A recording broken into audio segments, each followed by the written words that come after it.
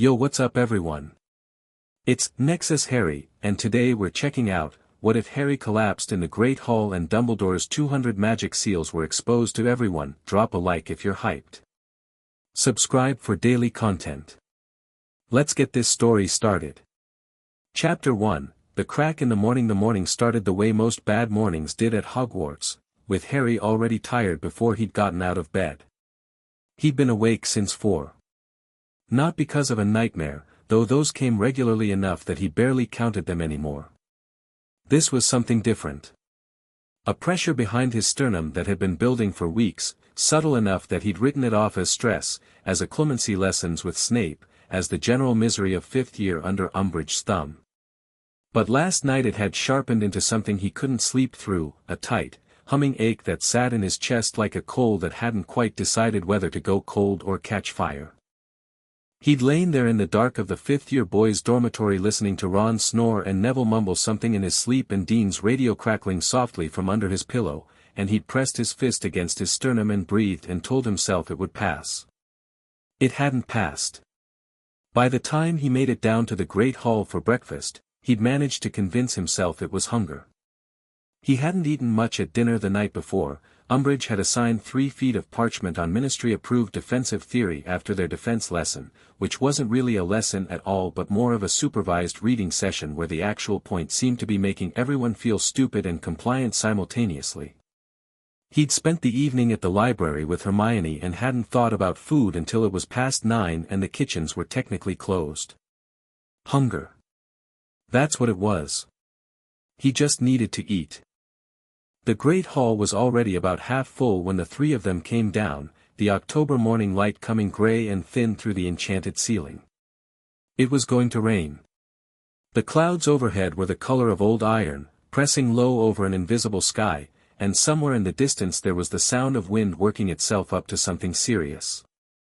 "I don't know why they can't just enchant the ceiling to show something nicer," Ron said, dropping into his seat and immediately pulling 3 different serving dishes toward himself with the practiced ease of someone who had grown up in a large family and understood that hesitation at a breakfast table was how you went hungry. Like a beach. Sunny beach. Just permanently. Because it's enchanted to reflect the actual sky, Hermione said, sitting down and unfolding her napkin with a precision that suggested she'd been practicing. The spell is tied to real atmospheric conditions. You couldn't change it to show something false without dismantling the entire enchantment and rebuilding it from scratch. Right, but why not just do that then? Because it's a masterwork of 7th century spellcraft and the witch who cast it died without writing down the original incantation, and if you tampered with it incorrectly you'd probably destabilize the castle's weather management system and freeze the entire grounds. Ron looked at the clouds. So it stays miserable, then. It stays accurate, Hermione said. Harry sat down between them and reached for the pumpkin juice and found, when he tried to pick up the goblet, that his hand was shaking. He set the goblet down without drinking. Pressed his hand flat against the table. The tremor wasn't dramatic, it wasn't like he was convulsing, but it was visible, a faint, continuous vibration, like a tuning fork that someone had struck and left ringing. The pressure in his chest had gotten worse since he'd come down the stairs. More specific. Less like an ache and more like something trying to push through from the inside. He took a piece of toast he didn't want and put it on his plate and told himself he was fine. Across the table, Seamus was telling Dean about his weekend visit to Hogsmeade in elaborate detail. The Gryffindor table stretched away in both directions, loud and warm and smelling of bacon and tea, and the noise of it all seemed to come from slightly farther away than it should have, like Harry was sitting just slightly outside the room, watching through glass. "Harry." Hermione's voice, quiet. "You look awful." "Thanks.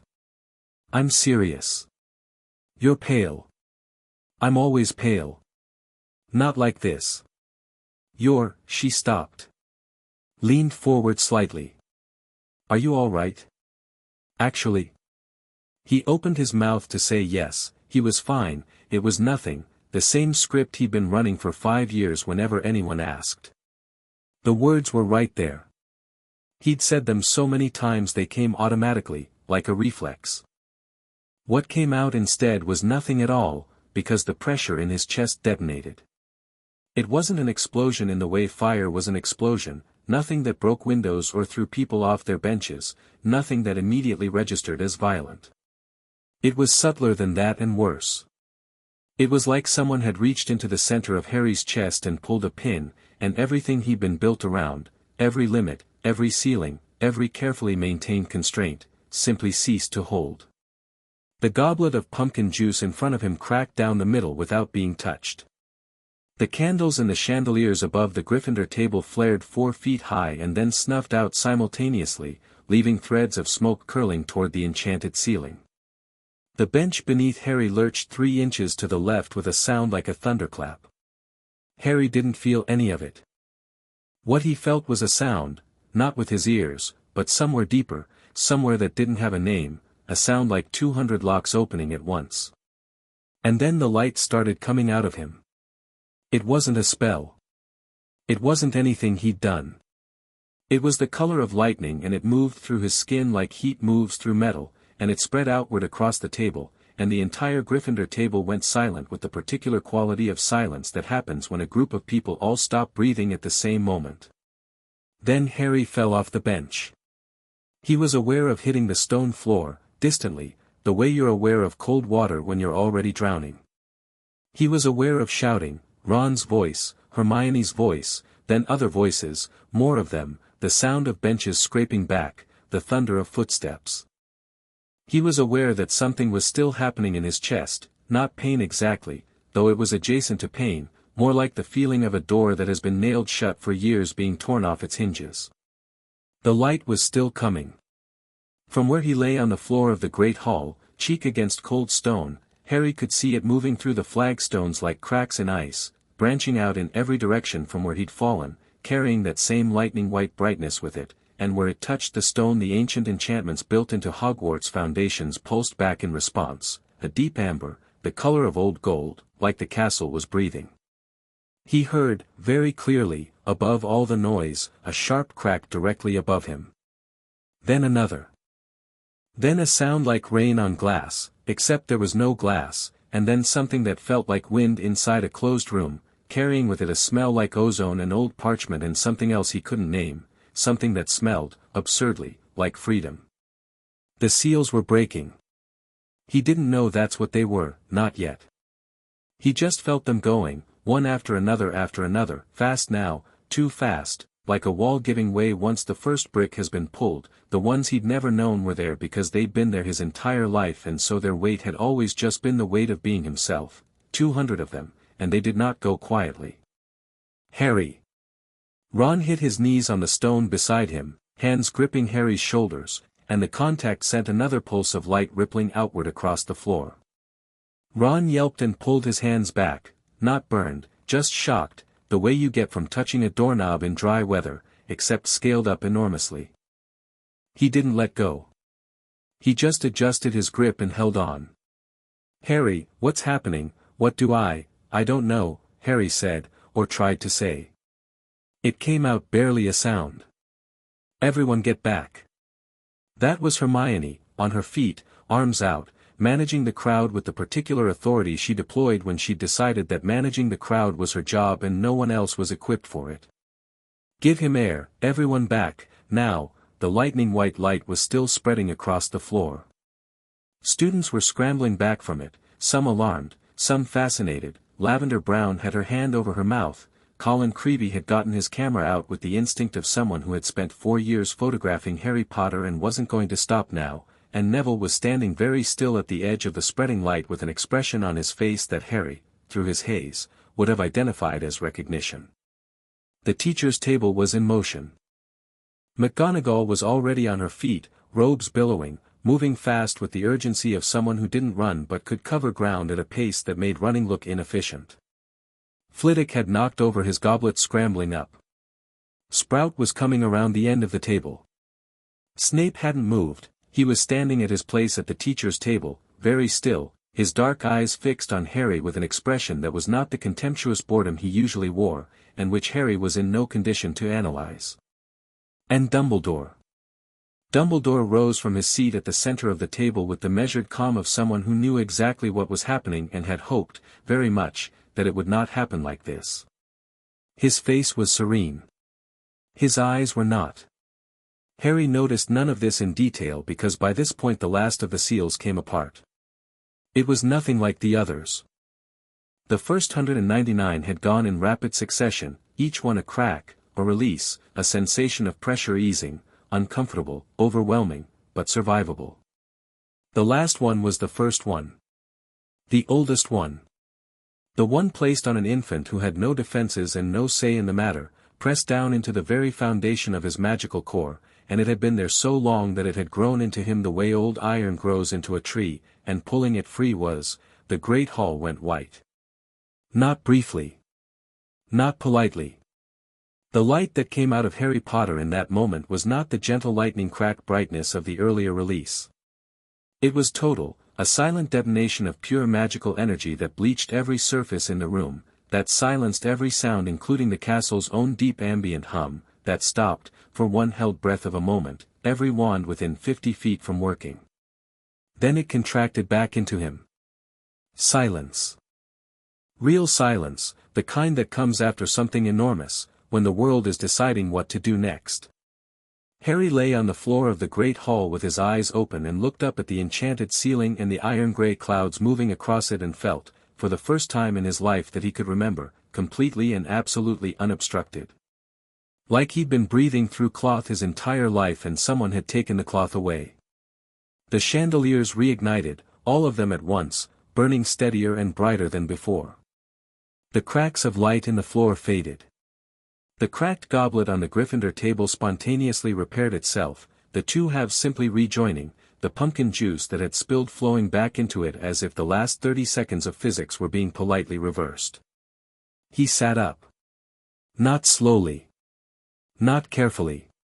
He sat up the way you do when you've been lying down and you simply decide to stop lying down, and there was nothing uncertain about the movement. Ron, still beside him, rocked back on his heels and stared. Hermione had turned from crowd management and was looking at Harry with an expression that was doing its best to be calm and not quite getting there, her brown eyes moving over him rapidly, cataloging. "Harry," she said. "I'm fine," he said. And this time he meant it. Something had changed in the sound of his own voice. Not dramatically. Not in a way that would have seemed strange to anyone who didn't know him well. But it was there, some thread of tension that had been wound through his speech, through the way he held his jaw, through his shoulders and the set of his spine, that was simply gone now. Like a key that had always been turned one notch too tight had been released. He stood up. Around him, the great hall was utterly motionless. 400 students staring. Not one of them speaking. Even the first years, who didn't understand most of what they'd just witnessed, understood enough to stay quiet. "What?" said Seamus Finnegan, from somewhere to Harry's left, in a voice of genuine helpless confusion, "was that?" Nobody answered him. McGonagall reached Harry first, sweeping in from the left with the particular combination of brisk competence and barely contained alarm that she usually reserved for serious Quidditch injuries.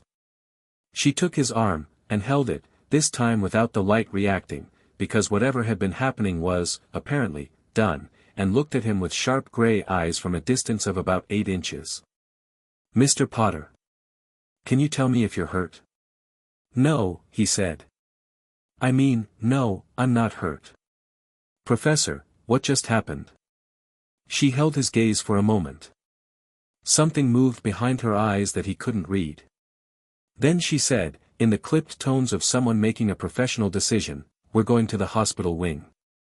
"I don't need," that was not a request. She said it without raising her voice, without any particular sharpness, which somehow made it more absolute than either of those things. She turned to address the hall. "Breakfast will continue. Students will remain seated. There is nothing to be concerned about." She said this with the unshakable confidence of someone who knew perfectly well that there was quite a lot to be concerned about, but who had decided that everyone remaining seated was the higher priority. People began, slowly, to sit back down. There was a low tide of murmuring that McGonagall chose to ignore. Hermione and Ron fell into step on either side of Harry without being asked. McGonagall didn't tell them not to. Harry glanced back once as they left the hall through the side entrance, not at the students, not at the teachers, but at Dumbledore, who was still standing at the center of the teacher's table, watching Harry with those blue eyes that were still so vivid even when everything else about his expression was carefully, professionally composed. Harry held the look for a moment. Then he turned and walked out, and the doors swung shut behind him, and the candles in the hall flickered as if something had breathed on them. The corridor outside was cold and smelled of stone and morning and the distant approach of rain. Their footsteps echoed. McGonagall kept a pace that required everyone else to move with purpose, and she didn't speak again until they turned the first corner and the noise of the hall was muffled behind 2 feet of castle wall. "Tell me," she said, without looking at him, "how long you've been experiencing symptoms." Harry opened his mouth. Closed it again. Symptoms of what? The pressure. The pain. Whatever manifested this morning. She still didn't look at him, but her voice had changed slightly, lost some of the professional emergency quality, replaced with something quieter. Something that might have been anger, if you knew what to listen for. "How long, Mr. Potter?"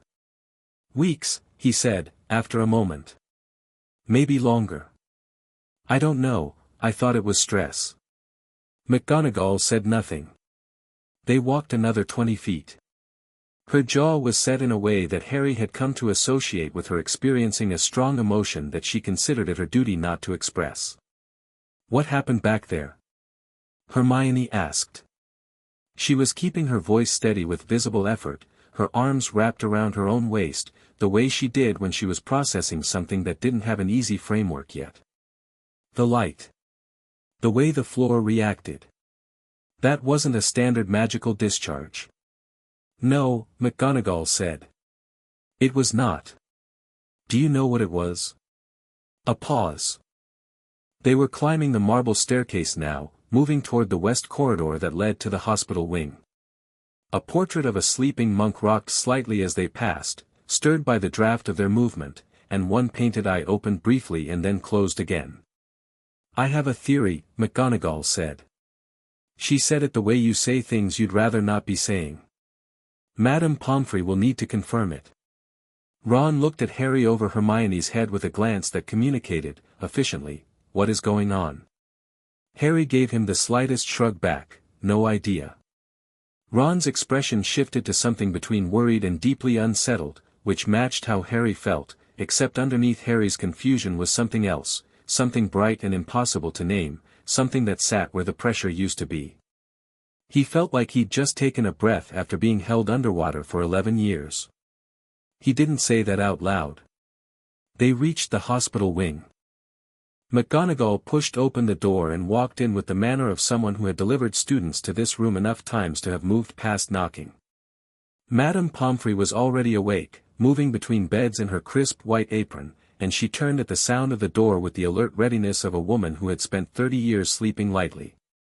She took one look at Harry and her expression shifted immediately into professional assessment mode, her eyes moving over him the way McGonagall's had, but in Pomfrey's case with the particular quality of someone who was reading physical information the way other people read books.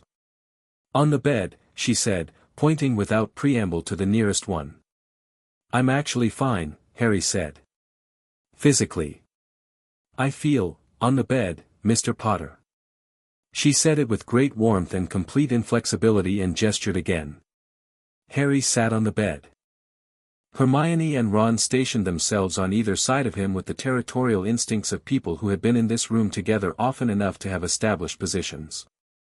McGonagall closed the door behind them and stood near it with her arms folded.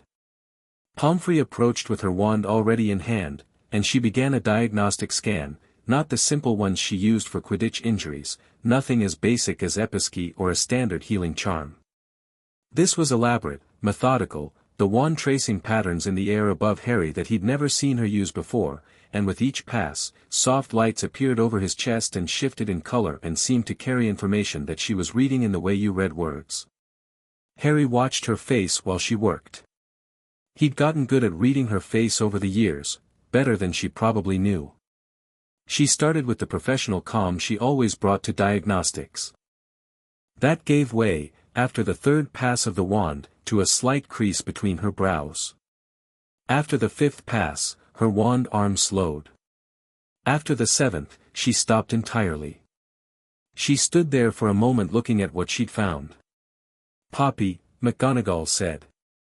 Pomfrey turned to look at her. Whatever was in her face right now, it made McGonagall straighten. "How many?" McGonagall asked. Which was a strange question, Harry thought. How many what? Pomfrey looked back at Harry. Then at the diagnostic light still hovering above him, which had taken on a shape he didn't recognize, dozens of faint residual marks, dark against the glow of his own core, irregularly spaced, like nail marks in old wood. Like the absence of something that had been there for a very long time. 203, Pomfrey said. Her voice was very quiet and very controlled. "I'm counting residual impressions. The seals themselves are gone, they collapsed about 40 minutes ago, by the fading on the impressions. But the impressions are clear." She turned to look at McGonagall directly. "Minerva. 203 external magical bindings on his core. Some of these impressions are over a decade old." Hermione made a sound. Just a single, sharp breath. Like someone had punched her. Ron said, very quietly, "What does that mean?" Nobody answered him immediately. Harry looked at the floating lights above his chest. 203 dark impressions on a glow that was, apparently, his magical core, and it was much brighter than he'd expected. He wasn't sure what he'd expected, but not this, not something that pulsed with a steady, powerful rhythm like a second heartbeat turned up to its proper volume for the first time. "Bindings," he said. "Yes," Pomfrey said. "On my magic." "Yes. External ones. Meaning someone else put them there." The silence that followed had a particular texture. "I need you to understand," Pomfrey began, in the careful tone of a woman choosing her words like she was picking her way through ice. "Who did it?" Harry asked. More silence. The rain that had been threatening all morning finally began, tapping against the high windows of the hospital wing in a light, persistent rhythm. "Harry," McGonagall said, and there was something in the way she said it, not the crisp professional authority, not the contained emotion version, but something older and more careful and with an undercurrent of guilt that Harry had never heard from her before, not once in 5 years. "I'd like an answer to the question," Harry said. Not loudly. Not with heat. Just plainly, the way you ask a question when you already have a feeling about the answer and you're waiting for someone to confirm it. McGonagall looked at Pomfrey. Pomfrey looked at McGonagall. It was the look of two people who had worked together for a long time and could have entire conversations without speaking. "There are things," McGonagall said, "that Albus will want to explain himself." "I didn't ask what Albus wants," Harry said. "I asked who put 203 magical bindings on me without my knowledge." Ron's jaw was tight. Hermione had gone the particular shade of pale she went when something she was being told didn't match anything she'd read or been told before, the expression of someone whose mental model of the world was undergoing rapid and unwilling restructuring. "Harry," she said, very carefully. "How long would bindings like that have to have been in place? To leave impressions as old as Madame Pomfrey described?" Nobody offered the answer. But it was already there. Harry could feel it, the same way he'd felt the seals breaking, not with his eyes or his ears but with something deeper, something that had been muffled for 11 years and was only now beginning to fully wake up and take stock of the world. Since he was an infant. He'd been bound since he was an infant. Which meant, the door of the hospital wing opened. Albus Dumbledore stood in the doorway with the morning light behind him, his robes the color of deep water, his white beard immaculate, his expression carrying the particular quality of weary, compassionate authority that Harry had been responding to like a compass responding to north his entire Hogwarts career. "Harry," he said, his voice warm with what sounded, and had always sounded, like concern. Harry looked at him. Across the room, over the heads of Hermione and Ron and Madame Pomfrey, with the diagnostic light still floating above his own chest, Dumbledore's calm, wise, blue-eyed gaze met his. Harry had never in his life looked at Dumbledore and seen anything other than safety. Guidance. The singular certainty of someone who knew what was right and was, quietly and competently, doing it. Even when Dumbledore had failed him. Even when he'd left him at the Dursleys. Even when he'd been distant this year in ways that stung and confused him. Some part of Harry had always attributed it to something he himself was doing wrong, some quality of the man's wisdom that he wasn't old enough yet to understand. 203 impressions. Over a decade old. External magical bindings placed without consent. He looked at Dumbledore and the compass broke. It didn't shatter dramatically. It just stopped working. The pull was still there, some old trained instinct toward deference, but it had nothing to attach to anymore, because something that had been doing his perceiving for him was gone, and what he could see without it was a man standing in a doorway who had something very careful and very practiced arranged on his face, and who had, without question, done this to him. "I need you to sit down, Harry," Dumbledore said. "I know you have questions, and I want to answer them." "I have one question," Harry said. "Did you put those seals on me?" Dumbledore walked into the room slowly, closing the door behind him. He moved to the chair beside Harry's bed with the unhurried certainty of someone who intended to control the shape of this conversation. He sat.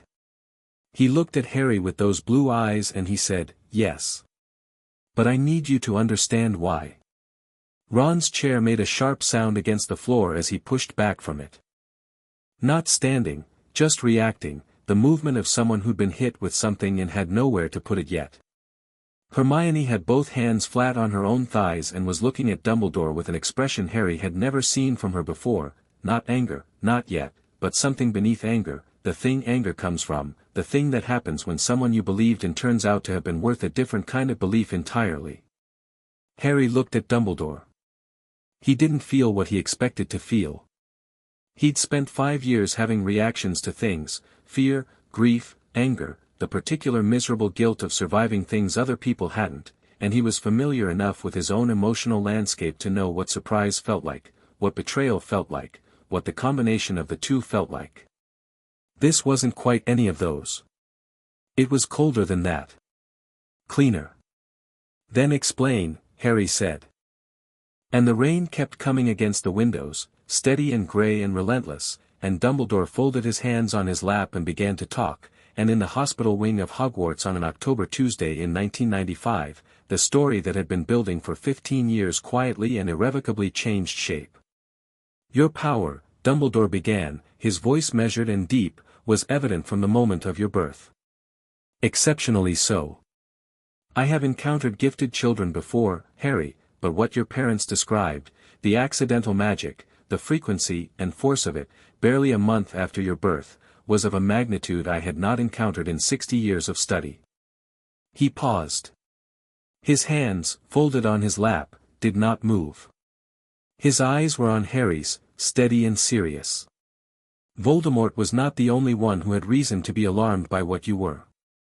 The wizarding world, our world, has great difficulty with power that exceeds the expected range. It frightens people. It provokes responses that are not always rational and not always just. I feared for you. So you bound my magic," Harry said. "I placed constraints on your magical expression, yes. The intention was, 200 of them." Dumbledore's eyes moved, just slightly. The first crack in the composure. "The initial binding was modest. But your core grew. As it grew, I adjusted." He paused again. "The bindings were calibrated to allow you a normal range of magical ability.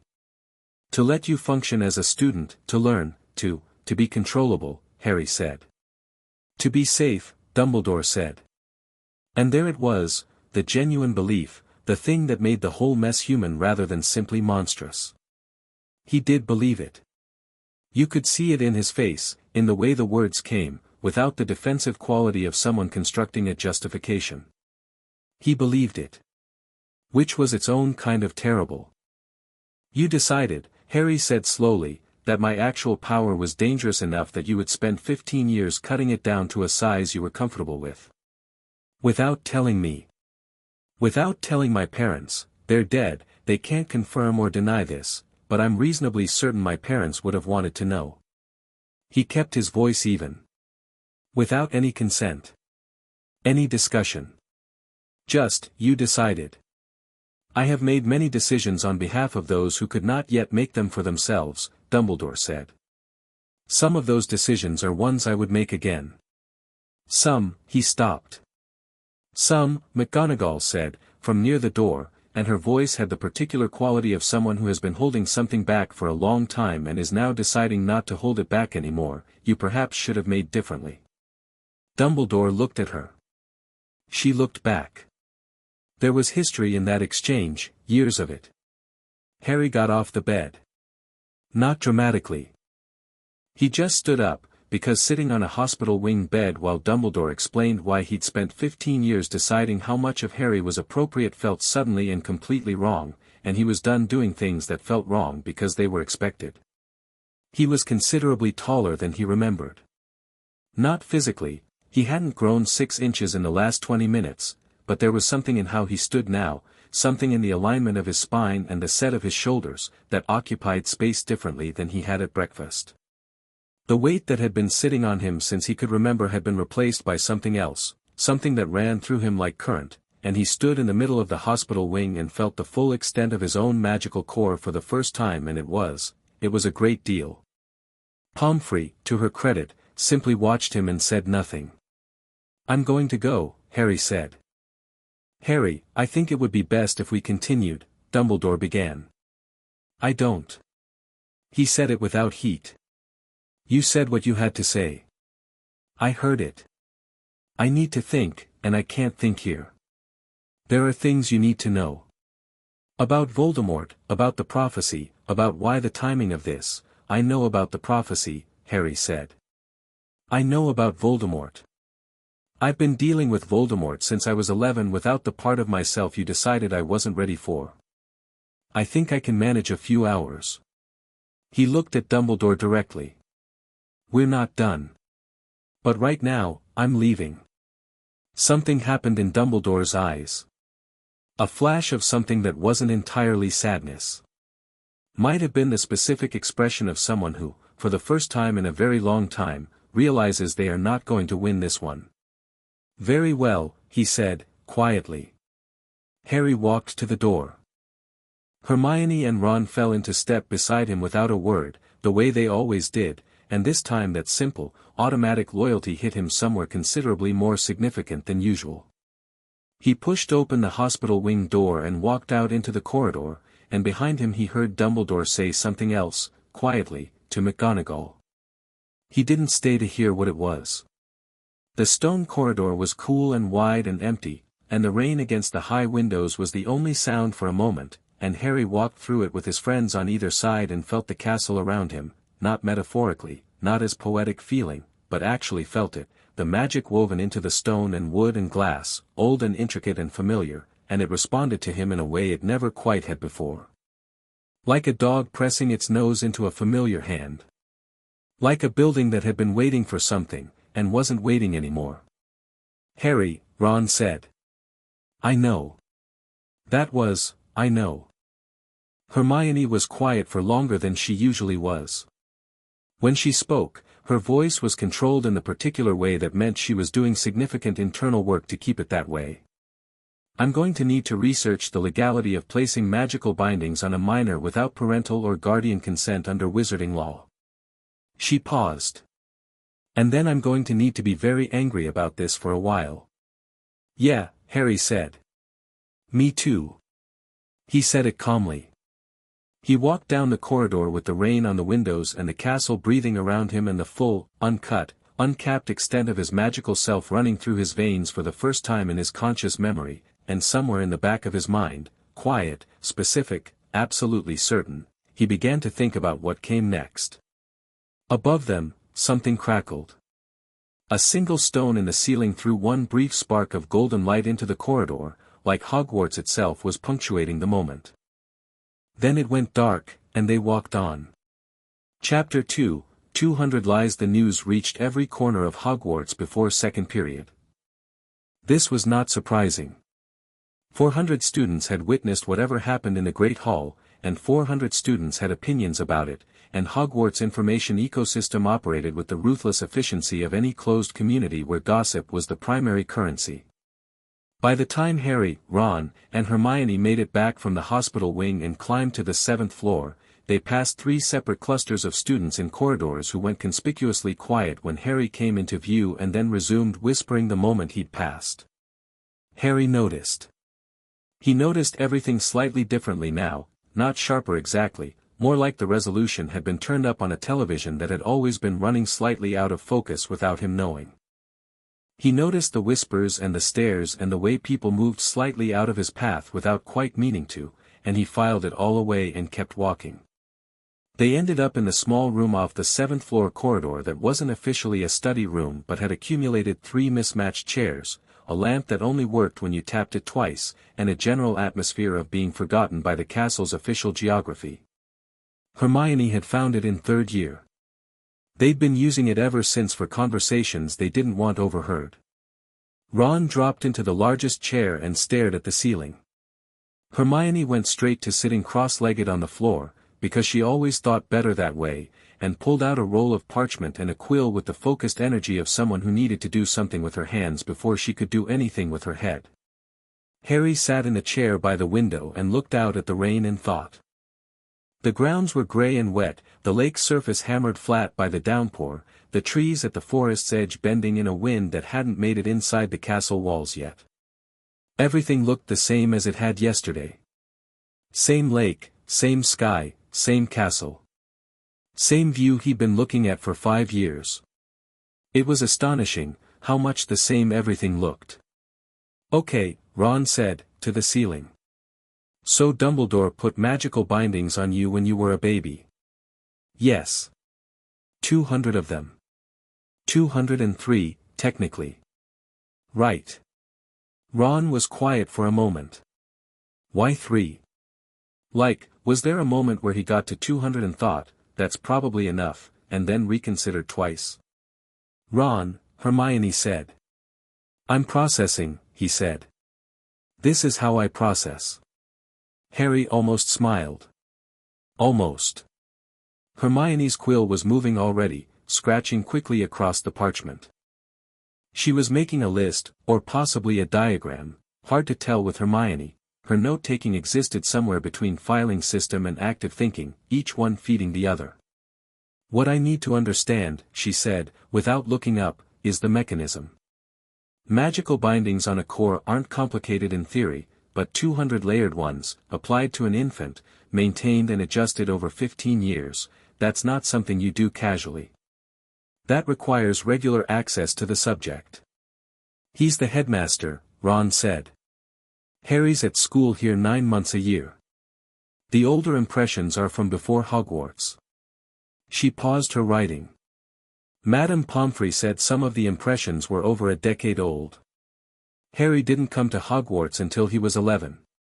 Which means Dumbledore was either placing new bindings on him during Hogwarts visits we don't know about, or he had someone do it, Harry said. They both looked at him. He was still looking out the window. "I'm trying to think about when Dumbledore had access to me before I was 11. And I keep coming back to the same people. The Dursleys wouldn't have allowed it," Hermione said. "They hated magic, they wouldn't have, unless they didn't know," Harry said. "Or unless someone else came to me. Someone who had a reason to be around me that wouldn't seem suspicious."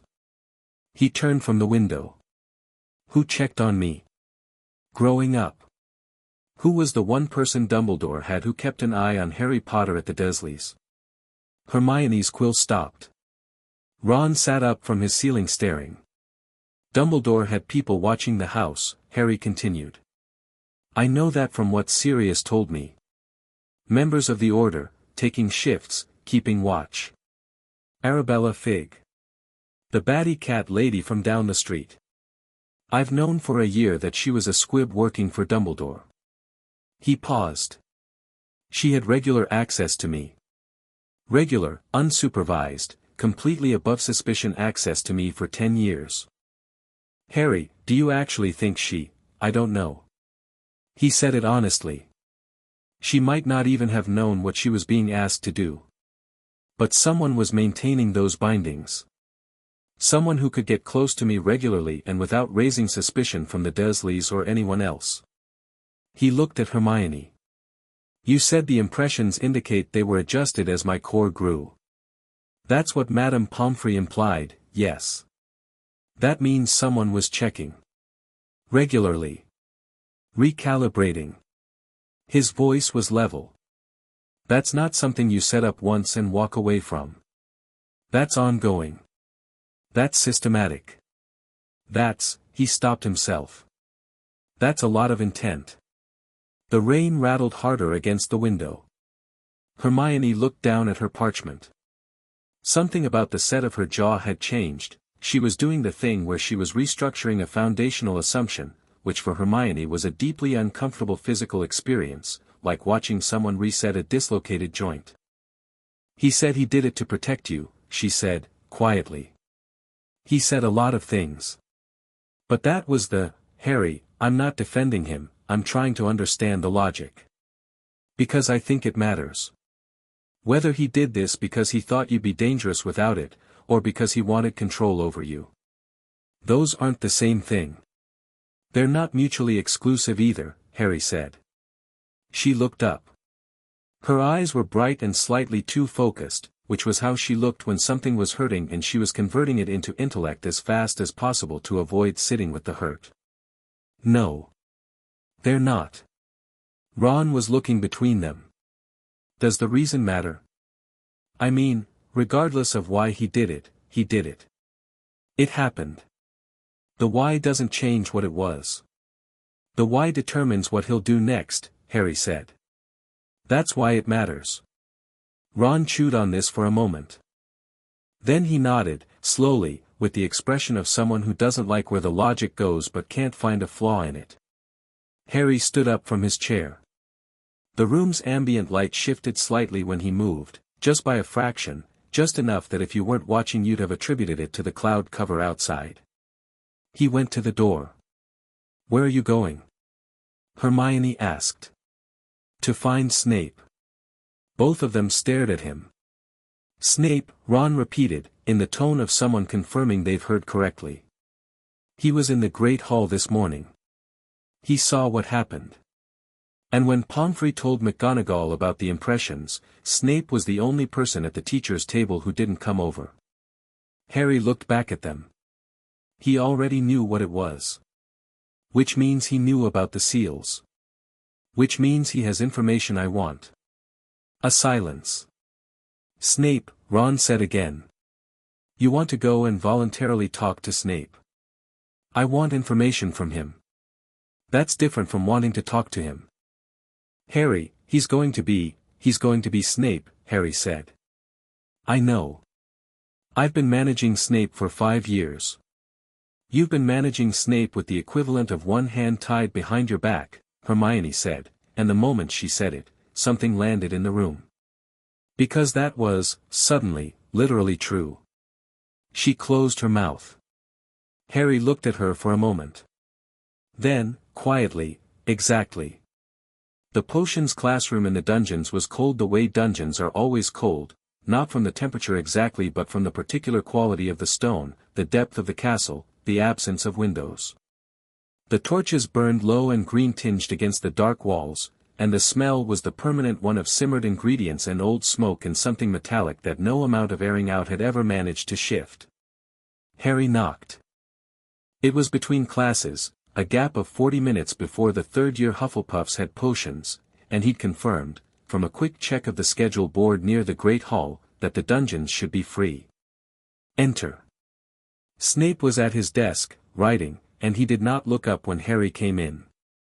This was a standard Snape move, the deliberate delay of acknowledgement, designed to establish the power dynamic of the interaction before it had formally begun. Harry had spent 4 years responding to this with a tightening jaw and restrained irritation. He walked in and closed the door and stood in front of the desk and waited, and this time the wait felt different. Not annoying. Just a wait. After about 15 seconds, Snape looked up.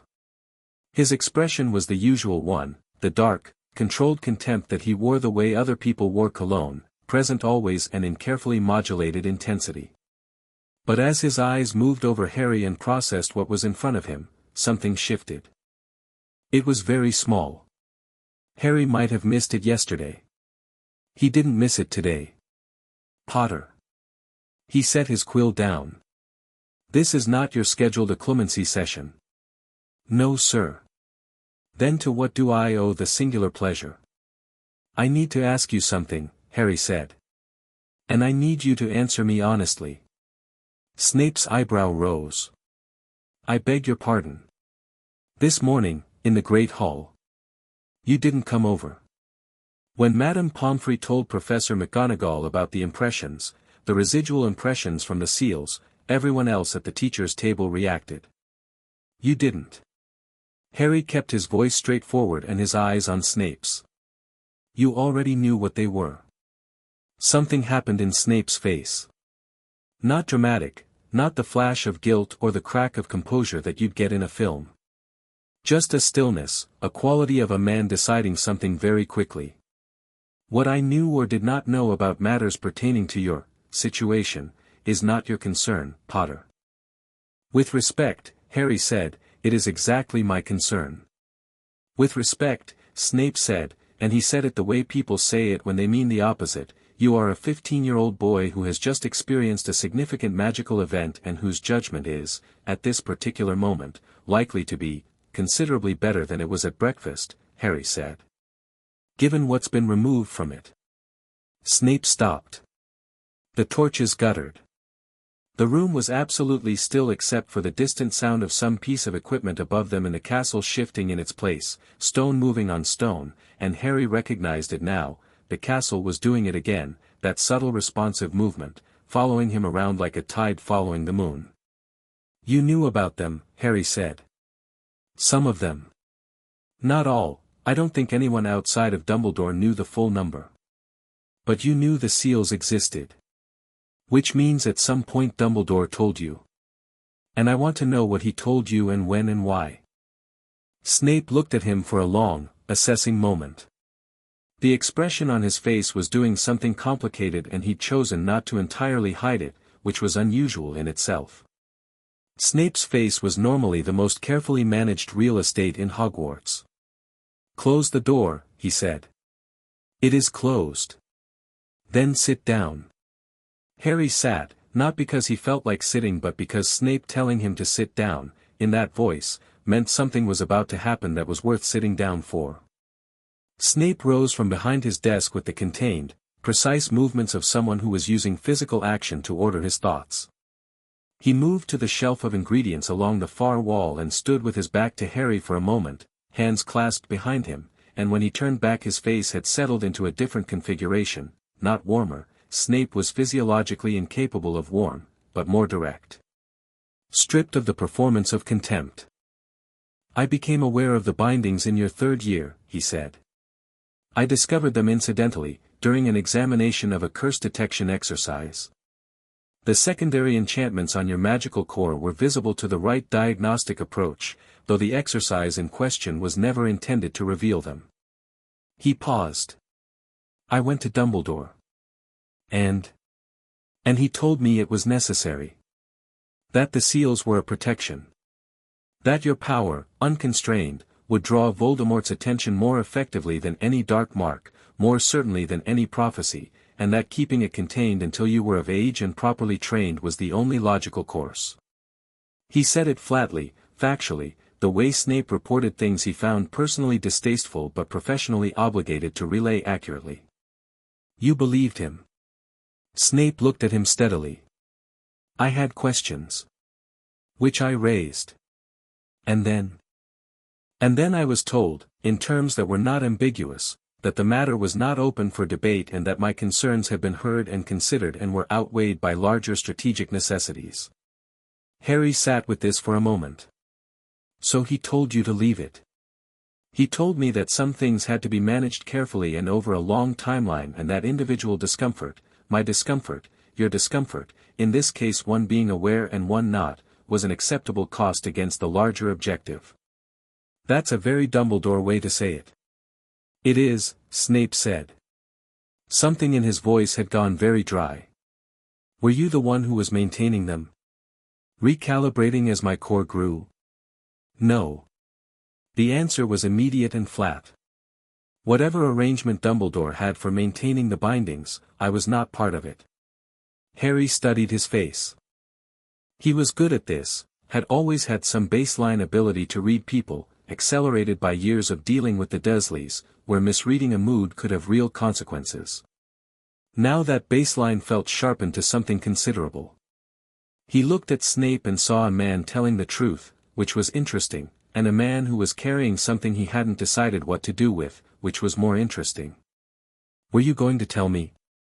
Harry asked. Snape was quiet for long enough that the silence was itself an answer. I considered it, he said finally. On more than one occasion. But you didn't. No. Harry nodded. He'd expected that. It didn't make him feel particularly charitable toward Snape, but it also didn't surprise him, which was its own kind of clarity. All right. Snape looked at him with something that wasn't quite surprise. All right? You didn't help and you didn't tell me, but you didn't participate in it either, and you did raise the concern once. It's not good, but it's what it is. Harry looked at him directly. I want to know something else. Of course you do. When the last seal broke. The light that came out of me. Harry paused. You've seen magical core exposure before. What did it tell you? A silence. Snape turned back to the shelf of ingredients and his hands moved over a row of stoppered bottles without really looking at them. It told me, he said, carefully, that Dumbledore's instinct to be concerned was not without some basis. How powerful am I? The question landed in the room like a stone in still water.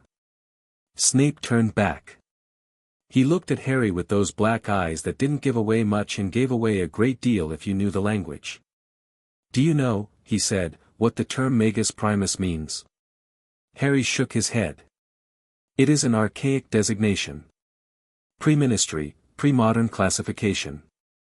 It refers to a magical individual whose core is not simply powerful in magnitude but structurally anomalous, operating on principles that deviate from standard magical theory. He paused. There are 3 recorded instances of a magus primus in the last 500 years of documented wizarding history. One of them was Merlin. One of them was Morgana Le Fay. Another pause. The third was documented in 1612 and was, apparently, considered significant enough that the record was sealed by the Wisengamot of the time. Harry sat with this information. Then, and the diagnostic lights that came from Madame Pomfrey's scan this morning, which I observed from the teacher's table before approaching would have been appropriate or advisable, had a specific signature. A specific resonance frequency that I have read about in texts that are not on any standard curriculum. Snape met his gaze. You are, as far as I can determine, the 4th documented instance. The room breathed. The torches breathed with it. Harry didn't say anything for a moment.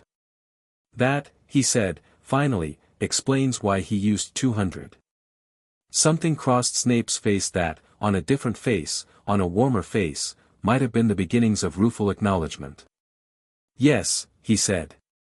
I suspect it does. Harry stood. Thank you. Snape blinked. The thank you clearly hadn't been anticipated in whatever model he'd been running for this conversation. One more thing, Harry said. When Dumbledore comes to you about this, and he will, I'd like you to tell him that I know about the Magus Primus classification. Not immediately. After a few days. He picked up his bag. I want him to know that I have the information, but I'd rather he wonder for a while how I got it. Snape stared at him. Harry went to the door. Potter, Snape said, behind him. He turned. Snape was standing in the middle of the dungeon classroom with his arms at his sides and an expression that was, Harry would have bet, the closest thing Severus Snape had to looking caught off guard. "Whatever you are intending to do," he said, "be careful." It wasn't warm.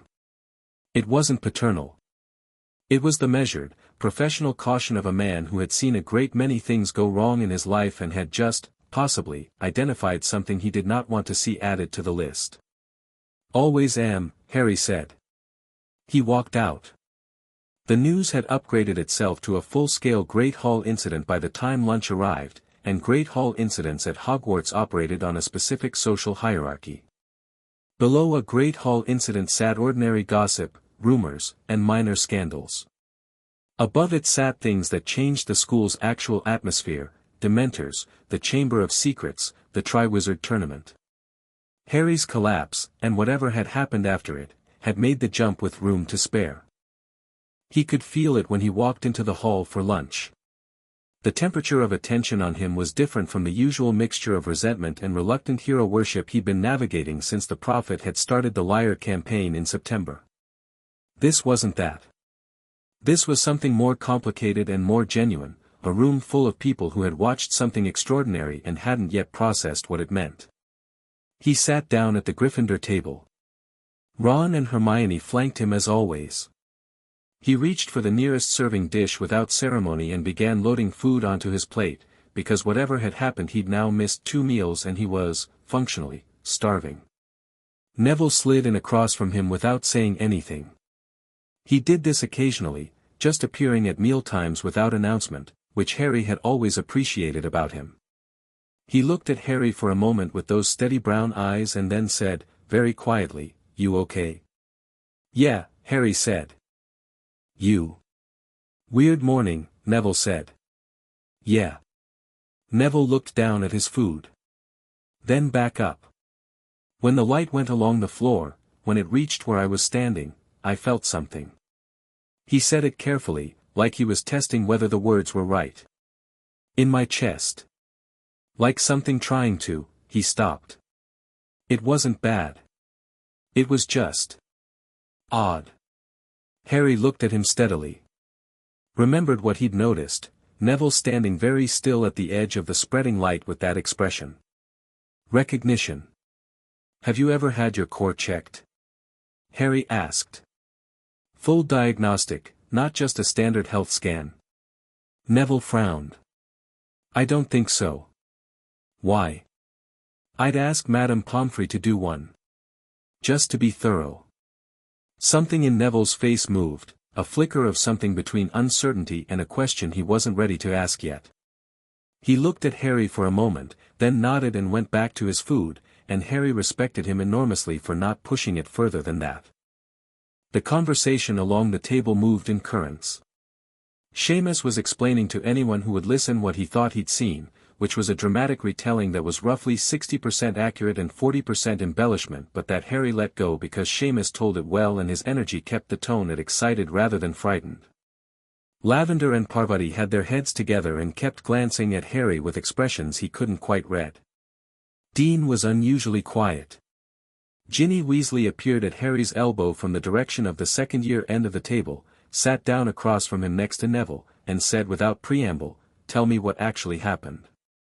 She had the particular Weasley quality of asking questions the way other people made statements, no hedging, no social preamble, just the thing itself delivered with directness. She also looked, Harry noticed, less shocked than everyone else. More alert. Like someone who'd been waiting for news and was now calibrating how close the news was to what she'd expected.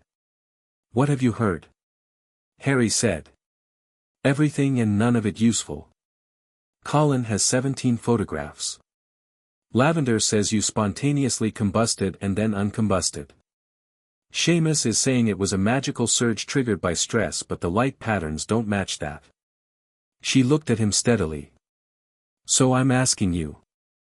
Ron looked at Harry. Harry looked at Ginny. He made a quick decision. "Magical bindings," he said. "On my core. Someone put them there when I was a baby. They broke this morning." Ginny's jaw moved. Not dramatically, she didn't gasp or go pale or make the noise Hermione had made in the hospital wing. She just absorbed it, and something in her eyes shifted with the specific quality of a person rearranging pieces of a puzzle they'd been carrying for a while. "How many?" she said. 203. "Merlin," she said, quietly. "Who put them there?" A voice said from further down the table, louder than intended, and the conversation around them dipped as several nearby students registered the question and turned to listen. Harry looked at the source, a fourth-year Gryffindor girl, Demelza Robbins, sitting 3 spots down with wide eyes and an expression of someone who hadn't actually meant to ask aloud but had done it anyway. The table was listening now. Not the whole hall, not yet, but this section of it, Gryffindors who'd been in the hall this morning and were processing the same event from the same vantage point. Harry looked down at his food. Looked up. "Dumbledore," he said. The silence was remarkable for how absolute it was. A table full of Gryffindors, most of whom had been conditioned since they could walk to regard Albus Dumbledore as the closest thing the wizarding world had to an infallible moral compass, met that single word and had nowhere to put it. Ron said nothing. He was the only one at the table who already knew, and he sat there with the resigned expression of someone who has just watched a wrecking ball make contact with a load-bearing wall. Hermione was looking at the table. She'd known since the hospital wing and she still looked like she was taking the news fresh each time it was confirmed aloud. "That's," Demelza started. "I know," Harry said. "But I know."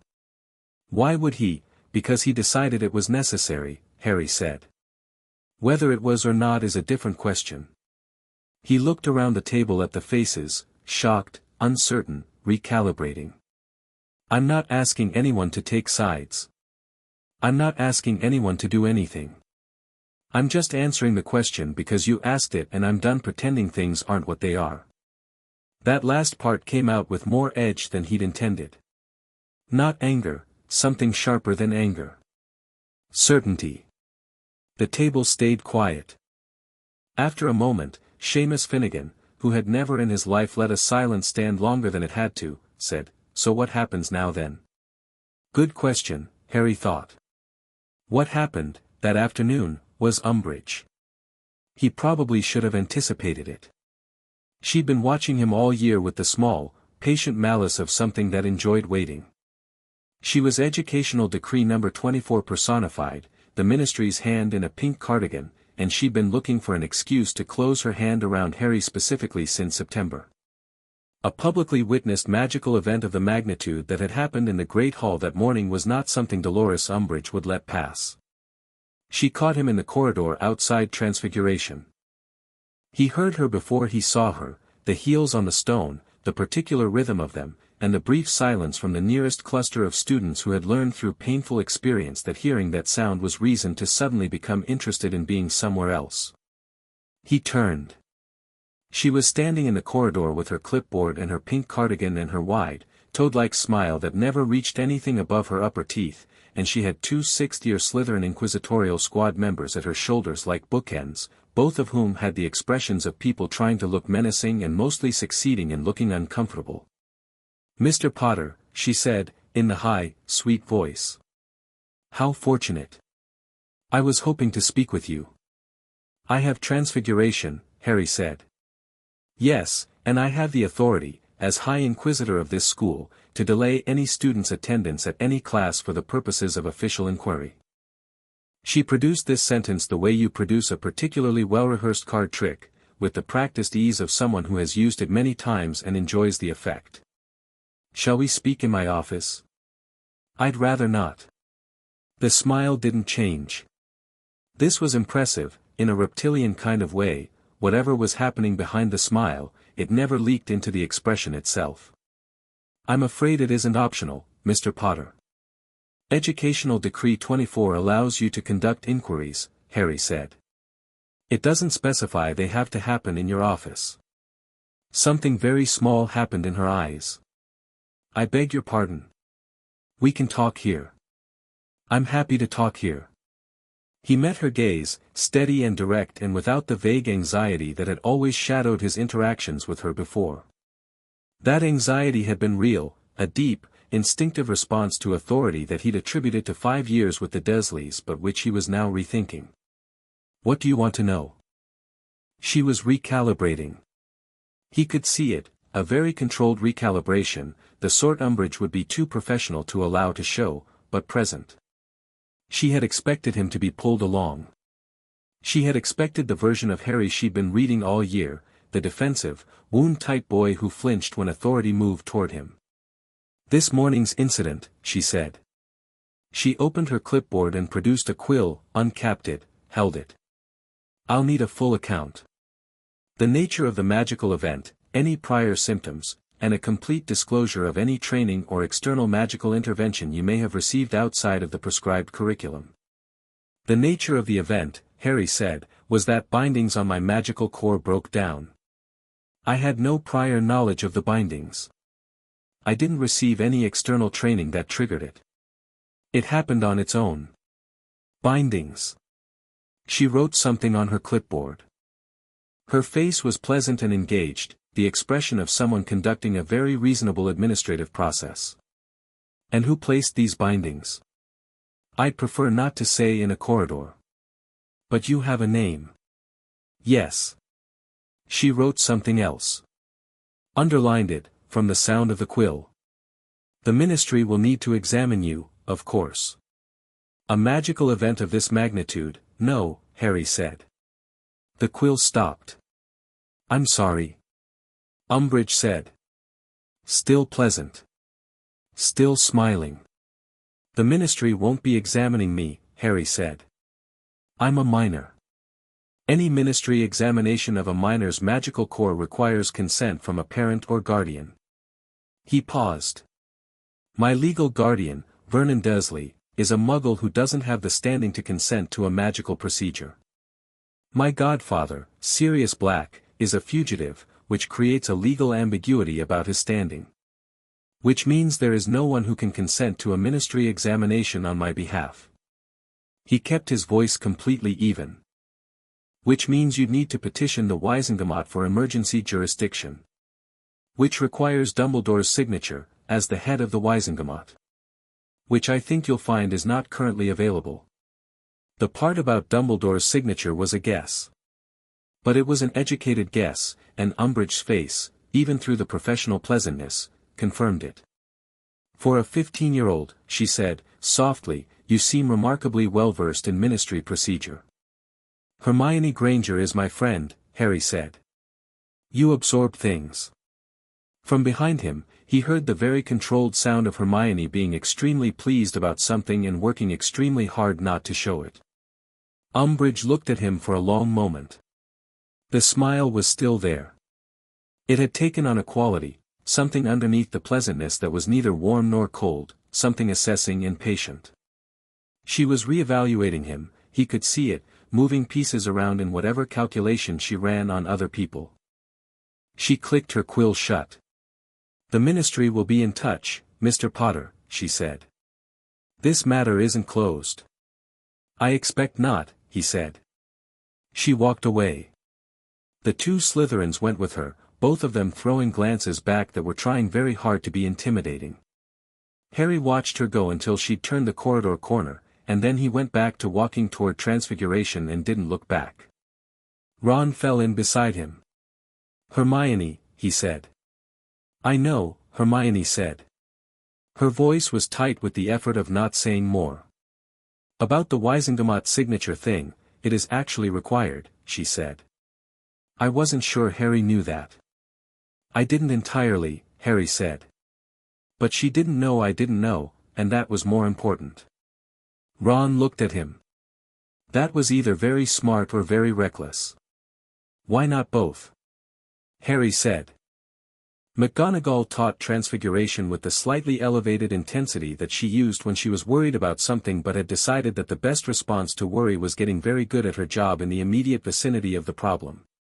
She drilled the class on human transfiguration theory and set them a complex practical that required genuine concentration, and for 45 minutes Harry lost himself in the actual work of magic, which felt, today, like using a tool that had been returned to him at its full capacity. The spell he was attempting, a partial transfiguration of a teacup into a working compass, required fine control, the kind of small, precise, deliberate channeling that was actually harder with raw power than with a calibrated output. He had to learn, in real time, how to turn this thing down. How to do the wizard equivalent of using a fingertip when you had the whole hand available. He got it on the second try. The compass spun in its cup, the needle genuine and accurate, north pulling correctly despite the enchanted nature of the castle. He checked it twice, put it down, and looked up. McGonagall was standing at his shoulder. She'd been watching. Again, she said. With less force. You're still hitting it harder than the spell requires. I know, he said. I'm adjusting. How does it feel? He thought about this honestly. Like driving a car and realizing the engine is bigger than you thought. McGonagall looked at him steadily. That is not actually the worst analogy I've ever heard. She moved on. After class, as students were leaving, she stopped him at the door. Not with a gesture or a word, just by positioning herself between him and the corridor in a way that communicated clearly that she wanted a moment. When the room had emptied, she said, I owe you an apology. He looked at her. I knew, she said. Not with the hedge of I suspected or the retreat of I was told not to interfere. Just, I knew. Direct and unqualified. Not the full extent. I did not know about 203 individual bindings. I knew there were constraints on your core, placed in your infancy. I was told they were a protective measure and that they would be removed when you were of age. She held his gaze. I accepted that explanation and I should not have. Harry looked at her for a long moment. At the straight back and the still face and the grey eyes that were managing, barely, to be professionally composed, and under it a weight that he recognized as genuine because it didn't ask anything of him. It wasn't the Dumbledore version, the warm, explanatory guilt that arrived already shaped into a request for understanding. This was just accountability, offered without decoration. Thank you, he said. The apology doesn't, I know it doesn't fix it, he said. But it's still worth something. She looked at him for another moment with something that might have been relief and might have been grief and was probably both. Then she straightened. I would like to help, if you'll let me. In whatever way is useful. I know, he said. I will. He walked out. The corridor was busy with the between-class rush, and he moved through it with the particular sensation of a world that looked identical to yesterday's and was not. In the traffic of students, his eyes caught Draco Malfoy across the corridor, Malfoy who had seen everything in the Great Hall, who was watching Harry now with an expression that Harry had never seen from him before. Not the contempt, not the rivalry. Something more guarded and more calculating. The look of someone updating a long-held assessment. Harry met his eyes for one beat. Then walked on. In his pocket, pressed against his hip, was a piece of parchment that hadn't been there at lunch. He'd found it slipped under his plate's edge, folded small, smelling of the particular stationery Sirius used when he communicated through unconventional means, and he hadn't opened it yet. He found a quiet stretch of corridor, unfolded it. 3 words, in a barely controlled scrawl that still managed to express significant emotion across 2 inches of parchment, I'm coming. Wait. Harry folded it again. Tucked it away. Outside, the rain was still coming, and the sky was still the color of old iron, and Hogwarts breathed around him with a depth and a warmth and a familiarity it had never quite carried before, and Harry Potter, 15 years old and unbound for the first time in his life, walked through the castle that had always known what he was and felt, clearly and without question, the shape of what was coming. He was ready for it. Chapter 3, What the Castle Knows. Hogwarts had always been alive. Not in the way animals were alive, not with breath and hunger and the specific vulnerability of things that could be killed. Alive in the older sense, the way mountains were alive, the way rivers were alive, the way anything that had existed long enough and absorbed enough of the world's attention eventually became something more than the sum of its parts.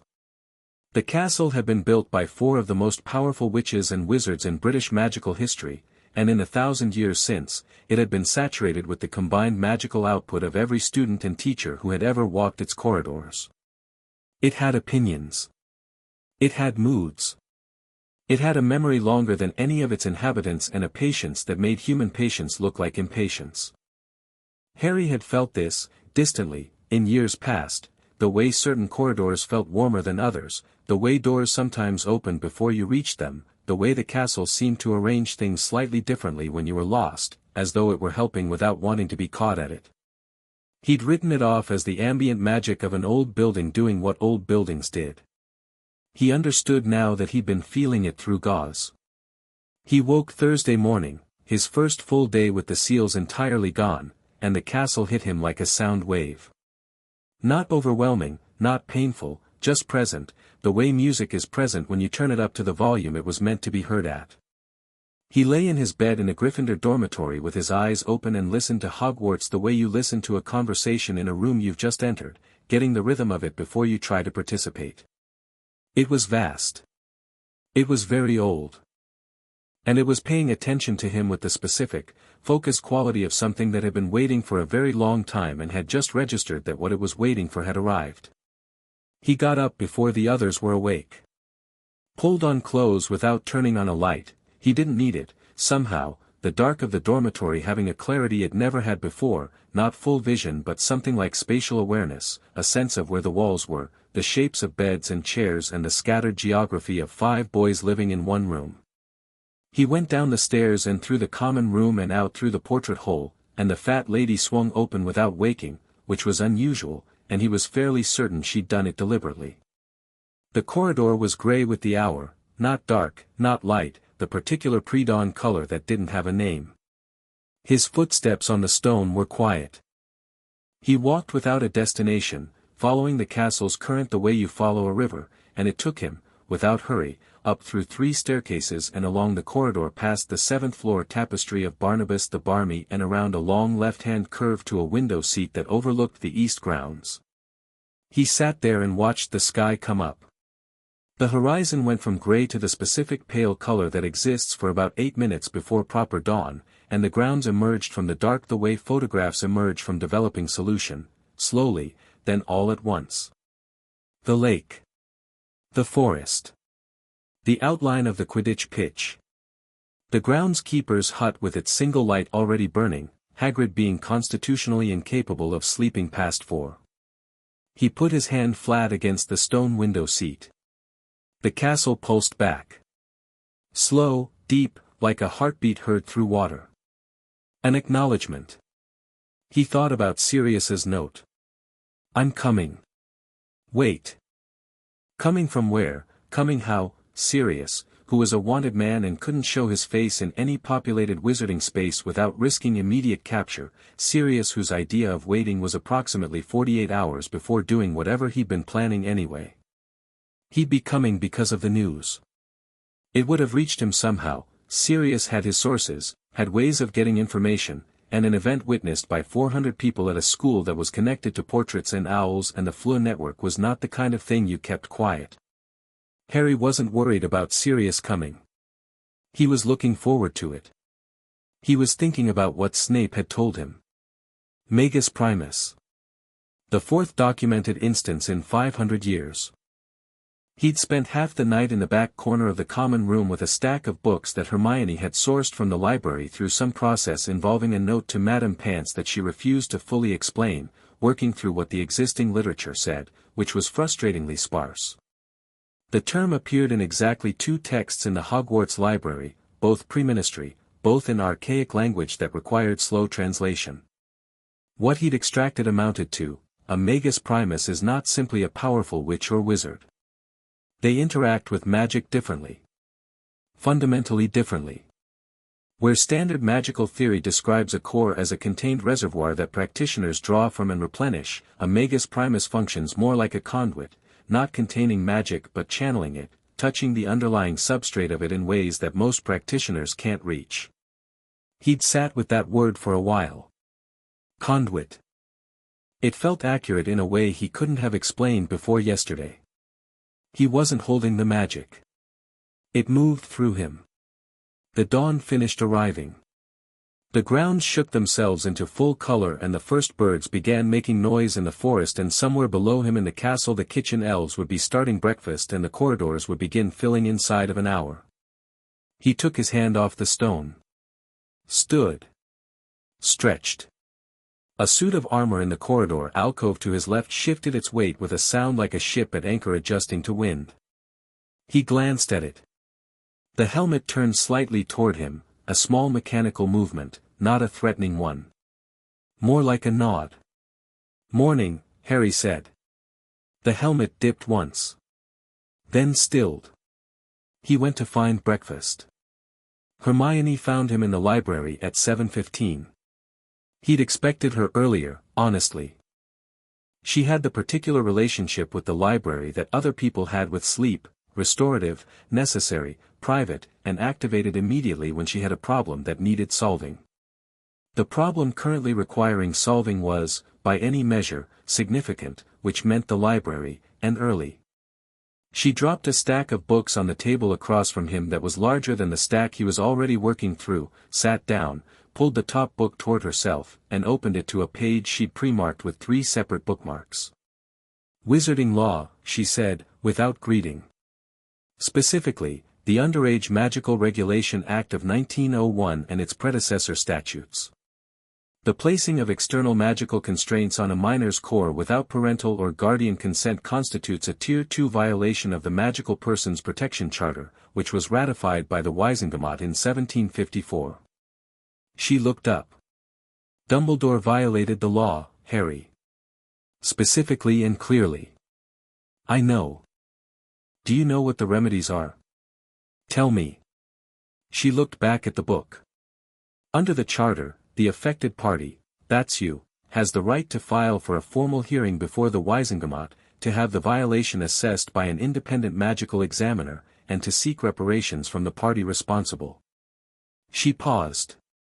"There's also a clause, Section 14, subparagraph 3, that says any individual who has had their magical development impaired by an illegal constraint has the right to have that constraint acknowledged in the official record. Even if the constraint has already been removed. Especially then, because the documentation creates a permanent record that the violation occurred. It can't be managed quietly after the fact." Her eyes were bright with the particular intensity she got when she'd found the exact right piece of information for the exact right problem. The Ministry can't ignore a formal Wisengamot filing. Even Fudge can't make it disappear. It becomes public record. Unless the Wisengamot itself is compromised, Harry said. She hesitated. "There's that. With Dumbledore as Chief Warlock, he wouldn't preside over his own case. There'd be a deputy. Madame Longbottom is Deputy Chief Warlock." She said it carefully. "She's independent. Scrupulously so, from everything I've read about her." Longbottom. He thought about Neville, standing at the edge of the spreading light yesterday morning with that expression of recognition. He thought about what he told Neville, get a diagnostic scan. "Has Neville talked to Pomfrey yet?" he asked. "I don't know." "Why?" "Because I think what happened when the light hit him might be relevant to more than just Neville." He closed his book. "If Dumbledore was comfortable placing 203 bindings on me, I'd like to know whether I was the only one." Hermione went very still across the table.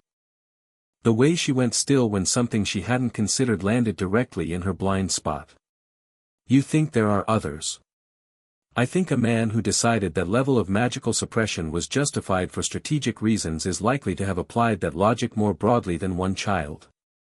Her expression moved through several things in quick succession, horror, then the focused analytical turn that was Hermione converting horror into action. She reached for a fresh piece of parchment. "I'll start cross-referencing. Students with significant magical families, students connected to the Order, students who had contact with Dumbledore outside of normal school interactions," carefully, Harry said. "And quietly. If people start feeling like they're being investigated, I know how to be discreet," she said, a little sharply. "I know you do. I said it anyway." She pressed her lips together, acknowledged this with the slight nod she gave when she disagreed with the delivery but not the content, and went back to her parchment. The library was very quiet around them, the early hour keeping it empty, the high windows letting in the morning light at the long angle that made the dust motes look like something deliberate. Madame Pants was at her desk at the far end, processing a returns trolley with the focused competence of someone who loved her work unreservedly, and the scratch of Hermione's quill and the distant sound of the castle beginning its day were the only sounds. Harry opened the next book on his stack. Then put it down. Hermione. Thank you. She looked up from her parchment. Her expression was doing something complicated and she sorted it into something simpler before she spoke. You don't have to thank me for this. I know I don't. She looked at him for a moment. Something shifted in her face, something real, not the researcher or the strategist but the person underneath, who had found out yesterday that someone she trusted absolutely had done something unforgivable to her best friend and was still working out what to do with that. I keep thinking, she said quietly, about all the times I told you that Dumbledore must have had a reason. All the times you were frustrated or confused or hurting and I said I'm sure he knows what he's doing. She stopped. I was wrong. Not just factually wrong. I was defending something I hadn't examined because examining it was uncomfortable. And that's, she stopped again. Hermione. I should have questioned it sooner, she said firmly. So should I, he said. So should everyone. That's how these things work. That's the whole point of them. He held her gaze. I don't blame you. She held his gaze back. Then looked down at her parchment, and there was something in the set of her jaw that was different now, more forward-facing, harder. She was converting it the way she converted everything. Into action. Good, Harry thought. He needed that. He needed all of them. The morning moved forward and so did Hogwarts.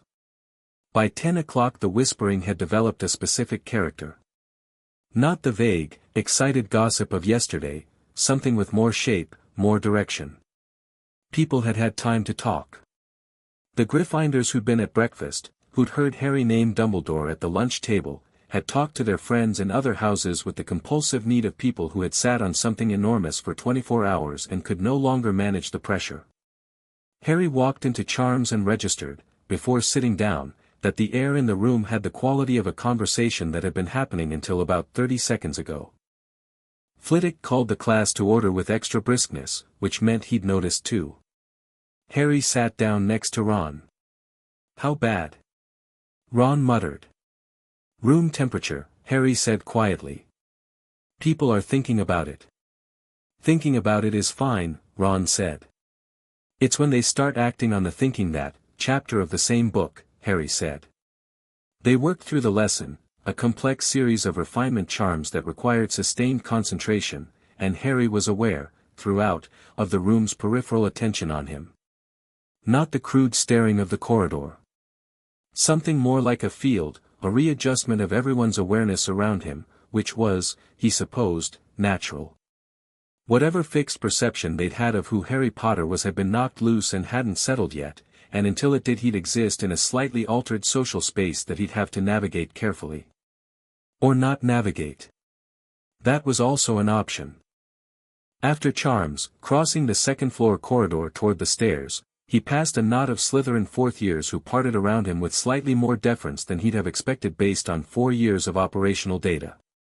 One of them, a girl he half recognized, Millicent something, actually made direct eye contact and then looked away first, which was not standard Slytherin behavior toward Harry Potter and which told him something about what was circulating through that common room. Word had reached the Slytherins. And the Slytherins, with their particular sensitivity to power dynamics, had updated accordingly. He found this both useful and mildly infuriating. He'd been dealing with active hostility from that end of the school for 5 years. He'd have appreciated the deference more if it had arrived before he was confirmed to be, apparently, the fourth Magus Primus in recorded history. On the stairs, he was intercepted by Luna Lovegood.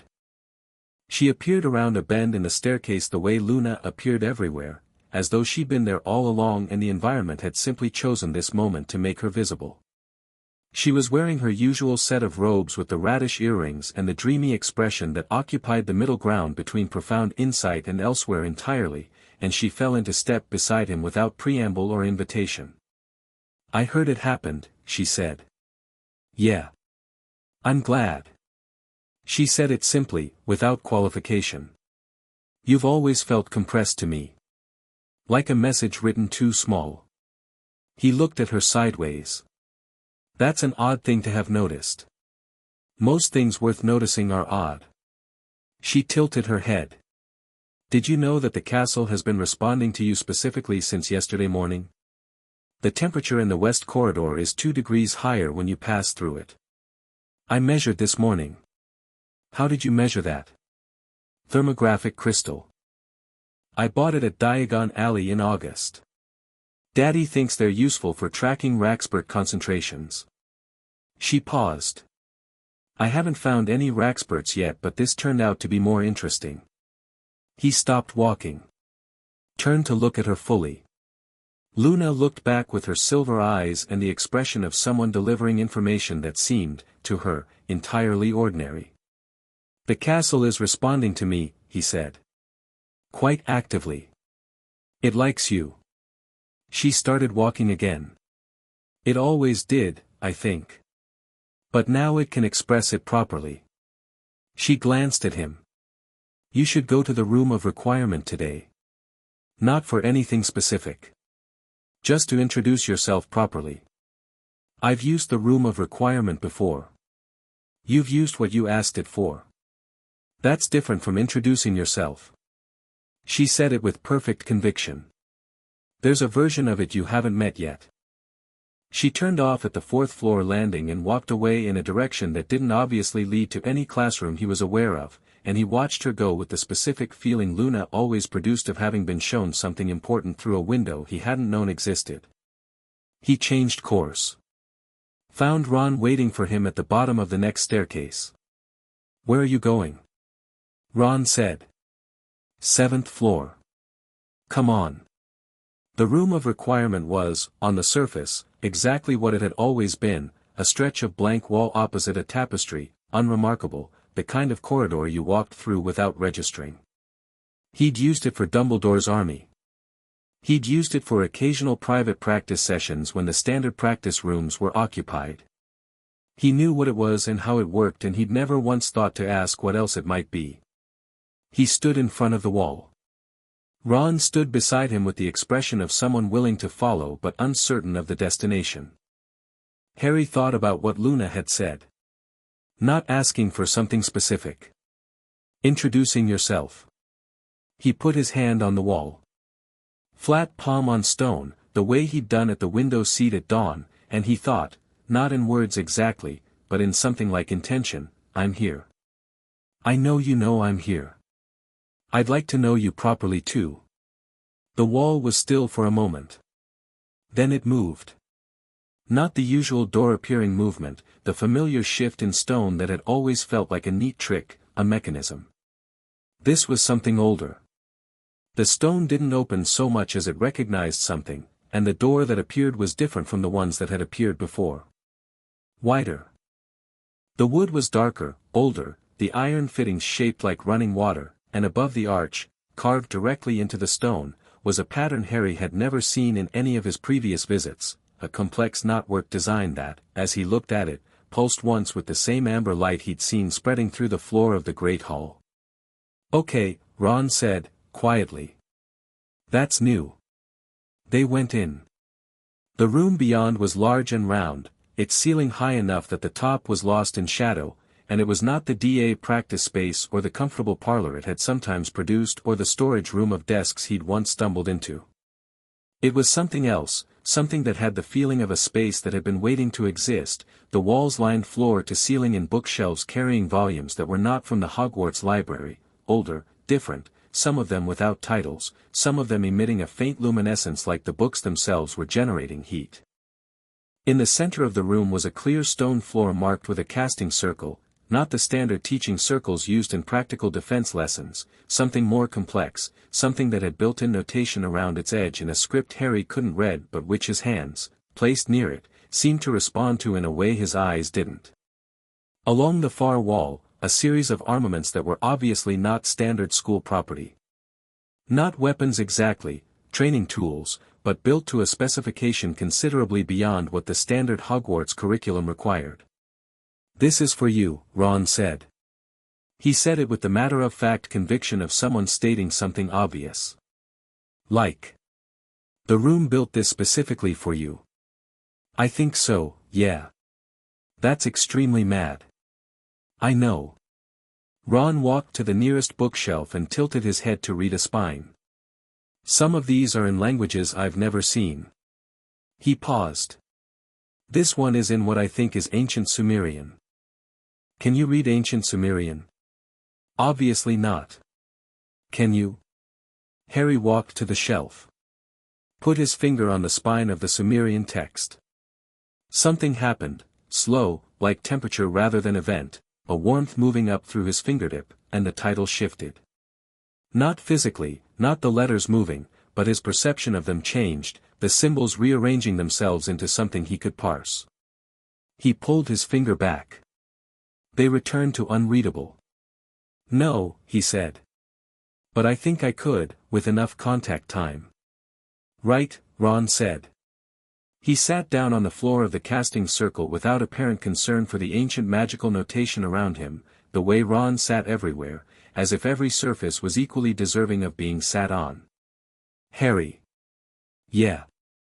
I want to ask you something and I want you to answer me actually honestly and not in the way where you say you're fine and then it turns out you're not fine." Harry looked at him. "How are you?" Ron said. Just that.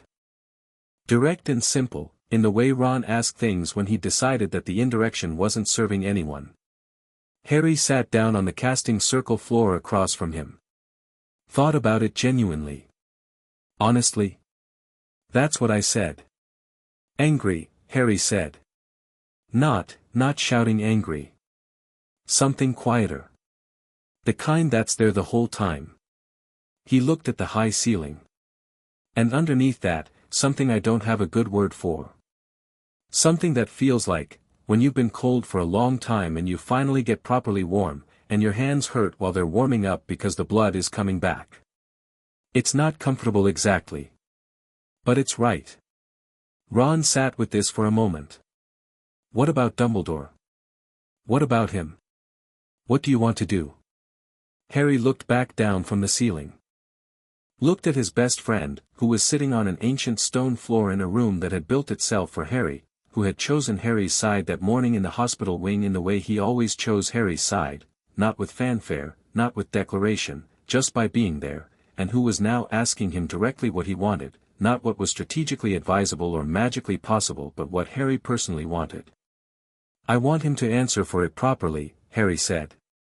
"Not in a room where he controls the conversation. In front of people who have the authority to make it matter." He paused. "And I want to do it in a way that he can't manage.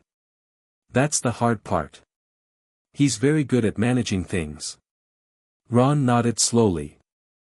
"Hermione's on the law angle." "Yeah. What do you need from me?" Harry looked at him for a moment. "I need you to tell me honestly if your family's connection to the Order makes any of this complicated for you." Ron's face shifted. He'd been expecting the question, Harry could tell, had been sitting with it. "Mum's going to lose her mind," he said.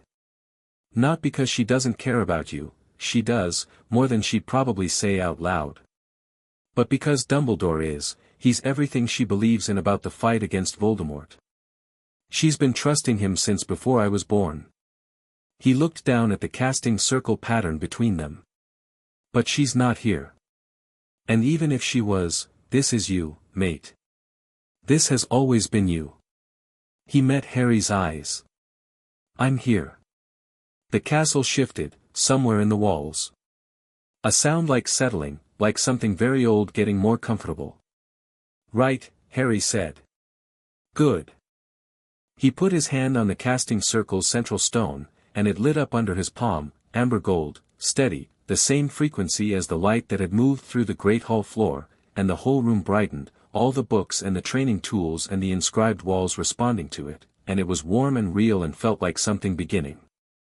Sirius made contact that evening. Not physically, not yet.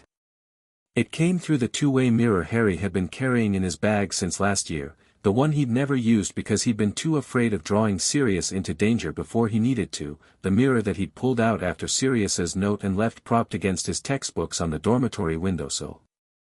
He was doing homework at his desk, or rather sitting at his desk with homework in front of him and not doing it, when the mirror's surface went silver and warm and Sirius's face appeared in it, too close, slightly off angle, like someone who hadn't quite worked out the optimal distance from the glass.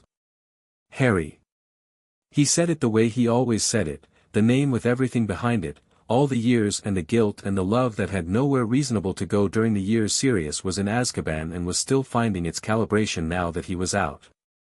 He looked the same as the last time Harry had seen him, thinner than he should have been, the grey at his temples more pronounced, the old aristocratic handsomeness of the blacks worn down by hard years but not gone. His eyes were bright and specifically worried, the worry doing battle with something fiercer underneath. Sirius, Harry said. I heard what happened. Full account, several sources. Are you? I'm fine. Harry, I am actually fine, not the other kind. He held up a hand. I'll tell you everything but first I need to know where you are and how soon you can get here. Sirius's jaw tightened. Working on it. I have to be careful about the approach. They watched the Hogsmeade Road. His eyes sharpened. Harry. He put 200 bindings on you. 203. 200 and, Sirius stopped. Made a sound that wasn't quite a word. He was gripping something off-screen, Harry could tell from the quality of his stillness, the stillness of a man whose natural instinct is to move and who is currently forcing himself not to. I know, Harry said. I didn't know. His voice was tight. I want to be clear, I didn't know. Your parents didn't know. If James had known, I believe you. If I had known, Sirius. He said it quietly. I know. I believe you. I'm not angry at you. Sirius let out a breath. His face in the mirror had the quality of someone who had been carrying something very heavy for a very short time and was already exhausted by the weight of it. What are you going to do? Several things, Harry said. Hermione is building the legal case. I've got information from Snape about what I actually am. I know the law that was violated, I know the remedies, I know the Wisengamot process. He paused. And you, when you get here, are going to be useful in a specific way. How?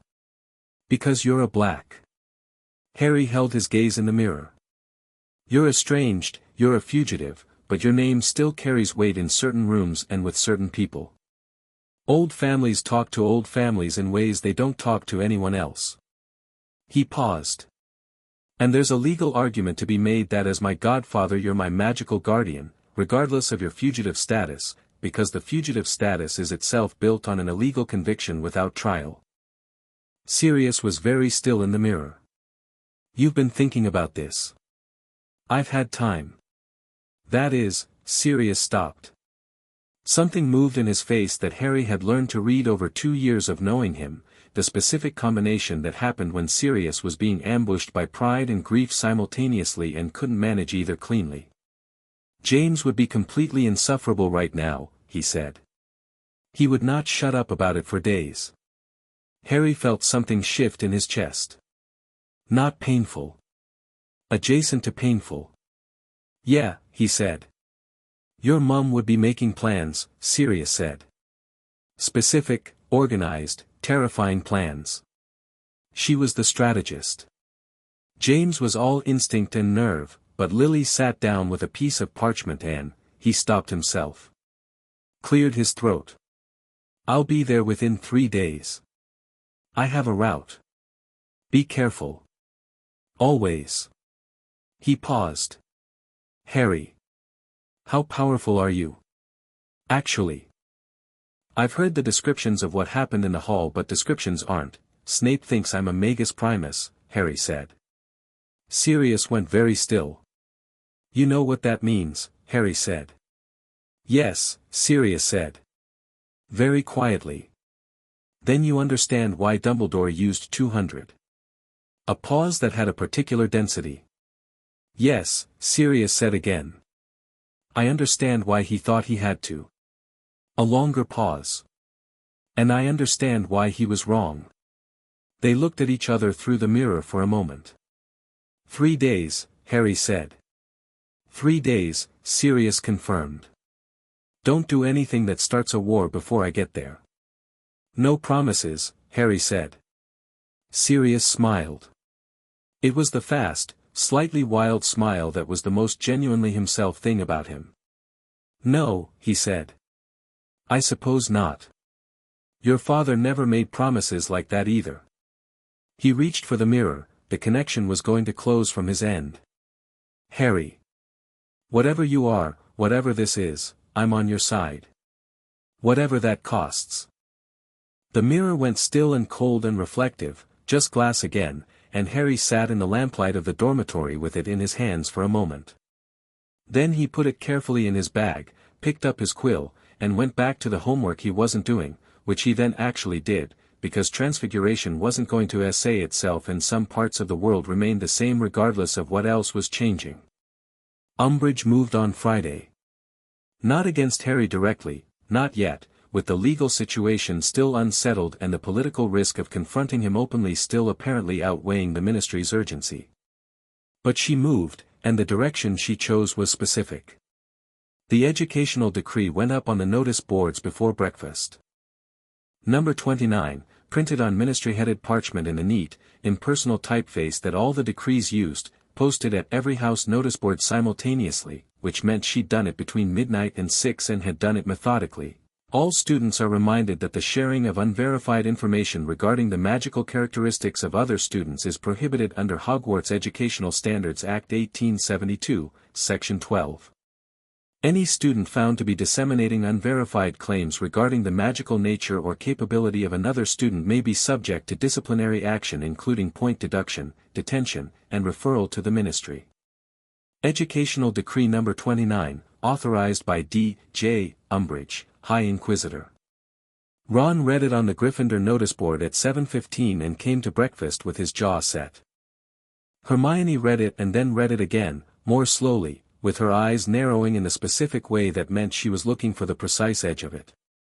Harry read it and felt something that was almost amusement, clean and cold. She's trying to contain the information, Hermione said, over her porridge.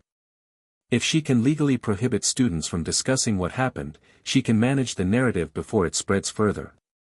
The decree is specifically targeted at me talking about the bindings, Harry said. At anyone talking about the bindings. Except, Harry said, I'm not a student disseminating unverified information about another student's magical characteristics. I'm the student. I'm talking about my own magic. Hermione blinked. Looked down at her food. Looked up again. The decree doesn't cover first-person disclosure by the affected party, she said, slowly, the smile of someone who has found the exact piece they needed lighting somewhere behind her eyes. It specifically says other students. If you're talking about yourself, she missed it, Harry said. Or she drafted it quickly and didn't check. She drafted it overnight, Hermione said. She was responding to your conversation in the corridor. She was rattled and she moved fast and she missed the first-person exemption. She sat back. Harry, she made a mistake. People who are used to being in control usually do when they're not, Harry said. He ate his breakfast. Across the hall, at the teacher's table, Umbridge was in her usual seat with her usual pink cardigan and her usual expression of pleasant authority, and she was watching the Gryffindor table with the patience of someone who had the resources to wait. Harry met her gaze across the room. Smiled. Her expression didn't change but her posture shifted, slightly, half an inch, a controlled adjustment that nonetheless happened. He looked away and reached for the toast. Neville appeared across from him looking slightly dazed. "I talked to Madame Pomfrey," he said. Everyone at the immediate section of the table oriented toward him. "She ran the full diagnostic," Neville said. He was choosing his words carefully, Harry could see, working something out as he spoke rather than delivering a conclusion he'd already reached. "There's a binding," he said. "One. On my core. Pomfrey said it's been there since I was very young.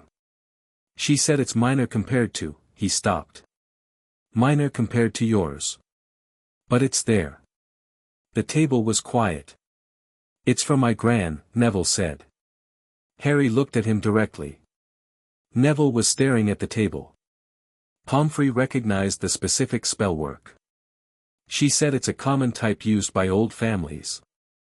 She said," he stopped again. "She called it a confidence suppressor. It doesn't limit raw power, it limits the witch or wizard's belief in their own ability. She said his voice went flat in the specific way flat voices go when they're covering something that isn't flat at all. She said it's used by families who are worried about drawing attention.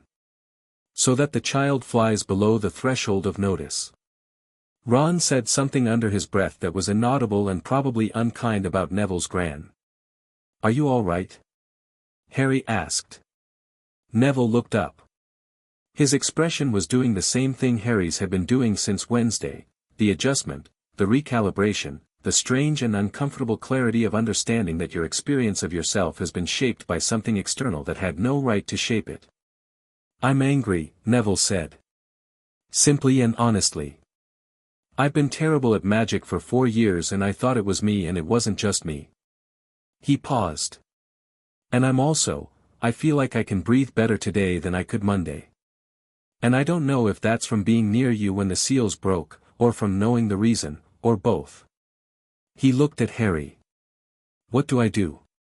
"Pomfrey can remove it," Harry said. "The single binding, it's a simpler procedure than what happened with mine. She can do it cleanly, with your permission." He paused. "It should be your choice. Not anyone else's." Neville held his gaze for a long moment. Something settled in his face. "Tell her yes," he said. "Tell her yourself," Harry said. "After breakfast." Neville nodded. Went back to his food. Something about the way he was sitting had already changed, Harry thought. Some angle in the spine. Down the table, Ginny Weasley was watching all of this with her sharp eyes and her contained expression, and when she caught Harry's gaze she didn't look away. She just held it, clear and direct, the way Ginny always did things. He nodded slightly. She nodded back. That afternoon, after his last class, Harry went back to the room of requirement alone. He stood in the center of the casting circle and he let the magic run. Not a spell, not aimed at anything specific, just the full unobstructed flow of it, for the first time consciously, deliberately. He let it move through him the way it wanted to move and he listened to the shape of it, the way you listen to music and learn to hear the separate instruments. It was enormous. That was the simple fact of it. Not in the shouting, overwhelming way he might have feared, more in the way of depth rather than volume, like looking at water and realizing you're looking at an ocean rather than a lake. The surface was the same. What was beneath it was a different matter entirely. He practiced control. Fine work, like he'd done in Transfiguration, threading the magic into small, precise things, doing the least possible, using the minimum. This was harder than letting it run free and more important. Any undisciplined power was just noise. He needed it to be language. The casting circle's ancient notation responded to him, each symbol activating as he worked, and after about an hour of this he sat down and looked at the now fully lit circle and felt the room paying attention to him and thought, very clearly, about what Sirius had said. "Don't do anything that starts a war before I get there." He turned it over. The word war. Was that what this was? Maybe.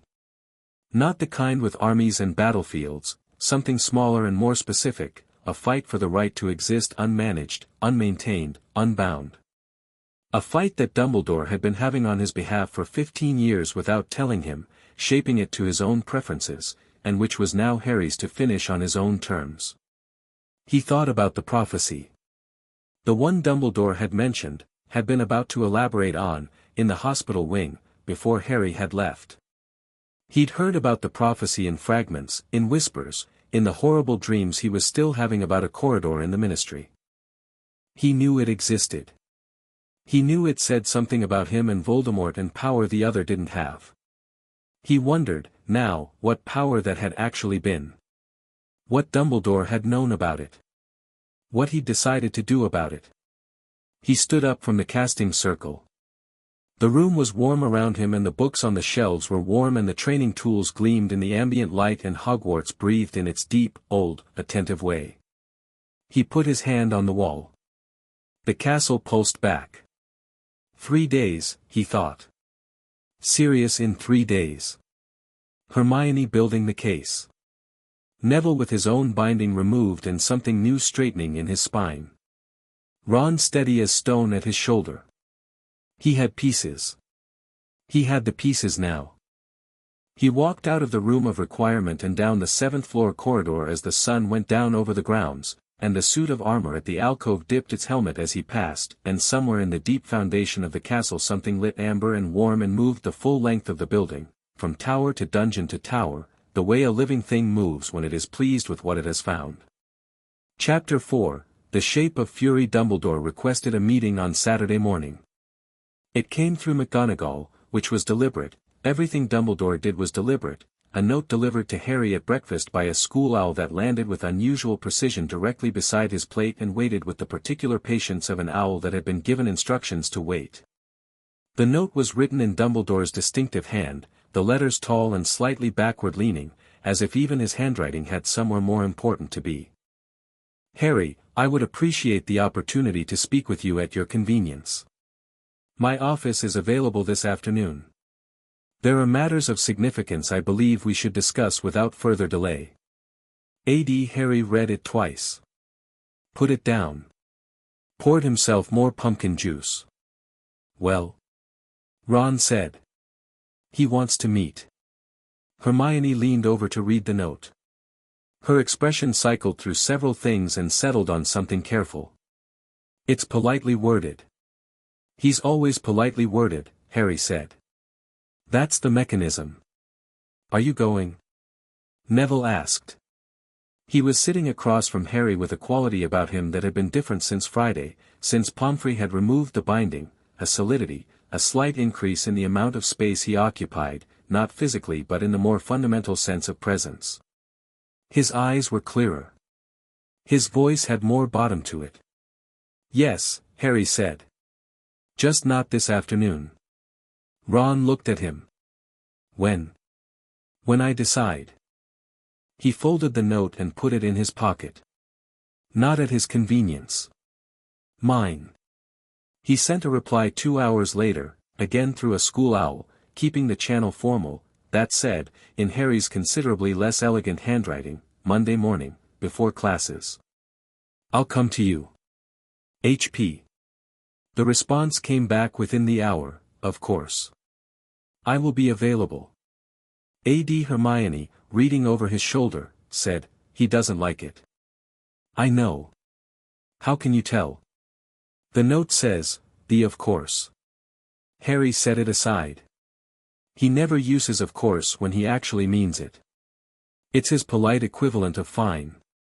She looked at him for a moment with an expression that was equal parts impressed and slightly unnerving.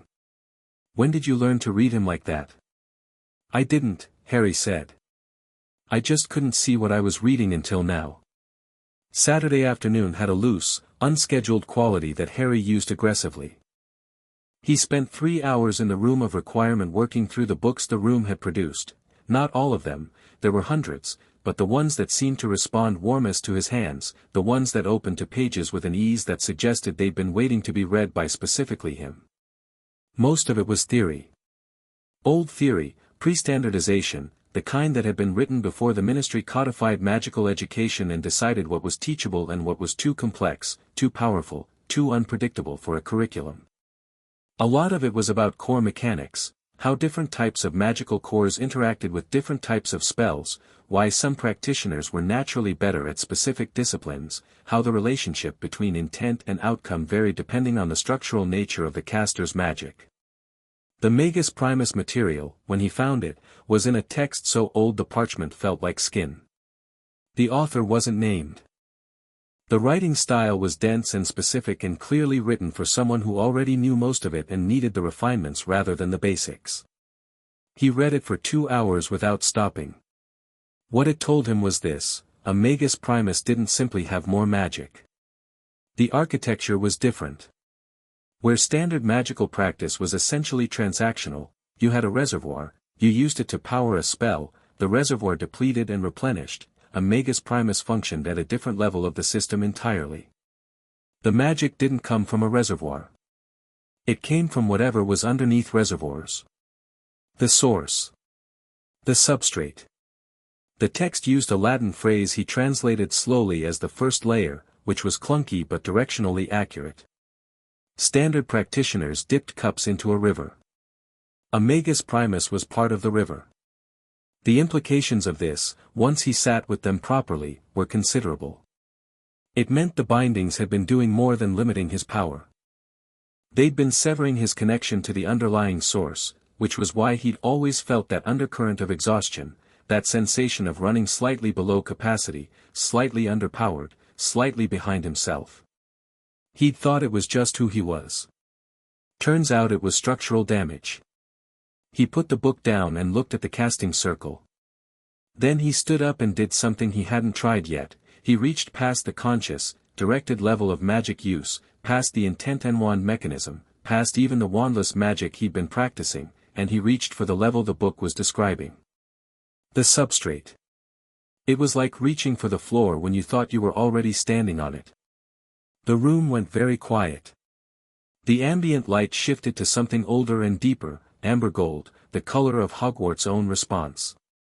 The casting circle lit from the inside, all of its notation simultaneously, every glyph burning bright, and the walls shivered, not from instability, from recognition, and Harry stood in the center of it with his arms at his sides and felt the whole castle vibrate at exactly his frequency. He held it for about 4 seconds. Then let go, carefully. The room settled. He sat down on the floor and breathed. 4 seconds. That was enough for now. Enough to know it was there and know it was real and know that what the book described was not theory but documentation.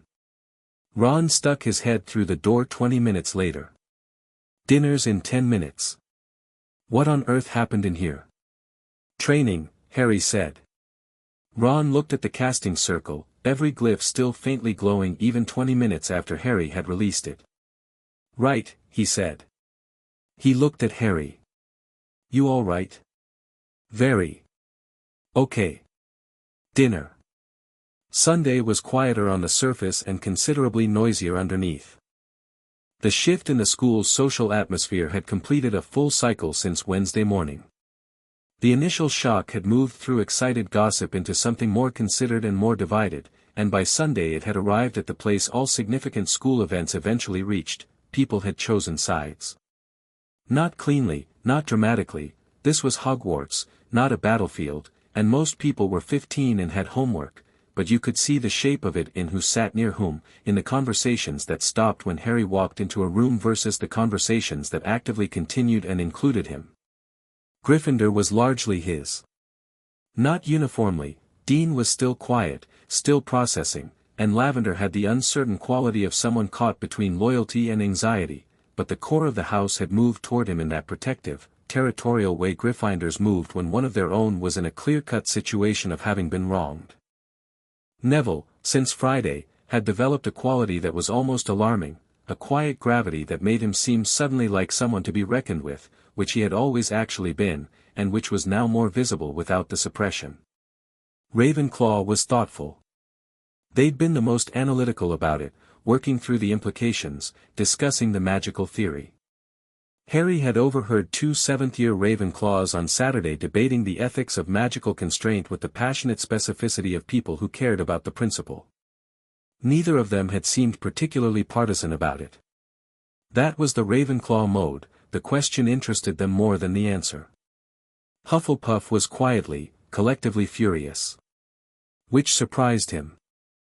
He'd expected careful, he'd expected neutral, but the Hufflepuff response had been unexpectedly simple and direct. An authority figure had done something unfair to a student, and that was the kind of thing that produced a specific quality of Hufflepuff outrage, the outrage of people who cared about fairness the way some people cared about breathing. Susan Bones had stopped Harry in the corridor Saturday evening and said, very directly, that her aunt, Amelia Bones, head of the DMLE, was someone who took the Magical Persons Protection Charter very seriously, and that if Harry needed any advice on how to file formally, she could arrange an owl introduction. He'd thanked her and meant it. Slytherin was the most complicated and the most interesting. Divided, clearly, there were students for whom the fact of Dumbledore's actions confirmed existing suspicions about Dumbledore and whose sympathies had moved accordingly, and there were students who didn't like Harry regardless of the circumstances and weren't going to start now just because of magic seals. But even among the latter group, there was that quality of revised assessment he'd first seen in Malfoy's eyes Wednesday morning. A recalibration. Power was something Slytherins understood and responded to, and whatever Harry was, he was currently registering on that scale in ways he never had before. Malfoy himself had said nothing. Not to Harry, not in class, not in passing, pointed nothing, a deliberate absence of the usual commentary that was in itself a kind of communication. He was watching. Waiting. Harry filed this and moved on. Sunday afternoon, Hermione sat down across from him in the common room and put 12 inches of densely written parchment on the table between them and said, "I've been through the law. Tell me." The filing process for a Wisengamot hearing requires 3 things. She ticked them off on her fingers without actually holding them up. She was past the stage of needing the physical count. 1. The affected party's sworn testimony, given before a certified Wisengamot witness. 2. Independent magical examination by a licensed examiner who is not affiliated with the accused party. 3. A second party's corroboration, someone who can attest to either witnessing the violation or having personal knowledge of it. Snape, Harry said. Potentially. He has knowledge of the seal's existence from 3rd year. He's a Hogwarts professor and a qualified magical practitioner, which means his testimony carries legal weight. She paused. It also means we'd be asking Snape to testify against Dumbledore, which is his choice, Harry said. I'll ask him. She nodded. For the second requirement, the independent examiner, I think Susan's contact might actually be useful. If we can get the DMLE involved officially, they'd conduct their own examination rather than relying on a Hogwarts-affiliated one, which protects against any claim that the examination was compromised. Good. There's a complication, Hermione said. She said it the way she said things she'd been putting off saying. The Wisengamot. Dumbledore is chief warlock. He'd recuse himself. He'd have to. But recusal doesn't mean absence. He'd still be informed, he'd still have access to the procedural process, and he has relationships with most of the sitting members that go back decades. She tapped her parchment. We'd be filing against the most politically connected man in British wizarding history, in a body he's led for 20 years, with a deputy chief warlock who is independent but who has never presided over a case of this magnitude and who will face enormous pressure from every direction. You think we can't win, Harry said. I think winning in the Wisengamot is only one way to succeed, she said carefully. If the hearing becomes public, if it's covered by the Prophet, if it's visible to the broader wizarding community, then even a compromised outcome has value. Because the information is out. Because people know. She met his eyes. The legal case might not be the weapon. It might be the mechanism for making everything visible. Harry looked at her steadily. She was right. She was, as she nearly always was, right. And she'd gotten there on her own, thinking through a problem she hated from first principles, pushing past the part where it hurt to the part where it was useful. "There's something else," he said. "What?" "I need to send an owl to Amelia Bones." She blinked. "Directly?" "Not through Susan's introduction." "I'll do both. But I want to move faster than the introduction allows." He paused. "Sirius will be here in 2 days. He's a black, his family name still means something in those old ministry circles, and his godfather status gives him standing in my case even without the conviction being cleared, I think. But I want to have the DMLE contact already established before he arrives, so that when he makes his approach it lands somewhere that's been warmed up." Hermione was looking at him with the expression that sometimes appeared when Harry said something that surprised her by being thorough. "You've been thinking about this for days." "I've had a lot of quiet hours," he said. She sat back. Picked up her parchment again, turned it over, started writing on the back. "I'll draft the owl to Madam Bones. It should come from you, but let me do the first draft. The legal language needs to be precise or it gives them grounds to treat it as informal rather than official." "Thank you," he said. "Stop thanking me," she said, without looking up. "It makes me feel like I'm doing you a favor when I'm just doing what's right." "Those aren't mutually exclusive," he said. She pressed her lips together. Kept writing. Monday morning arrived with the particular clarity of autumn days that had decided to be beautiful despite the surrounding gray. The sky was sharp and blue and the ground sparkled with frost that hadn't been there last week, and Harry walked to Dumbledore's office after breakfast with his hands warm in his pockets and his head entirely clear. Ron and Hermione had both offered to come. He'd said no. This particular conversation needed to be one-on-one, not because he was afraid of it, not because it was a private matter, but because Dumbledore's considerable skill was most effective in groups, where he could deploy the full range of his presence and authority and redirect attention with the ease of a conductor managing an orchestra. One-on-one, with Harry who could now see the mechanisms clearly, it was a different arrangement. The stone gargoyle guarding the office entrance moved aside before Harry said the password. He noted this. The gargoyle was responding to Hogwarts, which was responding to him. He walked up the circular staircase and knocked on the door and heard the familiar voice say "Come in" and went in. Dumbledore's office was the same as it always was, cluttered and somehow warm despite being at the top of a tower, the portraits of former headmasters occupying their frames, many of them awake and watching with the barely concealed interest of people who have been waiting for this specific meeting. Fawkes sat on his perch in the corner, preening with elaborate calm, and when Harry came in the Phoenix looked up and the look it gave him was nothing like the look it gave to most visitors. Fawkes made a sound, not the full song, just a single note, clear and low and resonant, and the sound moved through Harry's chest like a struck bell. He sat down in the chair across from Dumbledore's desk without being invited to, which was a small thing and felt exactly right. Dumbledore was sitting behind his desk. He looked, Harry thought, the same as always, the half-moon glasses, the long silver beard, the robes that managed to be both elaborate and comfortable, the extraordinary blue eyes. He looked the same. But Harry was not looking through the same set of lenses, and the same view through different glass was a different view. He looked like what he was, a very old, very brilliant man who had been making decisions on behalf of other people for so long that he had forgotten, somewhere along the way, to ask whether he should. "Harry," Dumbledore said. He said it warmly, with the specific quality of welcome that Harry had spent 5 years responding to like sunlight responding to a mirror. "Thank you for coming." "You're welcome," Harry said. A pause. Dumbledore folded his hands on the desk. "I imagine you've had time to think since Wednesday." "Yes." "And?" Harry looked at him directly. "I want to ask you questions, and I want you to answer them honestly. Not carefully, not strategically. I want the actual answers." Something moved in Dumbledore's expression. A minute adjustment, not of features but of something behind the features, the decision a very controlled person makes when they are choosing how honest to be.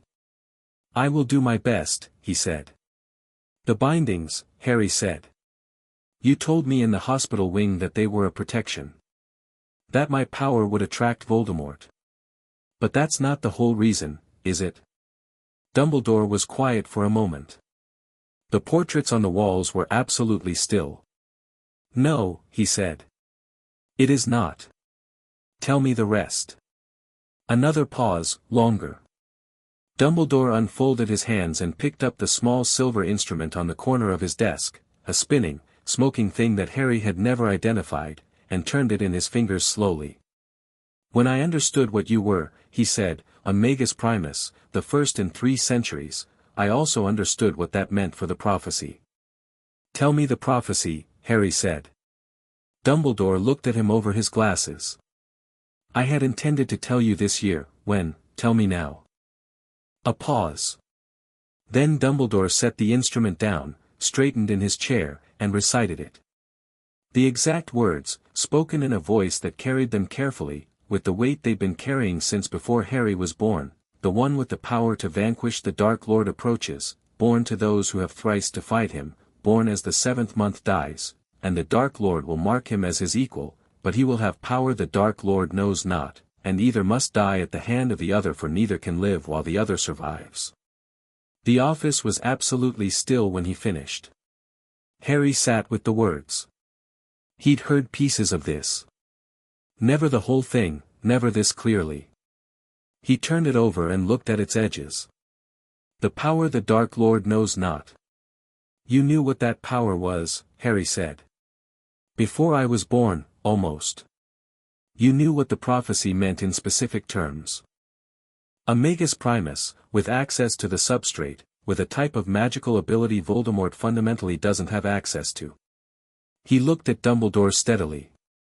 And you decided that power was too dangerous for me to have access to during my formative years. I decided, Dumbledore said carefully, that a child who was already the target of the most dangerous dark wizard in a century should not simultaneously be visibly identifiable as the most magically extraordinary individual alive. I feared that if Voldemort understood the full nature of your power, he would not rest until you were destroyed, or until you were his. So you hid me, Harry said. By crippling me. By protecting you, Dumbledore said, and there was something in his voice now that had moved past the careful management, something genuine and tired and very old. I know how it appears, Harry. I know what the law says, I know what you're likely to do next with Hermione's research, I know the case she's building. I am not unaware. He looked at Harry directly. I made a choice that I believed was right. I am not certain now that it was.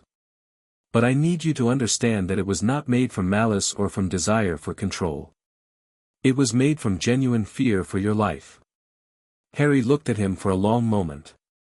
At the genuine weight in the old man's face, the real exhaustion, the belief, still there, still intact, that he had done what needed doing.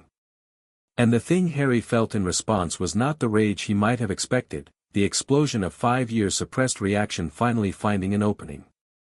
It was something colder and more specific. Clarity. Here's what I understand, Harry said. You were afraid for me. I believe that. And from that fear you made a choice, not once, not twice, but repeatedly, over 15 years, adjusting and recalibrating and maintaining, without my knowledge, without my parents' knowledge, without any consent from any party who had the right to consent. He kept his voice entirely level.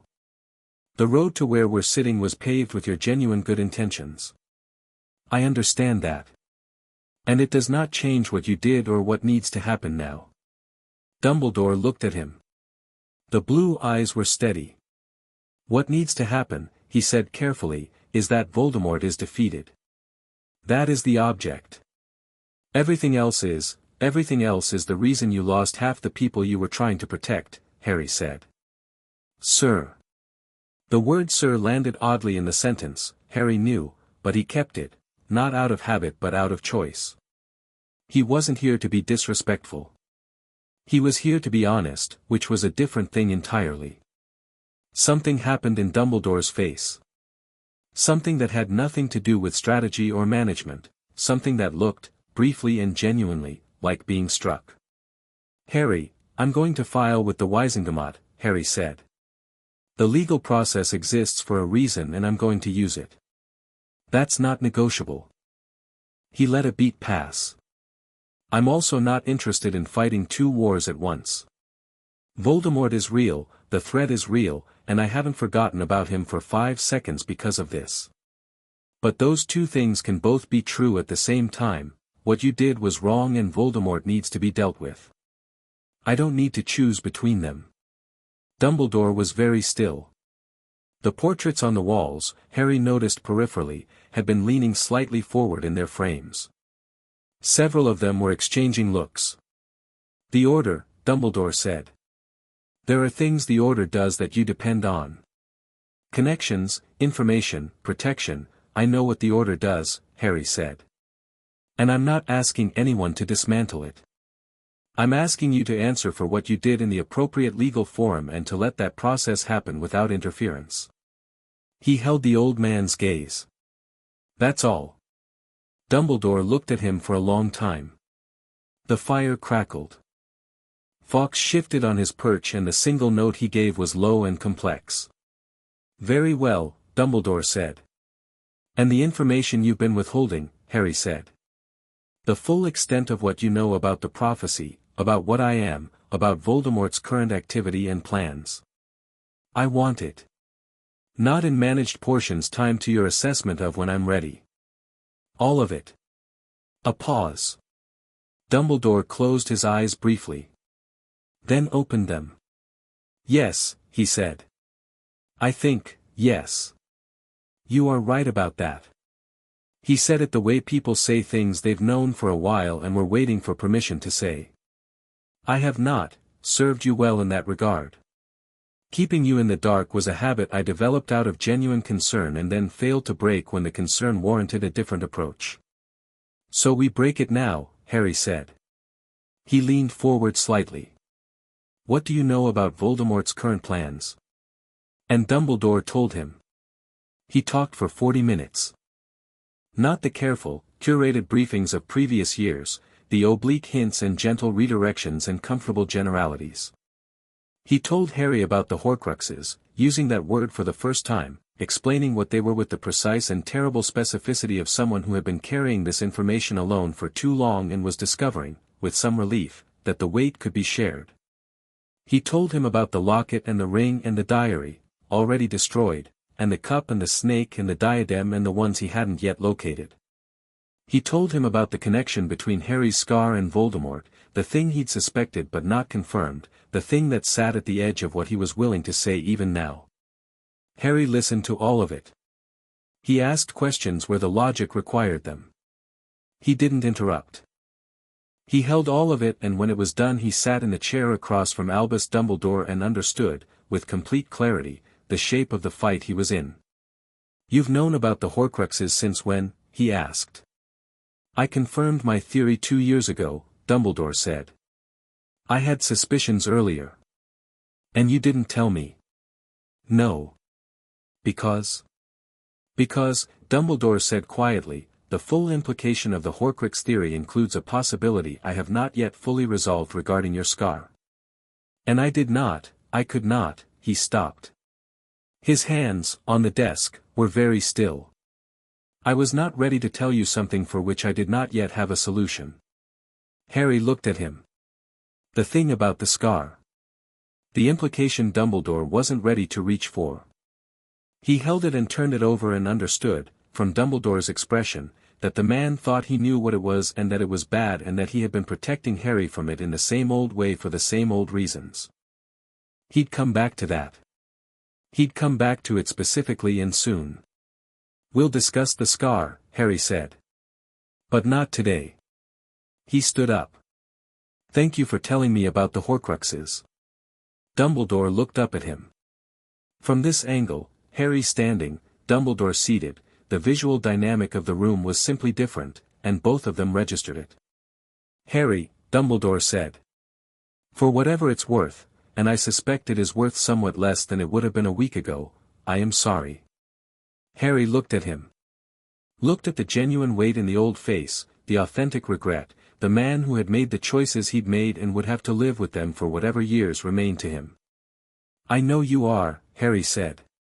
"That matters." He picked up his bag. "It just doesn't make it okay." He walked out of the office.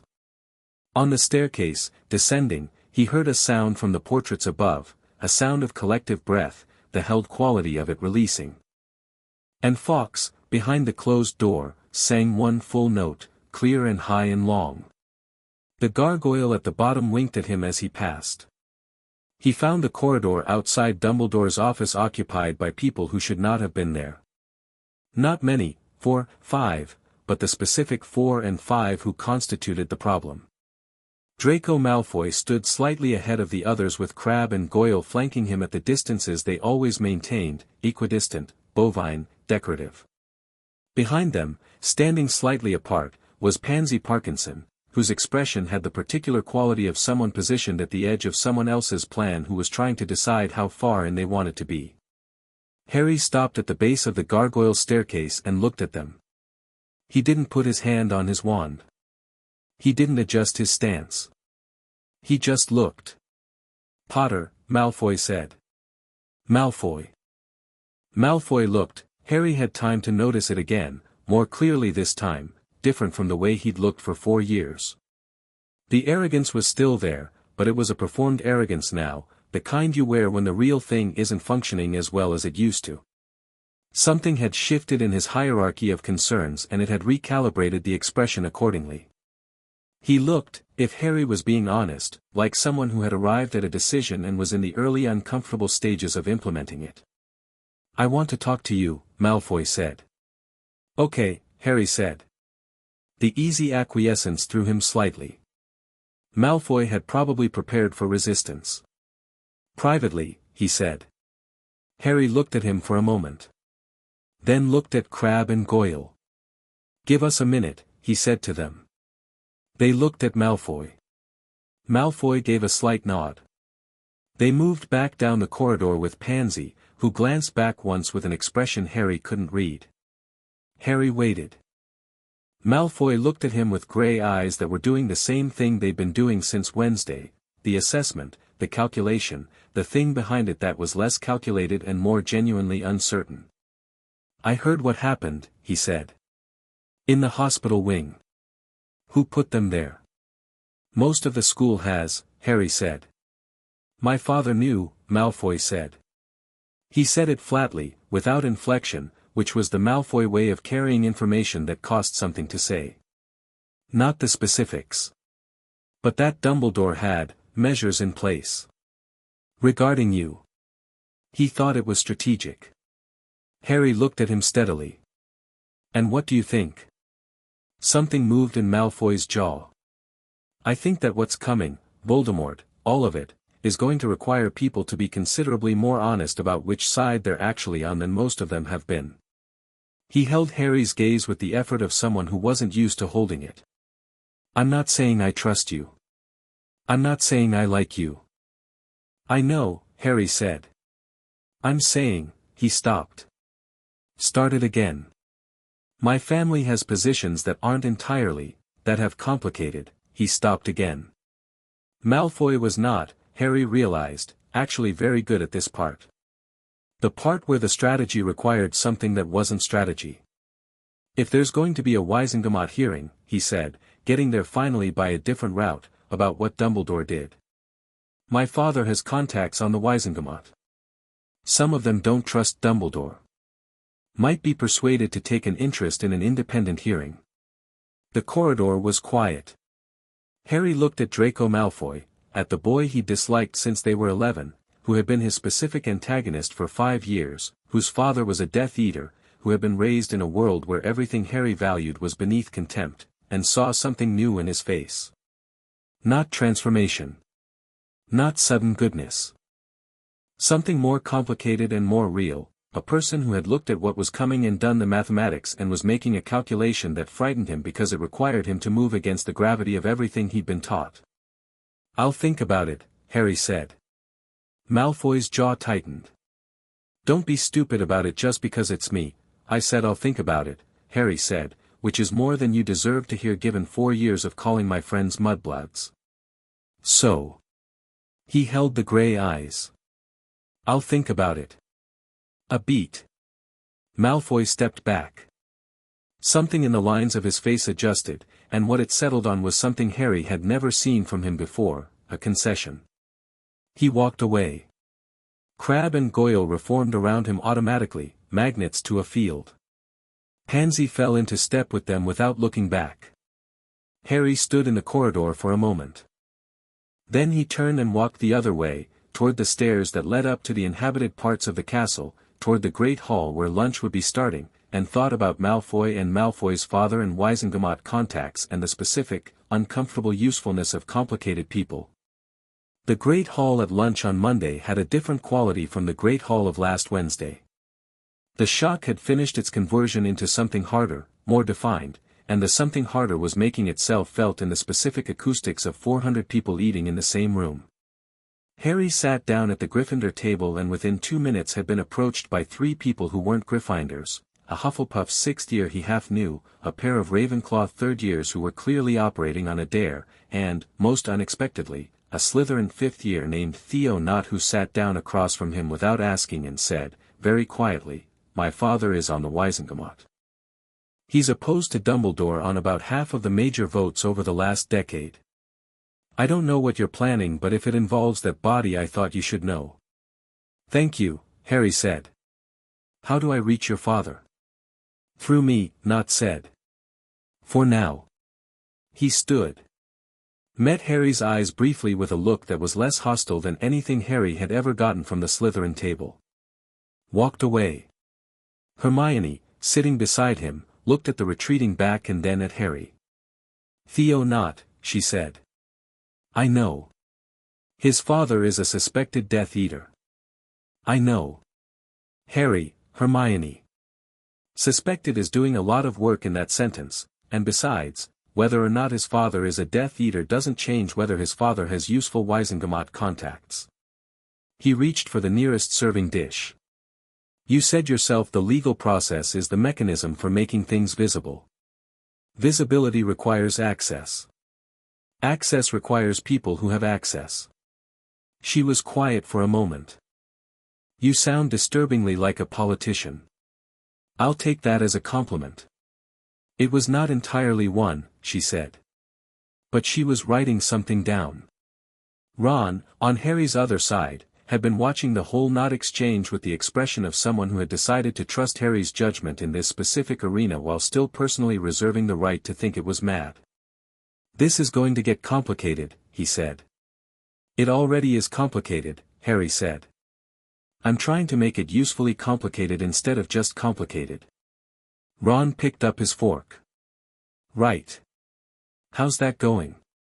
"Ask me in a week," Harry said. From the teacher's table, Umbridge was watching. She'd been watching since he sat down, with the small, patient, pink cardiganed attention of a woman who was rapidly assembling information and had not yet decided what to do with all of it. She looked like someone recalculating, and the recalculation was not producing results she found comfortable. Dumbledore was not at lunch. His chair sat empty at the center of the teacher's table. Harry noted this. Thought about it briefly. Then thought about the Horcruxes, all of them, the full picture Dumbledore had given him, the scale of it, the complexity of it, and thought about what needed to happen and in what order and how long it would take, and around all of that thought about Sirius arriving tomorrow. He ate his lunch. The great hall hummed and shifted around him, the castle doing its responsive thing, the temperature in the space around the Gryffindor table a half-degree warmer than it had any physical reason to be. Ginny reached across the table and stole a piece of his bread, which she'd been doing since 3rd year on the basis that Harry never ate the bread anyway, and looked at him with her sharp eyes as she did it. "Dumbledore wasn't at lunch," she said. "No.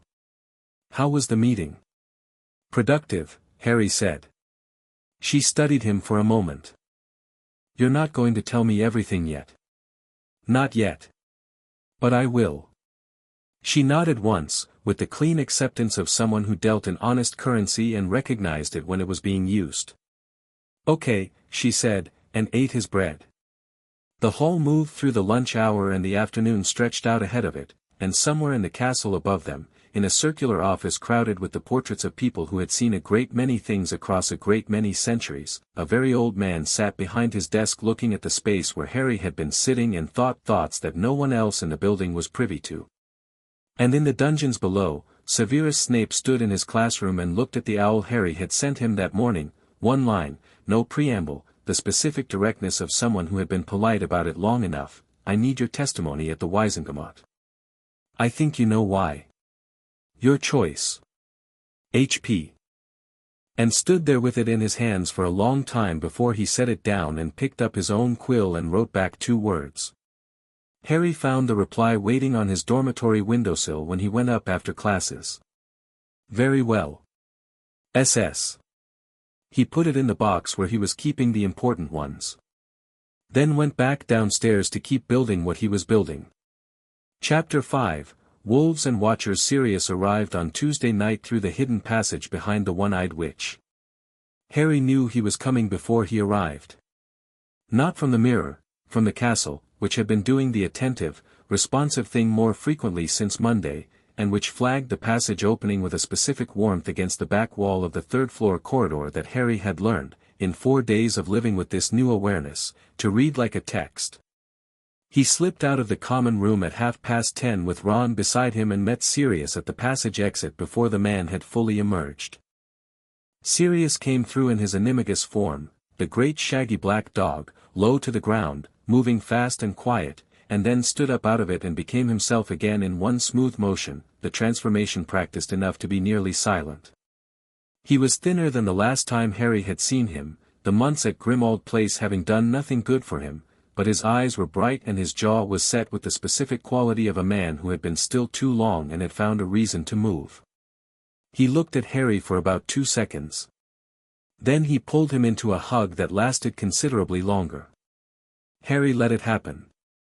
Let himself stand in the cold of the third-floor corridor at 10:30 and hold on, and the feeling of it moved through him in a way that he was only now, without the bindings, fully capable of registering, the sheer physical relief of being held by someone who had loved him before he knew he was anyone. Right, Sirius said, when they'd separated, his voice rough. He held Harry at arm's length and looked at him the way people look when they're checking something they were afraid to confirm. You look different, Harry said. Bigger, Sirius said. Then, with the quick self-awareness that was one of the things Harry liked most about him, not physically. Just, I know, Harry said. I feel it too. Sirius released him. Looked at Ron, who had positioned himself a polite but watchful few feet back. Ron. Hi, Ron said. Good to see you. Mum would murder both of us if she knew you were here. I know. How is Molly? Worried, mostly. Same as usual. Ron said it without weight, which was its own kind of weight. They moved. Down the corridor, up one staircase, to the small forgotten room on the 7th floor where the conversations happened. Hermione was there already, she'd been informed, she'd been prepared, she'd brought tea from somewhere, a fact that Harry had stopped questioning because Hermione's ability to produce appropriate beverages during emergencies was apparently one of those things that just existed and didn't require explanation. Sirius sat down with the controlled energy of someone who had been compressing it for hours. He wrapped his hands around the tea and looked at Harry across the table with his grey eyes and the specific expression that was him doing the full accounting, taking stock, calculating, working out what he'd arrived into. Tell me everything, he said. Harry told him.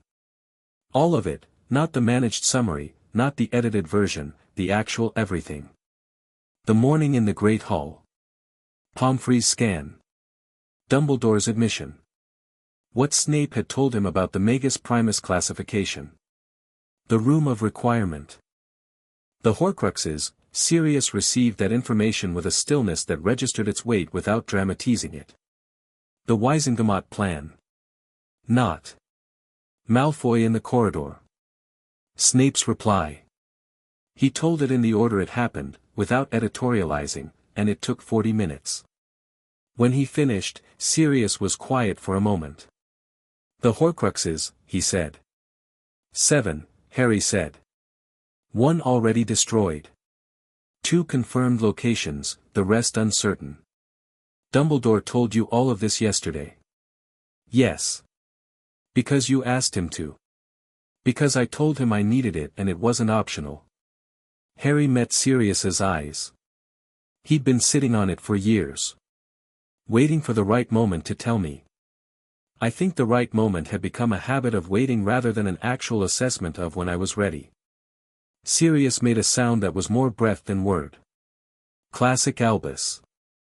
He ran a hand through his hair, the gesture so identical to the one James Potter had been famous for that Hermione, who had seen the photographs in Dumbledore's office, blinked. And the scar. He mentioned something about the scar.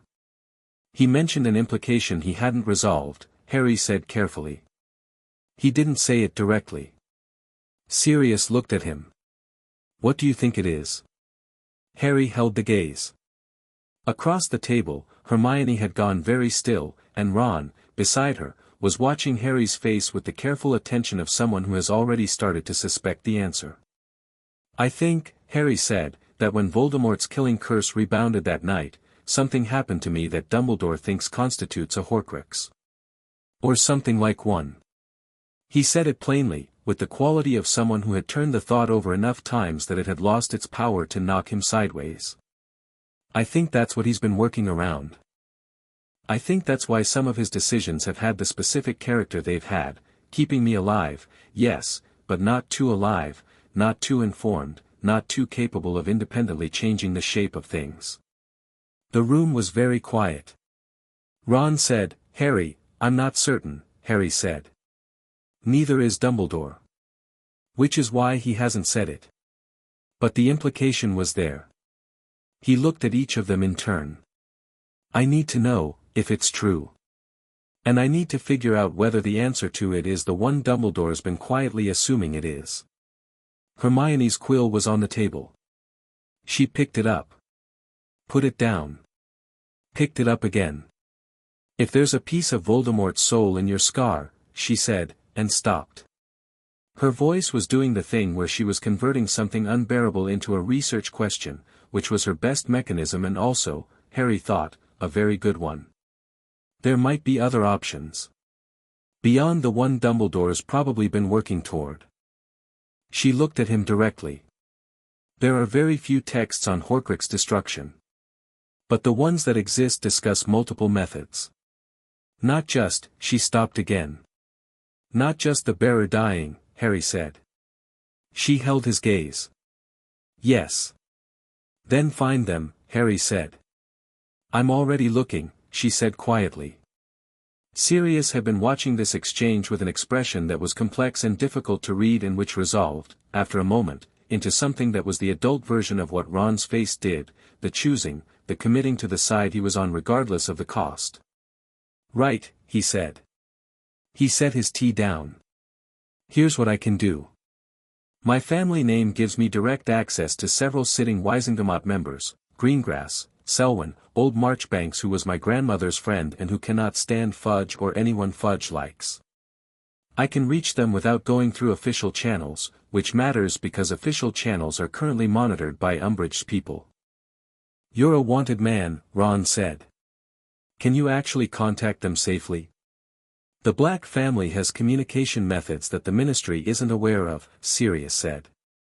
It was the first time Harry had ever heard Sirius say something that was straightforwardly aristocratic, acknowledging the weight of his name without irony or discomfort. The fugitive years had stripped most of the Black pretension from him, but the information remained. The network is old. Pre-Ministry.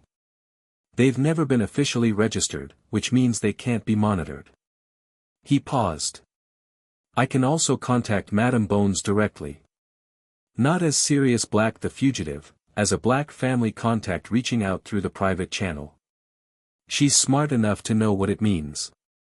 Hermione already drafted the owl to Bones, Harry said. I was going to send it tomorrow.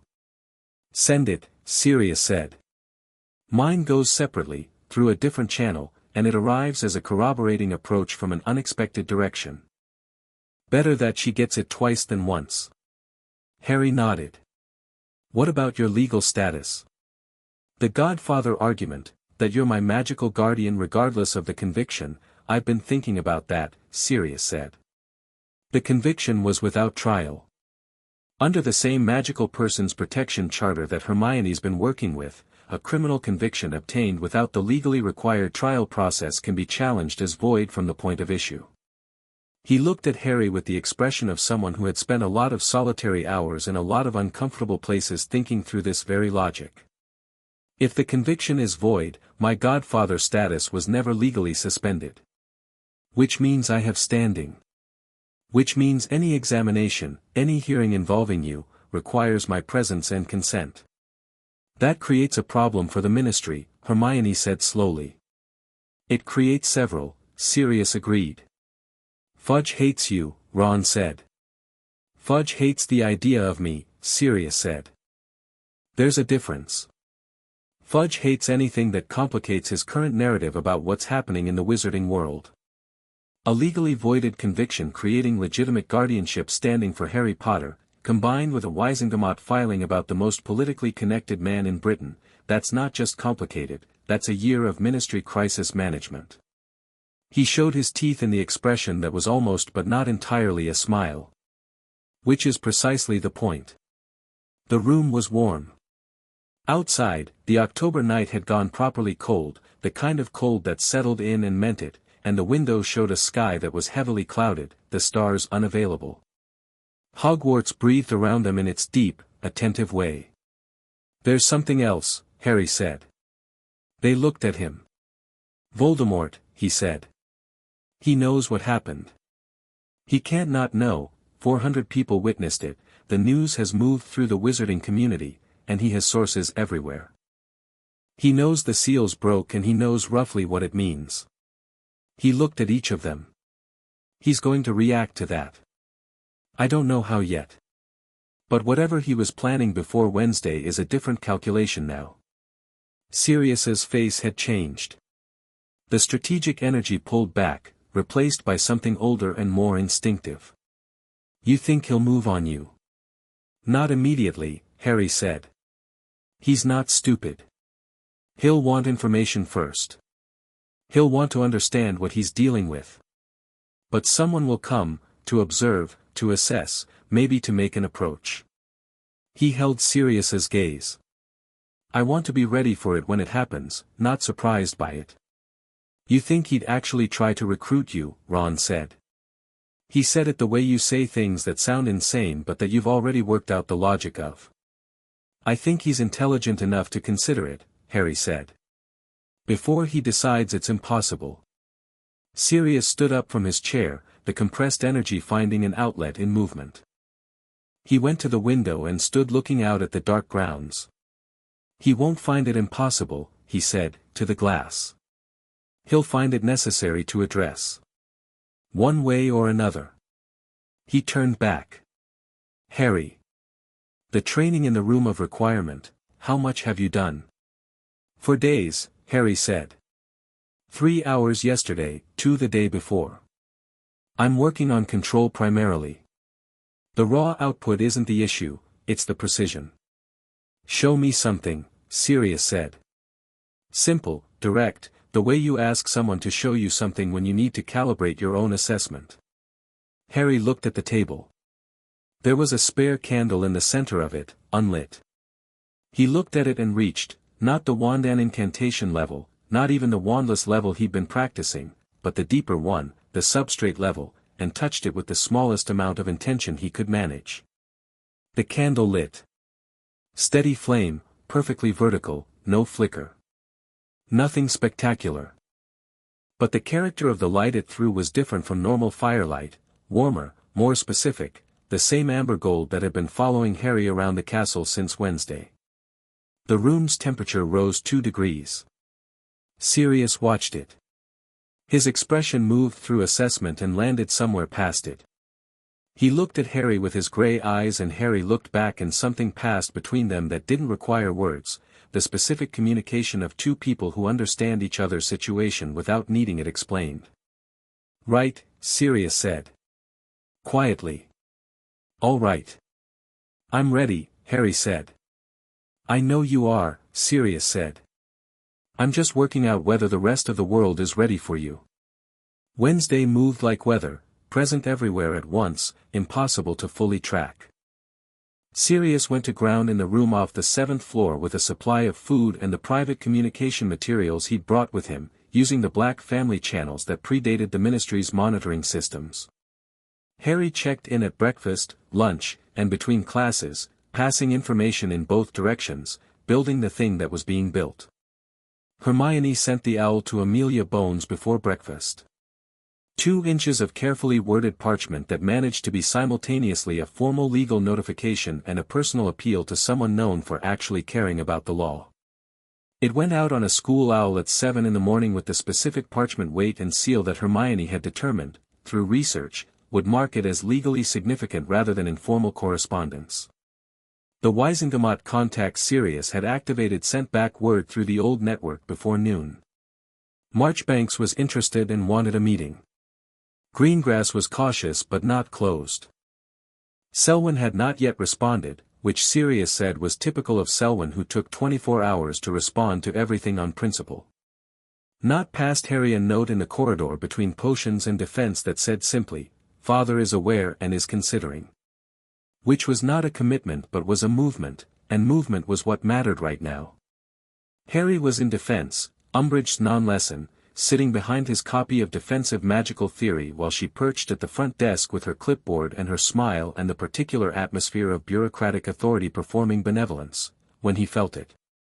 Not felt it with his hands or his eyes.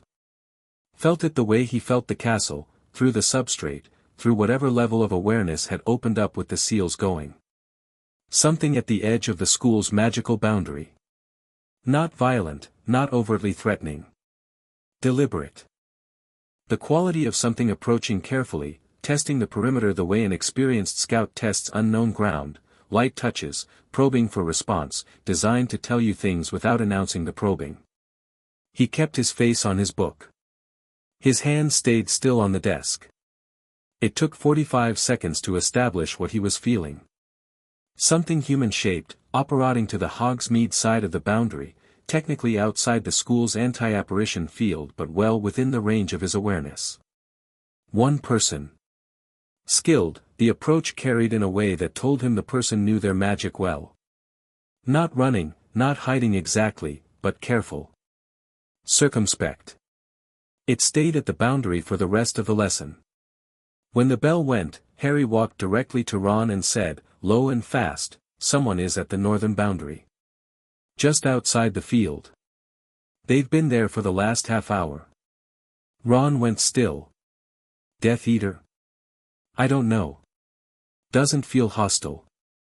Feels cautious. He looked at the classroom door, the students filing out around them. I need to go and see. Then I'm coming. You don't, I know I don't have to, Ron said, in the tone that ended that conversation. They went.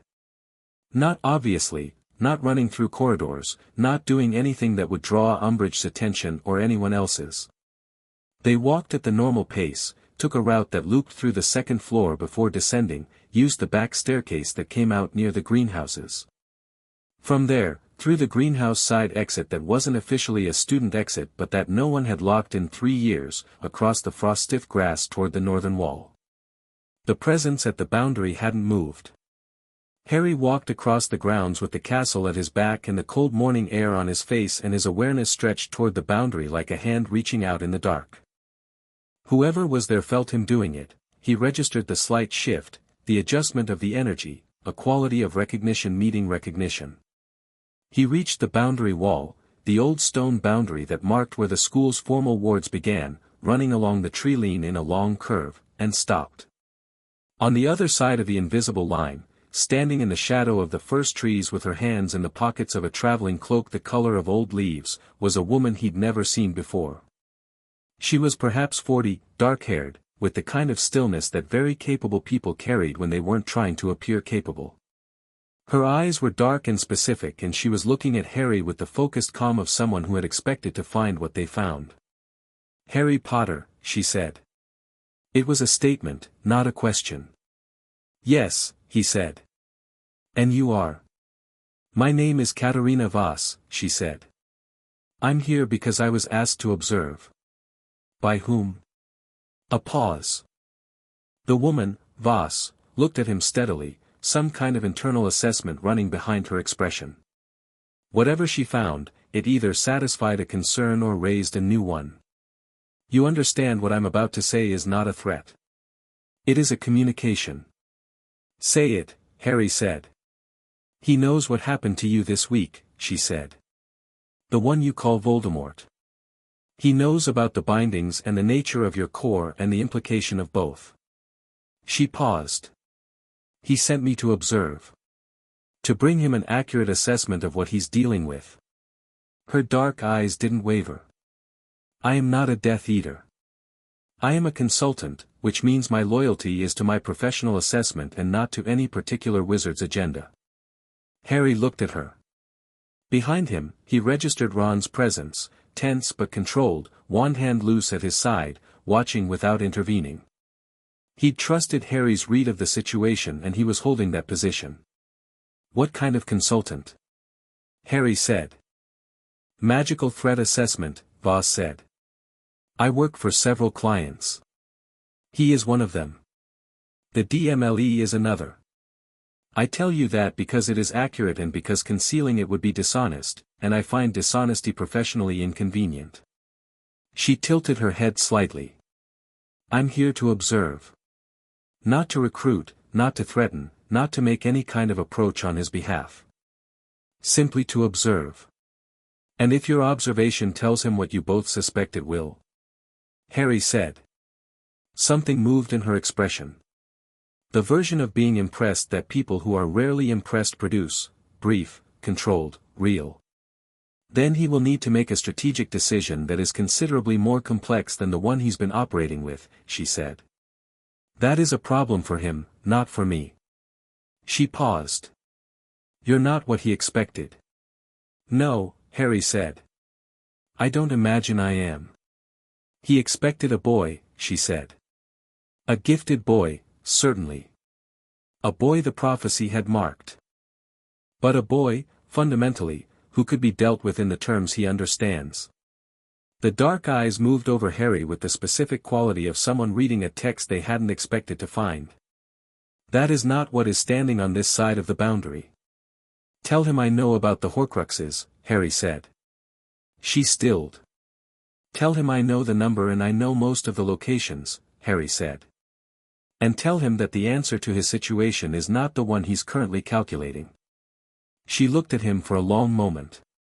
A look that was doing real work, genuinely assessing, the professional mind turning what it had observed over and arriving at a conclusion that was reconfiguring her own position in this.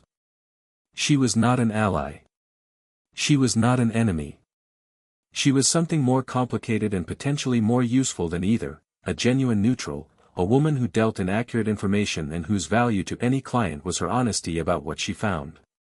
He won't believe that, she said. About the Horcruxes. Then he should verify it, Harry said. He has the means. The fact that I know should be enough to start with. She was quiet for a moment. The trees moved in the wind above her. The morning light came sideways through the canopy and made patterns on the frost. You know, she said, that I'm going to report this conversation accurately. Including this part. I'm counting on it, Harry said. Another moment. Then Voss nodded once, a small, precise nod, the gesture of a professional acknowledging a professional transaction. One more thing, she said. Not from him. From me, as someone who has now observed what you are. She held his gaze with the directness of someone who had decided this warranted saying. Be careful of the people who want to help you. Not the enemies, enemies are simple. The ones who want to help, who have real stakes, who are afraid of what happens if you fail. Those are the ones who will try to shape you. Not because they're bad. Because they love what you represent more than they love who you actually are. She paused. It's happened before, to people like you. She turned and walked back into the trees, and 10 steps in she disapparated with no sound at all, just a precise compression of presence and then its absence. Harry stood at the boundary for a moment. What, Ron said, behind him, was that? Information going in both directions, Harry said. You just told Voldemort's scout that you know about the Horcruxes. Yes. Harry, he needs to know his situation has changed, Harry said. Not from rumor. From something that came through a professional he trusts to be accurate. He turned from the boundary. The Horcrux approach is the thing he's most afraid of losing. The immortality infrastructure. If he thinks we're actively working toward it, and if he can't be sure we don't already know more than we've said, it changes his timeline. Forces him to move faster or differently, either of which is better for us than having him operate at his own pace. Ron stared at him. Then looked out at the tree line where Voss had disappeared. Then back. You've been planning to do something like that. Not specifically her, Harry said. But something like that. He was always going to send someone to look. And you just, Ron shook his head. The expression on his face was the one that had been occurring with increasing frequency over the past week, the recalibration, the adjustment to a version of Harry that was different from the one he'd grown up with. Not worse, not frightening, just different. Someone who was playing the same game but had picked up the board and looked at the underside of it. You didn't look scared, Ron said. I wasn't, Harry said honestly. You weren't even a bit, no. Ron was quiet for a moment. The frost crunched under their feet as they turned back toward the castle. Good, he said finally. I think. That's good. Right? Better than the alternative, Harry said. The castle ahead of them was solid and warm and responsive, the amber gold of its deep magic present even in daylight like a coal that hadn't needed wind to stay lit. They walked back across the grounds and Harry thought about Voss's last words, about the people who love what you represent more than who you are, and turned them over carefully and set them somewhere he could find them again. Training had escalated. Not in the mechanical sense, Harry wasn't doing more hours in the room of requirement, wasn't pushing harder against the limits of his control. The escalation was qualitative.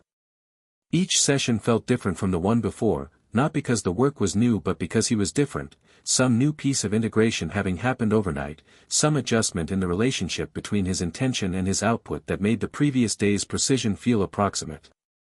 Thursday morning he worked with the casting circle for 2 hours and came out of it with the ability to hold the substrate connection for 45 seconds, up from 4 seconds on Sunday. The progression was faster than anything the texts he'd been reading described as normal, which was probably because nothing about his situation was normal and possibly because 11 years of suppression meant the connection was trying to make up for lost time. Neville had been coming to the room of requirement. Not to train, exactly, or not just to train. He'd asked, the evening after Pomfrey had removed his binding, whether he could come and work in the space, and Harry had said yes without conditions because the room was not his to gatekeep and because Neville's presence had a quality he'd come to value. A steadiness, a groundedness, a genuine absence of performance. He came, did his own work, didn't need entertaining or reassuring, left when he was done. The work he was doing was extraordinary. Harry had not fully registered, until he saw it without the binding's interference, what Neville Longbottom could actually do. It was nothing like Harry's, where Harry's magic ran deep and connective, reaching toward fundamentals. Neville's had a different quality entirely, something more patient and more thorough, a magic that worked slowly and built precisely and then held what it built without decay. The herbology connection wasn't coincidence. It was expression. Neville's core had a quality of growth, not the explosive kind, the sustained kind, the kind that turned seeds into oak trees. On Thursday afternoon Neville quietly performed a transfiguration that the third-year curriculum hadn't reached yet, and did it with the smooth efficiency of someone following a process they understood to its roots rather than one they were following by rote. He looked at what he'd made and he said nothing at all, and the nothing was complete in the way of a person finally getting an answer to a question they'd been trying not to ask. You all right? Harry said. Yeah, Neville said. He looked at the small, perfectly formed thing on the floor in front of him. Then looked at Harry. "I've been rubbish at transfiguration for 4 years," he said. "Not because I wasn't trying. Because something was physically stopping me from accessing the part of my magic that makes it work." He paused. "4 years. I know," Harry said. "I'm angry," Neville said, with the same directness he'd had at breakfast on Friday. Not heat, not explosion, the cold, specific anger of someone who has been given back time and is doing the mathematics on what they were charged for it. "Use it," Harry said. "The anger. Don't waste it on being angry. Use it." Neville looked at him for a moment. Then turned back to his work, and the quality of what he produced in the next hour was notably sharper than the hour before. Ginny had started coming too, on Thursday. Not by invitation, she'd simply appeared after dinner, knocked on the room's door from the inside out somehow, which should have been impossible and which the room apparently didn't consider a rule that applied to her, and said, "I heard you lot have been using this space," as if she'd missed a meeting she'd been invited to. "Who told you?" Harry said. "Neville," she said. He looked at Neville. "I didn't say she couldn't come," Neville said mildly, not looking up from his work. Ginny came in, looked around at the space with her bright, assessing eyes, nodded once as if confirming something she'd expected, and went to a corner of the room and began working through a series of hexes with a precision and creative variety that reminded Harry, every time he observed it, that Ginny Weasley had grown up with 6 older brothers and had had approximately 11 years to develop a hexing vocabulary that was the most inventive in the school. She didn't ask Harry anything. She didn't make it about him. She did her work and let him do his, and the room held them both comfortably, which felt correct. At some point in the session she turned and looked at him with no particular lead-up and said, "Sirius is here, isn't he?" Not a question. "Yes," he said. "Good," she said. Turned back to her work. He thought about what Voss had told him. The people who love what you represent more than who you are. He thought about the people in this room, Neville building something precise and sustained in the corner, Ginny working with focused, unsentimental competence, Ron sitting on the floor against the far wall reading the Quidditch section of the Prophet with one eye and watching the room with the other. None of them performing. None of them positioning themselves in relation to what he was. All of them just here, doing the thing, being themselves. He didn't say anything about it. But he held it. Umbridge made her next move on Friday. Harry had been expecting it. The decree about disseminating information had failed due to the first-person exemption, but Umbridge wasn't the kind of person who accepted a single failed approach. She was methodical and patient, and she had the ministry behind her, which meant she had resources and authority and the specific confidence of someone who has never had to operate without institutional backup. This time she came at it sideways. The notice appeared on the boards after lunch, Educational Decree number 30. Shorter than the previous one. More specific. All students who have recently undergone or witnessed an unscheduled significant magical event are required to submit a full written account of said event to the High Inquisitor's office by close of business Friday. Failure to submit said account will result in point deductions and formal disciplinary notation. Accounts should include the student's full name, year, and house, and should be as detailed as possible. Educational Decree number 30, D.J. Umbridge, High Inquisitor. Harry read it. Walked away from the notice board. Found Hermione in the library, put the text of the decree in front of her, and waited. She read it twice. Then, she's building a ministry record.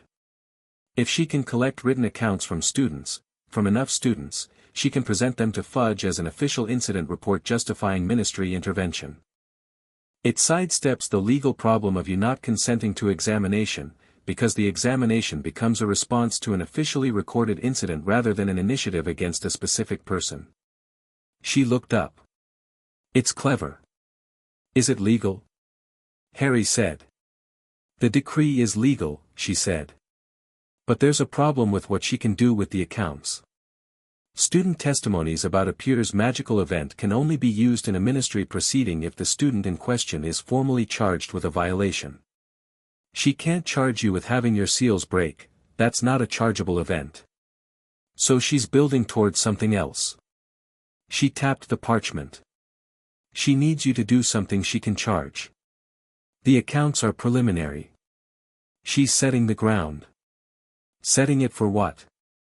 Hermione looked at him directly. I think she wants you to refuse the accounts. If enough students refuse, she can use that to build a case of obstruction, or more likely she wants one specific student to refuse in a way that gives her legal standing to escalate. She paused. The specific student being you. So I don't refuse, Harry said. She blinked. You're going to submit an account? I'm going to submit an extraordinarily thorough account, Harry said. Full first-person disclosure. Everything that happened, exactly as it happened, including Madame Pomfrey's findings, including Dumbledore's admission, including the legal charter violation. He looked at Hermione steadily. She asked for a detailed account. I'll give her one. And whatever she does with it becomes part of the official ministry record. Hermione stared at him. She'll read it. Obviously. She'll panic when she reads it. Yes, Harry said. That's the point. What does a panicking Umbridge do? Hermione thought about this rapidly. She escalates. She moves faster than her plan requires. Which means she makes mistakes. She sat back. Harry, if you give her a written account naming Dumbledore explicitly and citing the legal violation, and she includes it in the ministry record, then the ministry has official documented knowledge of the violation and is legally obligated to investigate or to formally choose not to, both of which create a record. Her eyes were bright and moving fast. She doesn't want that. She's going to receive your account and not know what to do with it. And while she's working out what to do with it, Harry said, we file with the Wizengamot. Hermione covered her mouth briefly with one hand. Looked at her parchment. Looked back. You're using her own mechanism against her. She built the road, Harry said. Might as well drive on it. He sat down at the library table and pulled out parchment and a quill and wrote for the next hour and a half, producing 6 pages of detailed, precise, first-person account that named names and cited statutes and described events in the specific language of legal documentation that Hermione had been teaching him all week. He signed it at the bottom, H. J. Potter, 5th year, Gryffindor, folded it, sealed it, and went to the corridor outside Umbridge's office and slipped it under the door. Then he went to dinner. He was most of the way through the meal when he felt the account being opened. Not literally, he wasn't reading Umbridge's physical sensations through the castle. But the castle told him, in its ambient way, that something significant had happened in the pink office on the 2nd floor, and 30 seconds later Umbridge appeared at the entrance to the Great Hall and stood there with the account in her hand and looked across the room directly at Harry. He met her gaze and held it. Her expression was the pleasant one. The professional one. The pink cardigan expression that was always on top of everything else. But below it, where someone looking carefully could see, there was a quality of recalculation, the intensive, urgent kind. The kind where someone suddenly understands that the shape of the game has changed. She stood in the entrance to the Great Hall for 3 seconds. Then she left. Harry looked back at his dinner. She read it, Ron said. Yes. How do you know? She looked at me like that, Harry said, and picked up his fork. Saturday brought wind and Marchbanks.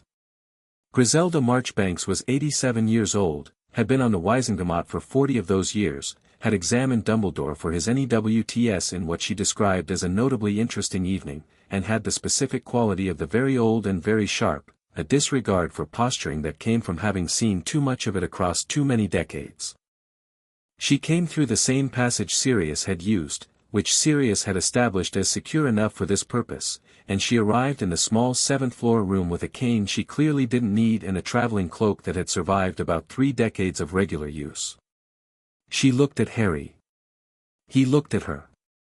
Sit down, she said, to him, which was interesting given that it was his castle. He sat.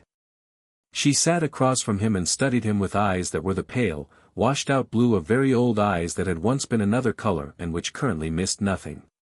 "Sirius tells me you're a Magus Primus," she said. I told him that was not possible, as we haven't had one in 300 years and they don't just turn up. And then he told me to look at your diagnostics. She set a copy of Pomfrey's diagnostic scan on the table between them. Harry registered that Sirius had obtained it somehow, which suggested Pomfrey had consented, which suggested Sirius had handled that conversation with more tact than Harry had expected. "And I looked at them," Marchbanks said. "And I adjusted my position." She looked at him steadily. "The last Magus Primus before you died at 19 because they couldn't control it. The one before that was sealed by the Wisengamot with her consent because the alternative, she said, was destroying things she didn't want to destroy." "And the one before that," Harry said. "Morgana." "Yes," Marchbanks said. "Although history has been somewhat unkind to her characterization." "I read the texts," Harry said. "I think she made reasonable choices given the information available to her." Marchbanks looked at him for a long moment. "You have been doing a great deal of reading." "There was a lot to read." She made a sound that was not a laugh but was adjacent to one. "The charter violation," she said, switching subjects with the efficiency of someone who had limited meeting time and a lot to cover. "I've reviewed Granger's brief. It's competent, quite competent for a student." She pulled a second document from her cloak. "I've had it reviewed by my own legal advisor and the charter violation is clear. The problem is that clear violations don't always produce clear outcomes in the Wisengamot, particularly when the violating party is Albus Dumbledore." "I know," Harry said. "What I can do," she said, "is convene an extraordinary session. As Deputy Chief Warlock, I have that authority independent of the Chief Warlock, and it cannot be blocked or delayed.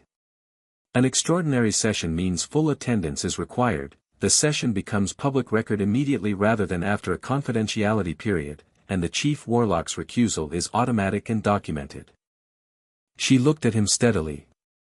"It means this happens in public, Harry. Fully and completely in public. Every wizarding newspaper, every family with a Wisengamot connection, every ministry official will know what is being heard." "That's what we want," Harry said. "It will be uncomfortable," she said. "Not just for Dumbledore. For you." "I've been uncomfortable," Harry said. "I've been uncomfortable since I was 11 and I've been managing it without the full extent of my own magic for that entire time." He held her washed-out blue gaze. "I can manage it with my magic intact." She looked at him for a long moment. The room was quiet. Outside, the Saturday wind moved through the grounds and the castle and arrived at the window as a sound rather than a force. "I will convene the session," Marchbanks said. 1 week from today. That gives you time to prepare." She stood, with the ease of someone who used the cane for credibility rather than support. "One more thing. You will be asked, in the session, questions about your intentions. Not just regarding the charter violation. About what you plan to do with what you are." She looked at him with a directness that was entirely without agenda. "Think carefully about how you answer those. What do people want to hear?" Harry said. "That is entirely the wrong question," Marchbanks said, with the patient sharpness of a good teacher. "The right question is what you actually intend.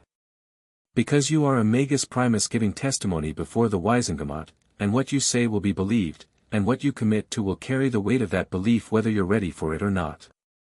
Harry sat with that. "Understand," she said. "Yes," he said.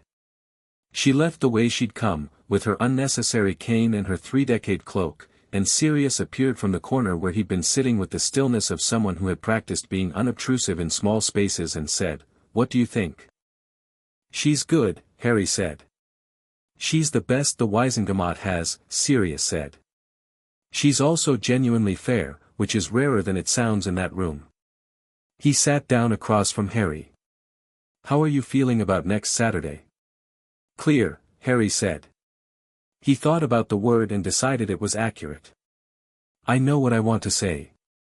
What happened in this war, the first time, everything your parents were part of, everything the Order fought for, it had a shape that was determined by Dumbledore's vision of it, Sirius said. He said it without bitterness now, which was different from how he'd have said it even a week ago. More like fact than wound. It was his war, managed his way, and everyone in it was a piece he moved. I was one of those pieces. Your parents were two more. He met Harry's eyes. This one is yours. I want to make sure you know that. Harry looked at him. At Sirius Black, who had loved James Potter like a brother and had spent 12 years in Azkaban for a crime he didn't commit and had come back to a world that had moved on without him and had been trying, since his return, to figure out what his place in things was. And who had just, with those words, set something down and offered it to Harry with both hands. I know, Harry said. The wind hit the window again, harder this time. The candle on the table flickered. Harry steadied it without touching it, without looking at it, the flame settling back to its amber gold vertical in the same motion as drawing breath. Sirius looked at it. Looked at Harry. Okay, he said. Show me what you've been working on. And Harry did. Chapter 6, The Ministry Moves. The owl from Amelia Bones arrived Sunday morning. It came on a ministry bird, not one of the standard school owls, a larger one with the official red leg band that meant the contents were legally time-stamped on dispatch, and it landed on the Gryffindor table between Harry's tea and Ron's porridge with the weight of something that had been carrying significant air pressure for several hours. Harry opened it. Read it once. Passed it to Hermione. She read it. Sat back. She's confirming receipt and requesting a formal magical examination by a licensed DMLE examiner at a date convenient to you. She looked up. She says she's reviewed the legal brief, she doesn't say who sent it, whether it was yours or Sirius's or both, and quotes the relevant charter sections back, which means she's done her own legal analysis and she's satisfied by it. She set the letter down with the specific care of someone handling something significant. She's also enclosed a standard witness protection form, which means she's treating you as a protected party in a potential proceeding rather than as a subject of investigation. Difference? Ron said. Enormous, Hermione said. A subject of investigation can be compelled to provide information, can be summoned without consent, can have their magical records accessed. A protected party has the right to be consulted on all process steps, to have a magical guardian present, and to refuse access to anything not directly relevant to the charter violation. She looked at Harry. She's put you on the right side of the process before it's formally begun. She knows what she's doing, Harry said. Amelia Bones has been head of the DMLE for 8 years, Hermione said. She's cleaned up more ministry corruption in that time than anyone in the previous 3 decades combined. She genuinely cares about the law working correctly. A brief pause. She's also one of the only senior ministry officials Fudge is actually afraid of, because she has more documentation on more questionable decisions than anyone else in the building. Harry considered the letter. We need the examination done before the Wisengamot session. That gives us 5 days, Hermione said. I'll reply today and request Tuesday. That leaves Wednesday and Thursday for anything that needs to be addressed before Saturday. Do it, Harry said. He put the letter in his bag and reached for his tea. The morning moved around him, the ordinary Sunday texture of the great hall, slightly lower volume than weekdays, the particular smell of sausages and the grey October light through the enchanted ceiling. It looked normal.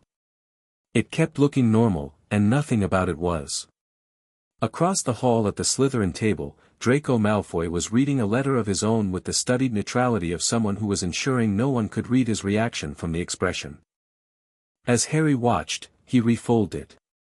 Put it in his pocket. His eyes came up and met Harry's for 2 seconds before going elsewhere. Harry filed this. Kept drinking his tea. The week compressed itself into a series of days that moved faster than they should have, each one carrying its own specific weight and momentum. Monday brought the reply from Bones confirming Tuesday morning for the examination, before classes, in a room that was technically still Hogwarts property but was being designated as a DMLE-neutral space for the purpose, which Hermione explained meant the examination results would be DMLE-owned rather than Hogwarts-owned, which protected them from being accessed or altered by anyone with school administrative authority. Monday also brought, less welcomely, the observation that Umbridge had made 3 fluke calls on Sunday that the portraits near her office had registered and reported to Harry through the castle's awareness. The castle didn't know content, only presence and character, but the character of 3 fluke calls placed with the specific urgency and frequency of someone escalating a situation told him enough. She was talking to the ministry. She was telling them things. She was, in her methodical and patient way, building towards something that required authorization she didn't yet have but was moving to obtain. He told Sirius on Monday evening. Sirius said 3 short words that were not appropriate for mixed company and then said, "How long do you think we have before she moves? Before or after the session Saturday?" Harry said. Before. Possibly not at all, if she's waiting for ministry authorization. Fudge won't want to move against you directly without coverage. If it goes wrong it ends his career. He paused.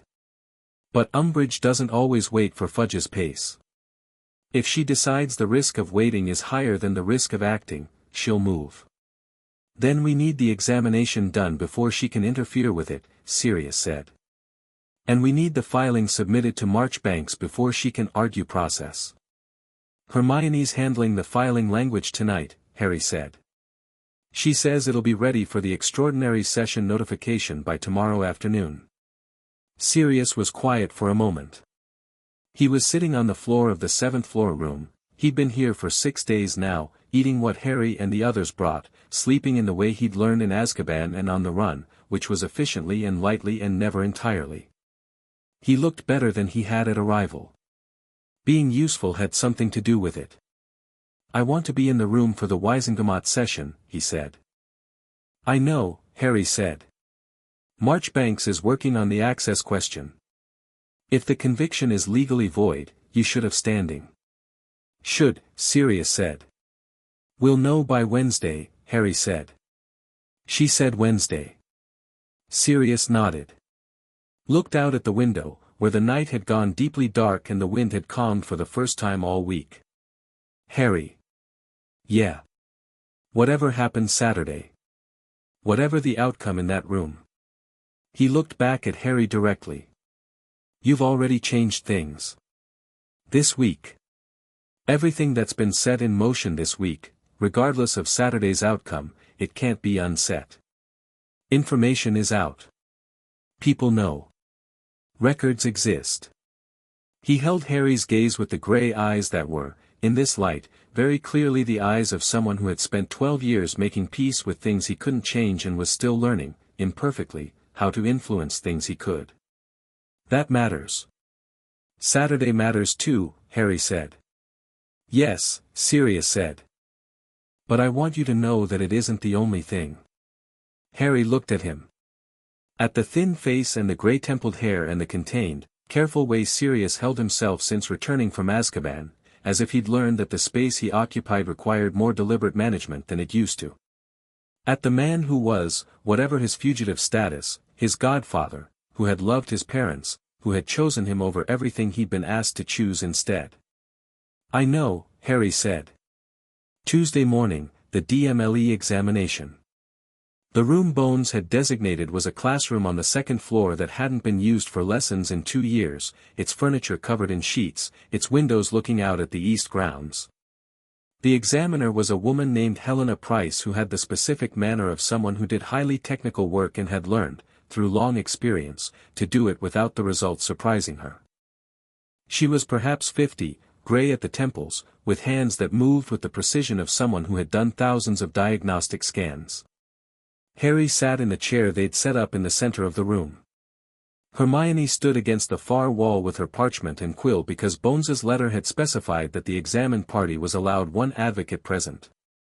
Price had a ministry colleague as her own witness, a young man named Aldrich who took notes with industrious quiet. Price began the scan.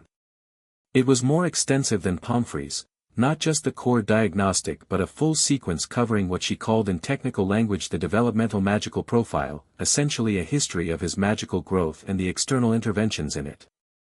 She worked for 40 minutes without speaking, her wand tracing patterns above him that were different from Pomfrey's, more specific, more granular, reading information at finer resolution. Harry sat still and let her work. He could feel it, the scan probing through the layers of his magical self like a careful hand moving through water, and the water responding, warm and specific and very much present. When she was done, she stepped back and looked at her results. She looked at them for longer than she'd looked at anything else in the process. Aldridge had stopped taking notes and was looking at the diagnostic display hovering in the air above Harry's chair. Hermione, against the far wall, had gone very still. "Mr. Potter," Price said. "Yes," Harry said. "The impressions from the external bindings are unambiguous. I'm counting 203 individual external magical constraints, that is an extraordinary number." She said it with the controlled understatement of her profession. "The oldest impressions are consistent with placement in the first year of life. The pattern of adjustment, the recalibration at regular intervals, is consistent with someone with very high-level access to magical diagnostic tools responding to organic growth of the core." She paused. The constraints were systematic. This is not an impulsive or casual intervention. This is a decades-long project of deliberate management. "Yes," Harry said. She looked at him. At the diagnostic display. Back at him. "Your current core profile," she said, carefully, "is outside the standard measurement scale." "I know," Harry said. "I'll need to file this under a specialist classification," she said. "We have one, it's rarely used. It was last used in the 16th century." She looked at him steadily, with the specific quality of a professional telling someone their results and ensuring they have understood. "The classification is Magus Primus. Are you familiar with the term?" "Yes," Harry said. She nodded. Aldridge was writing again, quickly. "The diagnostic will be filed with the DMLE as a protected record under your name, as specified in the witness protection status. It will be available to you and your legal representatives at any time and to the Wisingamot in any proceeding where it is relevant." She capped her diagnostic wand. "Is there anything you want to ask me about the findings?" "One thing," Harry said. "The impressions from the bindings, is there any evidence of developmental damage? Long-term impact on the structure of the core from the constraints?" Price looked at her results again. Her expression moved carefully. "There are some areas where the normal developmental arching of the core shows irregular patterns, places where the natural growth was redirected or compressed by the constraints. Whether those irregularities constitute damage in the long-term sense it's early to say. They may resolve with time now that the constraints are removed." She paused. "I would recommend ongoing monitoring." "Ongoing monitoring by whom?" "Ideally a specialist in core development," she said. "There are very few who are qualified to work at this level. I can provide names." "Please," Harry said. She wrote 3 names on a separate sheet and handed it to him. He looked at it and recognized the third name, the same person who'd signed the foreword of one of the texts the Room of Requirement had produced, which was either coincidence or wasn't. He thought it wasn't. He thanked Price. She packed her equipment with efficient calm and left with Aldridge, and Hermione crossed the room and stood in front of Harry with her arms folded and her expression doing the work of processing several things at once. "Developmental damage," she said. "Quiet." "Maybe," Harry said. "Possibly." She wasn't certain. "If there is, then it resolves or it doesn't," he said. "It doesn't change anything we're doing." She looked at him. Looked at the names on the sheet. "The third name," she said. I know," Harry said. "I'll write to her this week." Hermione took a breath. Let it out. Looked at him with the expression she'd been wearing more often since last Wednesday, the one where she was watching him with something that was part worry and part something else, something she hadn't entirely named yet, something that might have been the specific recognition of a person who loves someone and is watching them become more fully themselves and understanding, in real time, what that actually means. "You should eat something before class," she said. "Hermione, you haven't had breakfast," she said, "and you've just had an extensive magical examination and it's 8 in the morning, and you are the most important piece of a legal case and a Wisengamot hearing and at least 2 other significant ongoing situations, and if you collapse from low blood sugar before Saturday I will be very annoyed." He looked at her. "A beet. Toast," he said. "Toast," she confirmed, and walked him to breakfast. The attack came Wednesday. Not the Ministry's attack. Something more immediate and more physical and from a direction Harry hadn't fully weighted in his calculations, which he made a note to rectify. He was in the corridor on the 3rd floor after lunch, moving between classes, alone. Ron had gone ahead to retrieve a forgotten textbook and Hermione had turned off toward the library, when the 4 Slytherin 7th years came around the corner. Not Malfoy. Not. For he didn't know well, Avery, whose father was a known Death Eater, and 3 others whose names Harry had never had cause to learn. They had the quality of people who had been given a task and were treating the task with the specific seriousness of people who had a lot to prove and someone important to prove it to. 4 to 1 was meant to be a problem. The corridor was empty, the timing was deliberate, and the first 2 had their wands out before the corner was fully turned. Harry stood in the corridor and looked at them. "Potter," Avery said. He was tall, with a thin, angular face and the particular air of someone who had been raised to believe that violence against the right targets was not violence at all but maintenance. "The Dark Lord sends his regards." "Does he?" Harry said. Avery pointed his wand. The hex came fast, nastily intended, a dark thing that was one of the borderline unforgivable varieties that technically skirted the line of legality. It came at Harry like a thrown stone and Harry looked at it and the substrate opened and it stopped. Not deflected. Not blocked by a shield charm. Stopped, midair, the magic of it suspended 2 feet in front of Harry's chest in the amber gold light, hanging there like a fly in amber, and the 4 of them looked at it. In the silence that followed, Harry could hear the hex trying to complete its travel and finding no way forward. He let it hang there for a moment. Then he released the energy of it outward and upward, where it dissipated harmlessly against the stone ceiling with a sound like a soap bubble. "You were saying," Harry said. The 4 of them recalibrated with the urgency of people who have thrown something into a lake and watched it come back.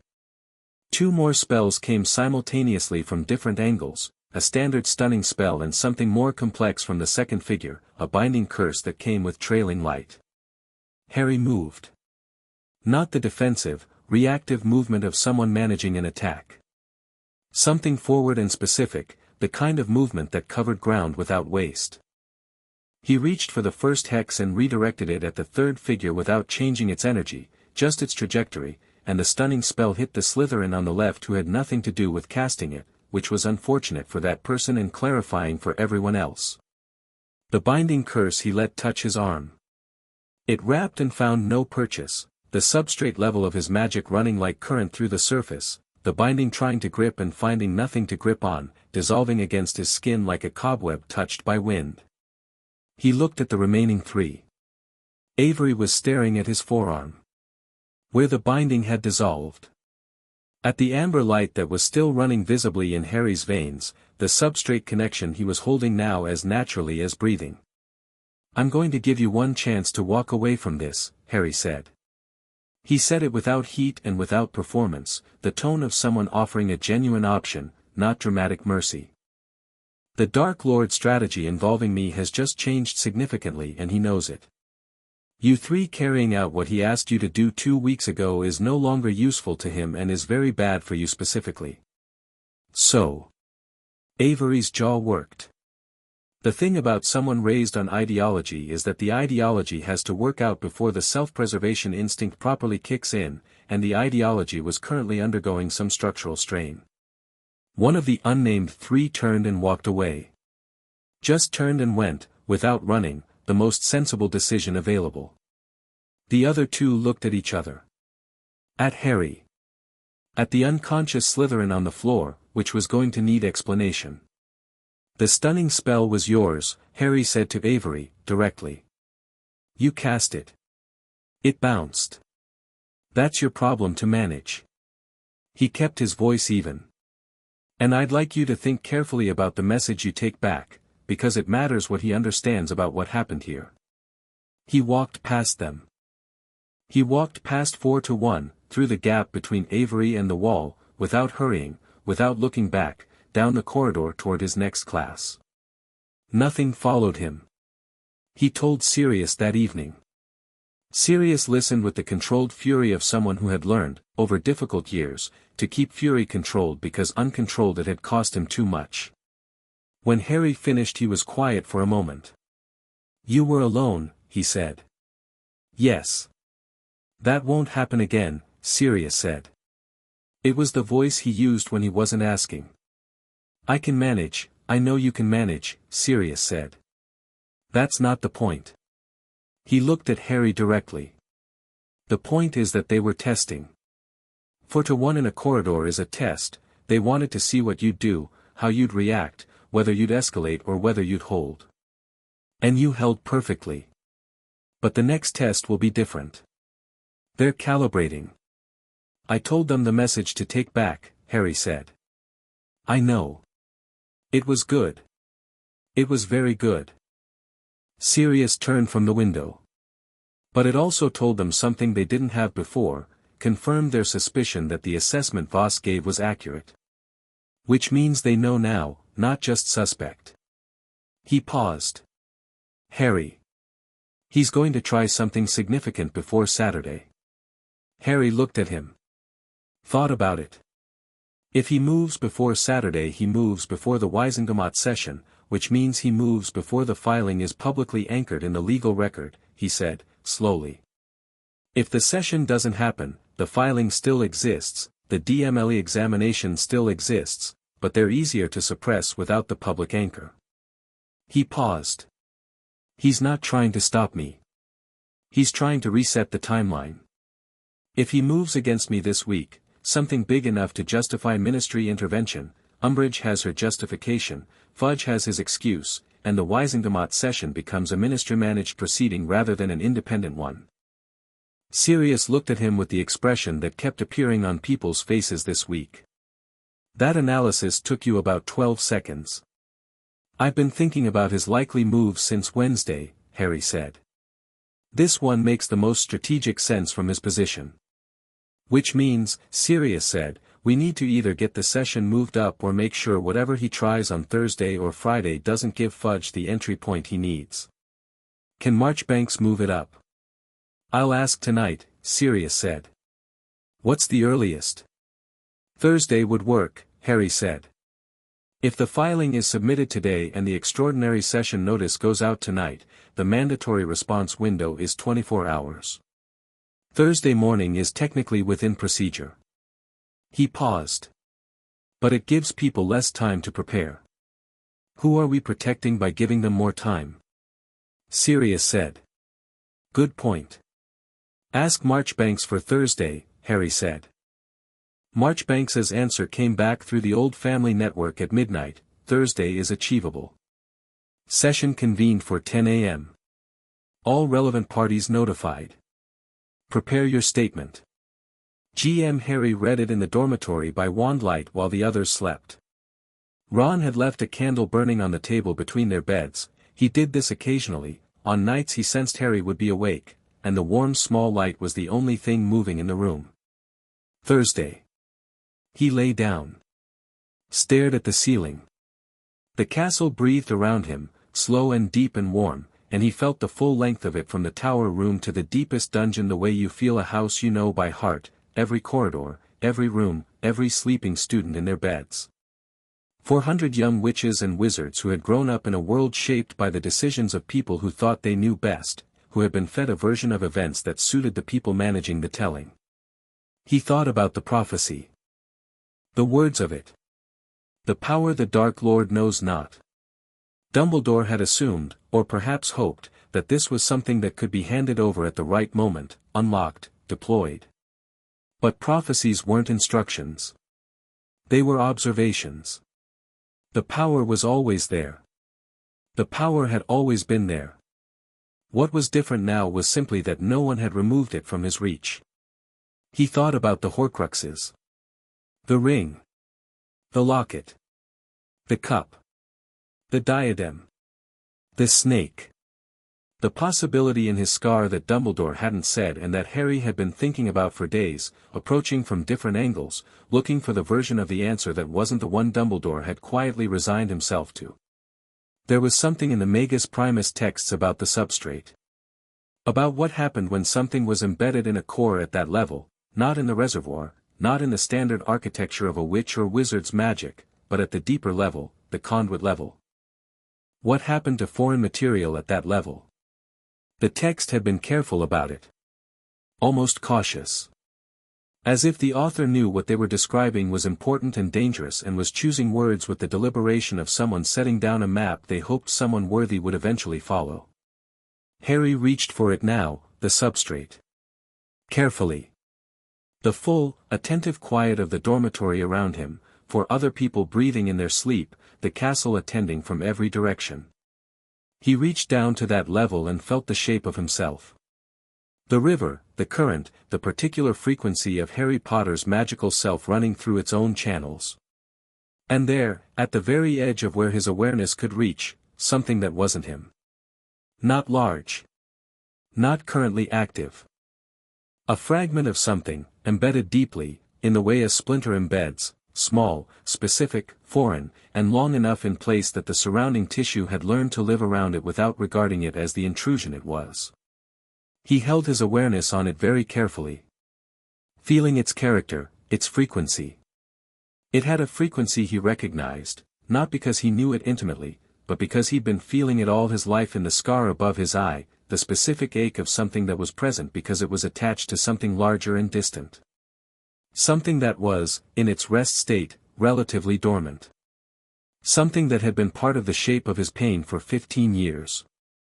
He felt it and he thought about the Magus Primus text and what it had said about foreign material at the substrate level, and he thought about the nature of a conduit versus a reservoir, and he thought about the specific properties of the substrate, that it didn't hold things the way a reservoir held things, that it moved, that it flowed, that it was connected to the first layer in ways that standard magical architecture was not.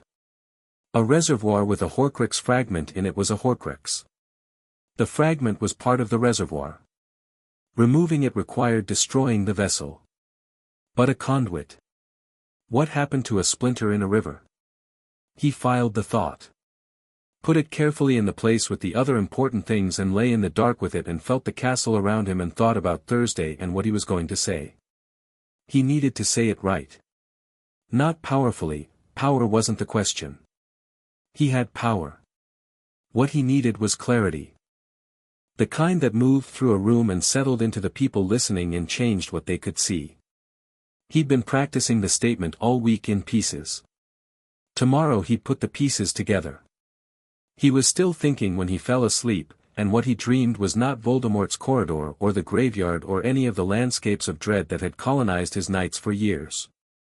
He dreamed of the room of requirement, amber-lit and warm, and the books on the shelves glowing faintly like stars that had come inside, and the casting circle lit from the inside out.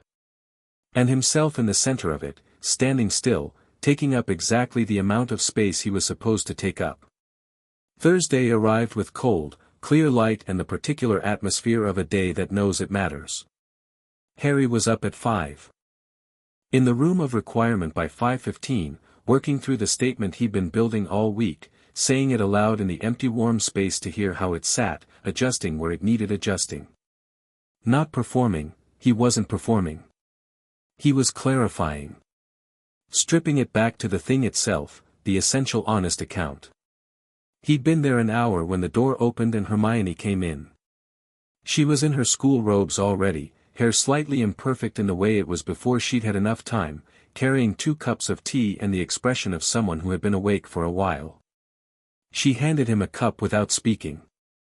Sat down on the floor with her own. He drank the tea. Sat down across from her. "How's the statement?" she said. "Good, I think," he said. I want you to hear it before we go. That's why I'm here at 6 in the morning, she said. He looked at her for a moment. At the effort she was making and the genuine quality of it, the fact that it wasn't effort in the sense of reluctance overcome but in the sense of someone who cared so much they were marshalling every resource they had. Thank you, he said. For all of this. The whole week. The research and the drafting and all of it. Harry, I know you said not to thank you, he said. I'm doing it anyway. She pressed her lips together. Her eyes were bright in the amber light of the room. Tell me the statement, she said. So he told her. He said it from the beginning, in the order he'd built it, and she listened with her hands around her tea and her eyes on his face, and she didn't interrupt once, which was unusual for Hermione during important conversations, and when he finished the room was quiet and the light was warm and the castle attended from the walls. It's right, she said. Quietly. Yeah. Yes. It's exactly right. She looked at him steadily. It doesn't sound like you performing competence or power or anything else. It sounds like you telling the truth about what happened. That's all it is, he said. That's everything, she said. They sat for a little while in the warm room and then they went to get Ron, who was awake and dressed and waiting in the common room in the manner of someone who had been awake for a while and had decided that looking like he'd been awake for a while was preferable to pretending otherwise. Neville was with him, sitting in the chair by the fire with his hands folded and the gravity he'd been carrying since the binding was removed, and Ginny was on the floor with her back against the chair, and when they came through the portrait hole she looked up and said nothing, which was the right thing. They went to breakfast. Harry ate. The Great Hall had the character of a place where the ambient information level had recently spiked. Overnight the extraordinary session notice had gone out, as required, to all relevant parties, and relevant parties talked to their families and families had owls, and by the time Harry sat down for breakfast Thursday morning, the Great Hall had a quality of directed attention that was different from anything he'd felt in it since last Wednesday. People knew something was happening. They didn't know all of it, but they knew the shape of it, and the shape of it was large. The teacher's table was notable. McGonagall sat straight and careful, working through her breakfast with the focused economy of someone who had already decided what she was doing today and was saving energy for it. Flitwick looked like he hadn't slept. Sprout was talking to Flitwick in a low, continuous undertone. Snape was eating alone at the end of the table with his face arranged into its default expression and a quality underneath it that Harry, reading him now with the full capacity he'd been denied before, identified as a man who had made a decision and was living in the early hours of having made it. Dumbledore was there. He sat at the center of the teacher's table and he ate his breakfast and he looked, for the first time in Harry's memory, like an old man. Not infirm, not diminished, he was still Albus Dumbledore, still carried the weight of extraordinary ability and extraordinary history. But the specific quality of certainty that had always surrounded him, the particular atmosphere of a man who was several moves ahead in every conversation and knew it, that was thinner this morning. Not gone. Thinner. He caught Harry's gaze once across the hall. Harry held it for a moment and then looked back at his breakfast. Umbridge was at the end of the table and she was not eating. She had a document in front of her and she was reading it with her jaw very controlled and her expression professionally arranged and the quality about her of something that has decided. Harry looked at her and read the decision in the set of her shoulders. She was going to move today. Before the session. She'd received the extraordinary session notice last night and she'd made her calculation and she'd decided that what she had was better deployed before the session anchored the record publicly than after. He put down his fork. Looked at Ron, who had been watching him watch Umbridge. After breakfast, Harry said, low. Stay close. Ron nodded once and went back to eating. The meal finished. The hall began emptying. Harry stood up and was picking up his bag when the doors opened and 4 ministry officials came in. Not Umbridge, she was still at the teacher's table. These were official DMLE Aurors, in the standard dark robes, with the identification badges that caught the candlelight. Not the corrupt kind, Harry's instinct said immediately, the movement, the quality of how they entered, spoke of people following a process with genuine discomfort about the process rather than enthusiasm for it.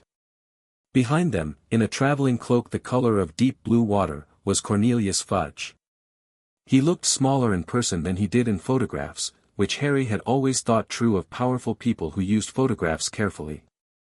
He was a compact man in his green bowler hat and his pinstripe suit, and he had the expression of someone who had gotten up very early and had not enjoyed what he'd found waiting for him but was committed to managing it properly.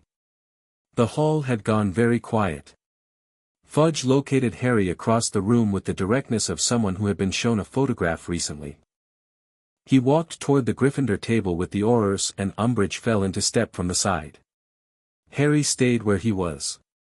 Fudge stopped 4 feet away from him. Cleared his throat. "Mr. Potter," he said, in the voice of a man in significant political difficulty attempting to project calm authority. "I'm afraid I need to ask you to accompany me to the Ministry for questioning related to the recent magical incident." "No," Harry said. The hall went, impossibly, quieter. Fudge blinked. "I'm afraid it's not, Minister Fudge," Harry said. His voice was clear and even and carried in the space the way voices carry in large stone rooms when the ambient noise has completely stopped. "You're asking me, as a minor, to accompany you to the Ministry without my legal guardian present. Under the Magical Persons Protection Charter, that request is not legally actionable without my guardian's countersignature." He held Fudge's gaze steadily. "My guardian is Sirius Black, whose conviction is void for failure of due process, and whose guardian status was therefore never legally suspended. He is not currently present. I won't go anywhere without him." Fudge's face had gone the color of old putty. "Mr. Black he's my guardian," Harry said. "Unless you'd like to formally argue his conviction in front of the Wisingamot today. Because there is, as it happens, an extraordinary session this morning at 10 o'clock, and that is precisely the kind of question that session is equipped to address." Somewhere in the hall, someone made a sound. Then several someones. Then the low tide of 400 students registering the dimensions of what was happening in front of them. Fudge looked at Umbridge. Umbridge's expression was still professionally pleasant and had reached the level of pleasant that existed past composure into something purely structural. One of the Aurors, the one closest to Fudge, the senior one, Harry could read it in the positioning, stepped slightly forward. "Mr. Potter," he said, quietly. His voice had the quality of someone choosing words carefully. "I'm Auror Shacklebolt. I'm required to ask you to confirm for the official record that you are refusing to accompany Minister Fudge voluntarily." Harry looked at Shacklebolt. At the dark face and the specific quality of the man's attention, professional, careful, carrying something underneath the professional surface that was slightly too measured for pure neutral. "Yes," Harry said clearly. "I am confirming for the official record that I am refusing to accompany Minister Fudge voluntarily on the grounds that the request violates the Magical Persons Protection Charter." Shacklebolt wrote something on his official clipboard. His face was composed. His eyes, meeting Harry's briefly, carried a message that was not official and not on the clipboard. "Dolores," Fudge said, in a voice that had dropped to the range of people who are about to do something they know is a mistake but can no longer see an alternative. Umbridge stepped forward. She had a document in her hand, the ministry document she'd been working on since Sunday, building piece by piece, and it was official and stamped, and Harry could see the ministry seal from where he stood. "Under Educational Decree No. 31, she said, in her high sweet voice, I am authorizing the detention of Harry James Potter for the purpose of mandatory examination of his magical status, which constitutes a matter of public safety requiring ministry oversight. Educational Decree No. 31, Hermione said, from beside Harry. Her voice was remarkable, absolutely controlled, carrying the specific authority of someone reciting something committed to perfect memory. Section 4, Paragraph 2. The High Inquisitor's authority to detain students extends to offenses against Hogwarts regulations and does not extend to ministry custodial actions. The detention authority of the High Inquisitor and the detention authority of the ministry are separate jurisdictions, and one cannot be used to authorize the other. The silence was complete. Umbridge looked at Hermione. The pleasant expression was entirely structural now. "Miss Granger, I'm right," Hermione said. "And you know I'm right." Shacklebolt made another note on his clipboard. Harry thought this was the most dangerous clipboard in the room. In the stunned quiet of the Gryffindor table, Ginny Weasley, very quietly, began to applaud. Slowly. Just Ginny. Then Neville, because Neville had apparently decided that today was the day, and the sound of it carried in the silence. Then 3 more Gryffindors. Then more. Not the hall, not everyone, but a clear, specific sound, rising and then stopping when Harry turned back to Fudge. "Minister," Harry said. "It's 8:30. The extraordinary session begins at 10. I'll see you there." Fudge stared at him. Something was happening in the man's face that was past political calculation, something more human, more confused, the expression of someone who has just fully understood that the situation he walked into is not the situation he was briefed on. He turned. Walked toward the door. The Aurors followed. Umbridge followed. At the door, Shacklebolt turned back for 1 second. His eyes met Harry's across the length of the great hall. He nodded, once, barely perceptibly. Harry nodded back. The doors closed. 400 students exhaled. Ron, beside Harry, said, "Right. I think we should go." "Yes," Harry said, and they went. Chapter 7, Unbound. The Wizengamot convened in the old courtroom. Not the one in the ministry's basement, the older one, the one that predated the ministry itself, built into the foundations of the Wizengamot's original meeting hall in Edinburgh and accessible via a port key that Marchbanks had issued to all required parties the night before. It was a circular room with stone tiers rising in concentric rings, older than most of the legal traditions that had been practiced inside it, and it carried the specific weight of a space where real decisions had been made across many centuries, some good, some not, all of them permanent. Harry had never been here before. He registered it through the double filter of his ordinary senses and the substrate awareness that ran beneath them, and what the substrate told him was that this room had its own magic embedded in the walls, old and intrinsic and different from Hogwarts, not responsive the way Hogwarts was responsive, but present. Like standing in a room full of people who had been holding their breath for a very long time.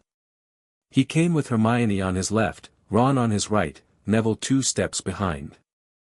Sirius was already there when they arrived, standing near the entrance in a dark traveling cloak with the specific quality of someone who had weighed the risk of being here and decided the weight of the alternative was heavier. He'd come through the port key under the old black family glamour, not a disguise, something more technically complex, a thing that Sirius had said was a pre-ministry privacy charm used by old families who needed to move through formal spaces without announcement, and which registered to standard magical detection as exactly what it was. A legitimate privacy claim, which the ministry had no current authority to override because the statute enabling it predated the ministry's jurisdiction. He took one look at Harry and said nothing, which was exactly right. McGonagall was there. She'd come without being invited and without being turned away, which meant someone, possibly Marchbanks, had added her to the permitted party list in recognition of the fact that her presence was both legally supportable and politically sensible. She stood near the entrance and looked at Harry and gave him a single nod and then positioned herself where she would be visible to the chamber but not intrusive. Snape had come. Harry hadn't expected it to be this early. He'd expected Snape to arrive at the last possible moment, consistent with the man's established method of doing things in ways that could be technically characterized as compliance while being practically something less committed. But Snape was there when they arrived, standing alone in the corner of the antechamber that offered the clearest view of the entrance, in black robes that were marginally more formal than his usual ones, and his face was doing the thing it did when Snape had made a decision about something and was not going to discuss the decision. He looked at Harry. Harry looked back. "Professor," Harry said. "Potter," Snape said. Then, after a beat, the statement was filed correctly. "I reviewed the section that references my testimony and it is accurate." "It is," Harry said. "I was careful with your section." Snape looked at him for a moment with the dark eyes and whatever ran beneath the dark eyes that Harry had been reading more accurately for the past week. "See that your statement is equally accurate," he said. "Wizengamot witnesses are under compulsion oath. Anything overstated or exaggerated will be flagged by the room's truth enchantments and will damage the legitimate elements of the case." He paused. "Not that I anticipate exaggeration from you specifically. I'm noting it for completeness." "Understood," Harry said. Something moved briefly in Snape's expression that was not quite the reluctant acknowledgement that Harry had recently learned to identify, but was adjacent to it. Then he looked away, back at the entrance, and the conversation was over. The chamber itself was filling. Wizengamot members arrived in the formal purple robes, taking their positions in the tiered seating with the efficiency of people who knew their seats and the ritual of this space. Harry watched them come and matched faces to the names he'd been studying all week, Marchbanks already at the center, the Deputy Chief Warlock's seat, managing arrivals with the unhurried competence of someone who had run difficult rooms before and found them manageable. Augusta Longbottom came in with the hat and the specific bearing of someone whose family had been sitting in this room for 6 generations, and she looked at Neville once, a look that was complicated in ways Harry couldn't fully read, and then looked forward. Not Senior arrived and was less obviously the Death Eater sympathizer Harry had expected from the designation. He was a quiet man, thin, with the eyes of someone who assessed things carefully before making them visible. He took his seat without ceremony. Malfoy Sr. Harry registered this one carefully. Lucius Malfoy in his formal Wizengamot robes was a different object from Lucius Malfoy in Death Eater context. Here he was operating in his capacity as a legitimate political figure, which was exactly why Draco had brought him up. The presence was useful, the power real, and the fact that his son had come to Harry in a corridor and offered his father's contacts was either the beginning of something or a very sophisticated trap.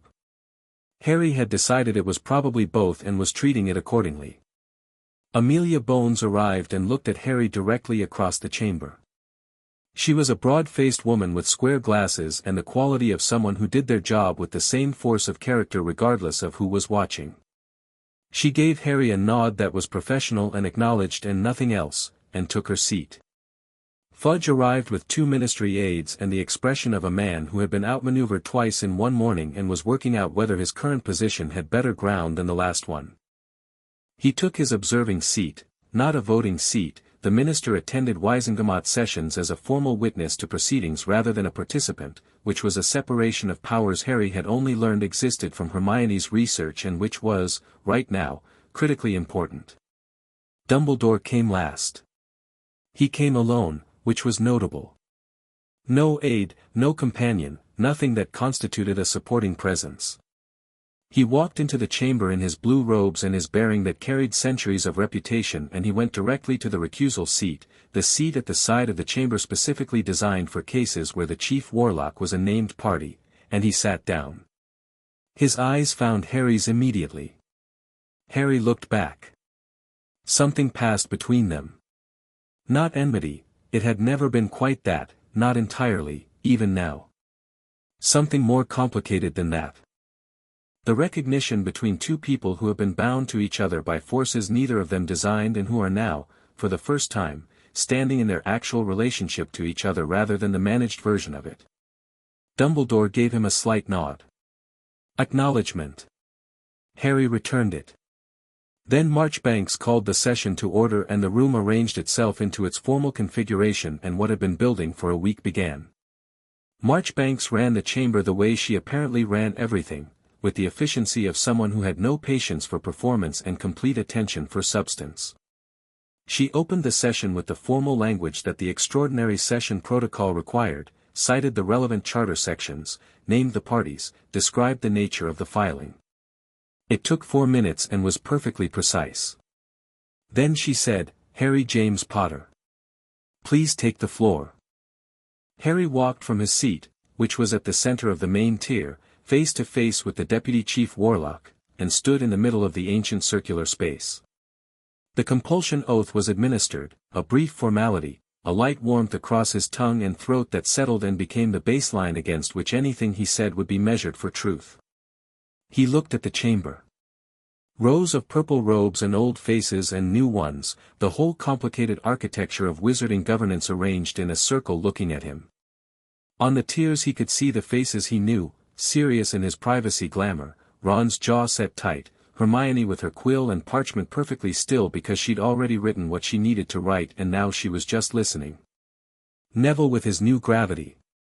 Ginny, who had come without being asked and without explanation and had been allowed in because no one had technically said she couldn't be.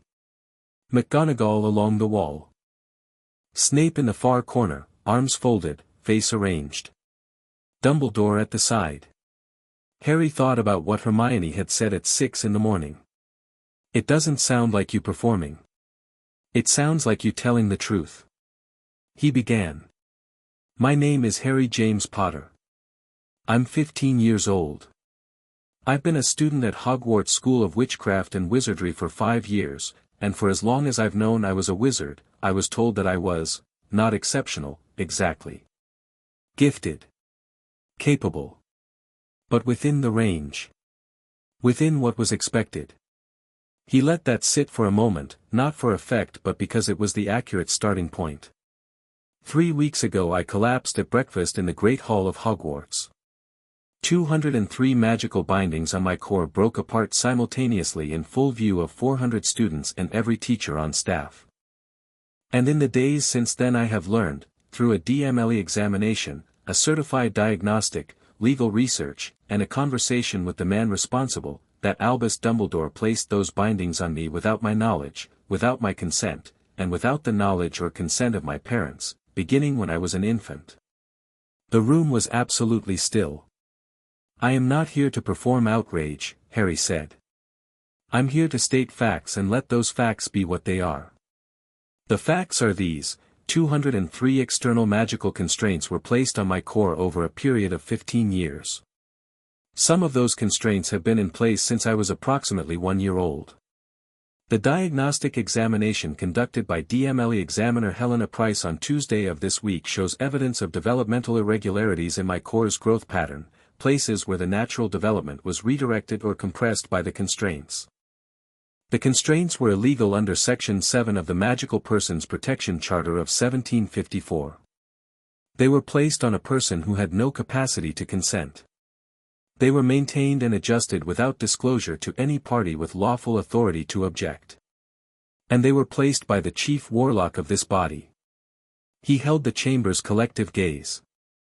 All of this is in the filing before you, supported by Examiner Price's diagnostic record, Professor Snape's corroborating testimony, and Albus Dumbledore's own admission, made in the presence of Madame Pomfrey and Professor McGonagall on the morning of the incident. He could hear the chamber breathing. There are things I want to say that are not in the filing, he said. Personal things. The truth enchantment is active and I want to use it because I want this room to know that what I'm about to say is accurate. He looked at the tiered faces, the old and young and complicated collection of people who made up the governing body of the wizarding world he'd been born into. I spent 15 years not knowing why I felt like I was operating at 2/3. Not knowing why certain things were harder than they should have been, why I felt the particular exhaustion that comes from a body running below its own natural level. I attributed it to stress, to circumstance, to being the person the prophecy identified. It never occurred to me that someone I trusted had made a decision about how much of myself I was allowed to be. He paused. Not for effect. Because the next part needed the right weight. I am not standing here asking you to hate Albus Dumbledore. He is not a villain. He is a brilliant man who made a decision from genuine fear and then spent 15 years not revisiting it. That is something I understand. What I am asking you to do is look at the structure of what happened and recognize that good intentions, even genuine ones, are not sufficient to justify what was done to me. And that if the law exists for any purpose, it exists for exactly this, for a case where power and good intention combine to override the rights of a person who had no voice in the decision. He looked at the recusal seat. At Dumbledore. I am also asking this chamber, he said, to consider what it means for our world that this was allowed to happen unchecked for 15 years. Not as an aberration. as a feature of a system in which decisions of extraordinary consequence were made by one person with extraordinary authority and no accountability. He held Dumbledore's gaze for a moment. That system needs to change. Not to punish anyone. To protect everyone else. He stepped back. That's what I have to say. The questioning took 2 hours. Every Wizengamot member with a question was permitted one. Marchbanks ran it with the precision she brought to everything, allowing genuine inquiry and cutting off anything that began to wander into grandstanding with the specific quality of someone who recognized the difference and found grandstanding personally offensive. Bones asked the most useful questions. She was methodical and specific, walking through the diagnostic findings with the focus of someone who understood the technical evidence and wanted the chamber to understand it too. She asked Harry to describe, in his own words, the subjective experience of the seals breaking, and he did so with the accuracy the oath required, and the room received it in the particular silence of people being given information they couldn't retrofit into their existing frameworks. Not Senior asked about the governance structure, specifically, whether there were systemic safeguards that should have caught this sooner and didn't. Harry said there weren't. That the specific combination of Dumbledore's authority across the Wizengamot, Hogwarts, and the Order of the Phoenix had created a situation where the normal oversight mechanisms simply hadn't applied, because the person who would normally trigger oversight was the person who had committed the violation. He said this without additional commentary and let it stand. Augusta Longbottom asked one question, and only one, and it was not about Harry. She asked Marchbanks, formally, to confirm whether it was within the Chamber's authority to order a review of any other bindings that might have been placed on students or minors within the jurisdiction without consent. Marchbanks confirmed that it was. In the far corner of the tiered seating, Neville made no sound. But Harry could feel it from where he stood, the specific quality of a breath taken and held and then, very carefully, released. Lucius Malfoy did not ask questions. He voted. The vote, when it came, was not what Harry had expected. He'd expected a close outcome. He'd prepared for the possibility of compromise language, of findings that acknowledged the violation but softened the remedy, of the political machinery of the Wizengamot producing something that technically addressed the case while protecting the most powerful man in it. What he got was 29-6 in favor of upholding the charter violation. Not a reprimand. Not a private censure. A formal finding against Albus Dumbledore, Chief Warlock and Chief Mugwump, entered into the permanent public record of the Wizengamot, holding that he had violated the Magical Persons Protection Charter in 203 individual counts. The 6 against were not a surprise.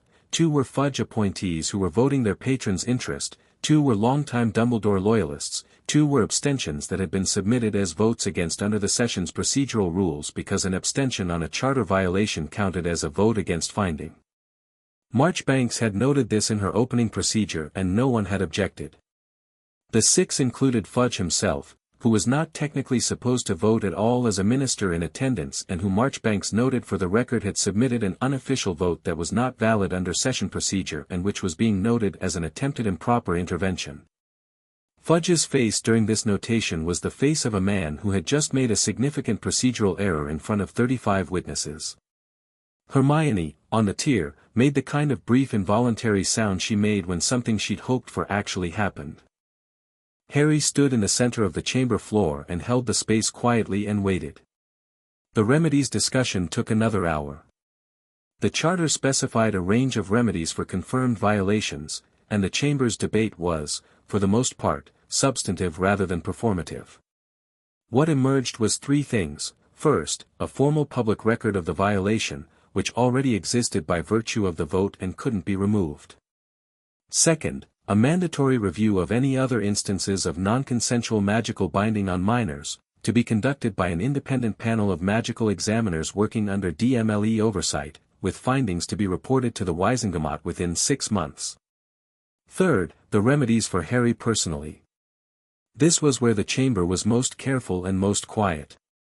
Bones proposed a reparation structure, not a fine, something more considered, the formal return of what had been taken, which in this case was unrecoverable but which could be acknowledged materially.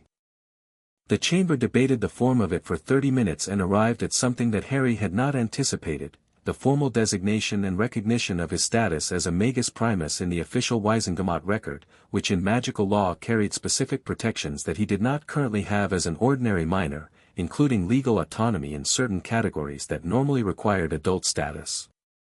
Specifically including the right to make decisions about his own magical care, his own legal representation, and his own involvement in proceedings relevant to his safety without requiring guardian countersignature. Which, effectively, was the Wizengamot formally giving Harry Potter the right to act as his own person. He sat with this for a moment when Marchbanks read the final remedy aloud. It was not the same as an apology. It was not the same as restored time or corrected development or any of the things that could not be given back. But it was the formal, public, unambiguous acknowledgement by the governing body of the wizarding world that Harry James Potter was exactly what he was, had always been what he was, and was entitled to be it without management, without constraint, without anyone's decision about what was safe or appropriate or strategic. He heard it read and held it in the same place he'd been holding things all week, and he thought about the cold stone of the hospital wing floor and Pomfrey's face when she read the diagnostic and the corridor outside Dumbledore's office and the casting circle in the amberlit room and the woman at the forest's edge and Sirius's face through the mirror and every moment of the week that had led to this one. "The finding is entered," Marchbanks said. She looked at Harry directly. "Is there anything further you wish to address to the chamber, Mr. Potter?" He stood up. Looked at the room.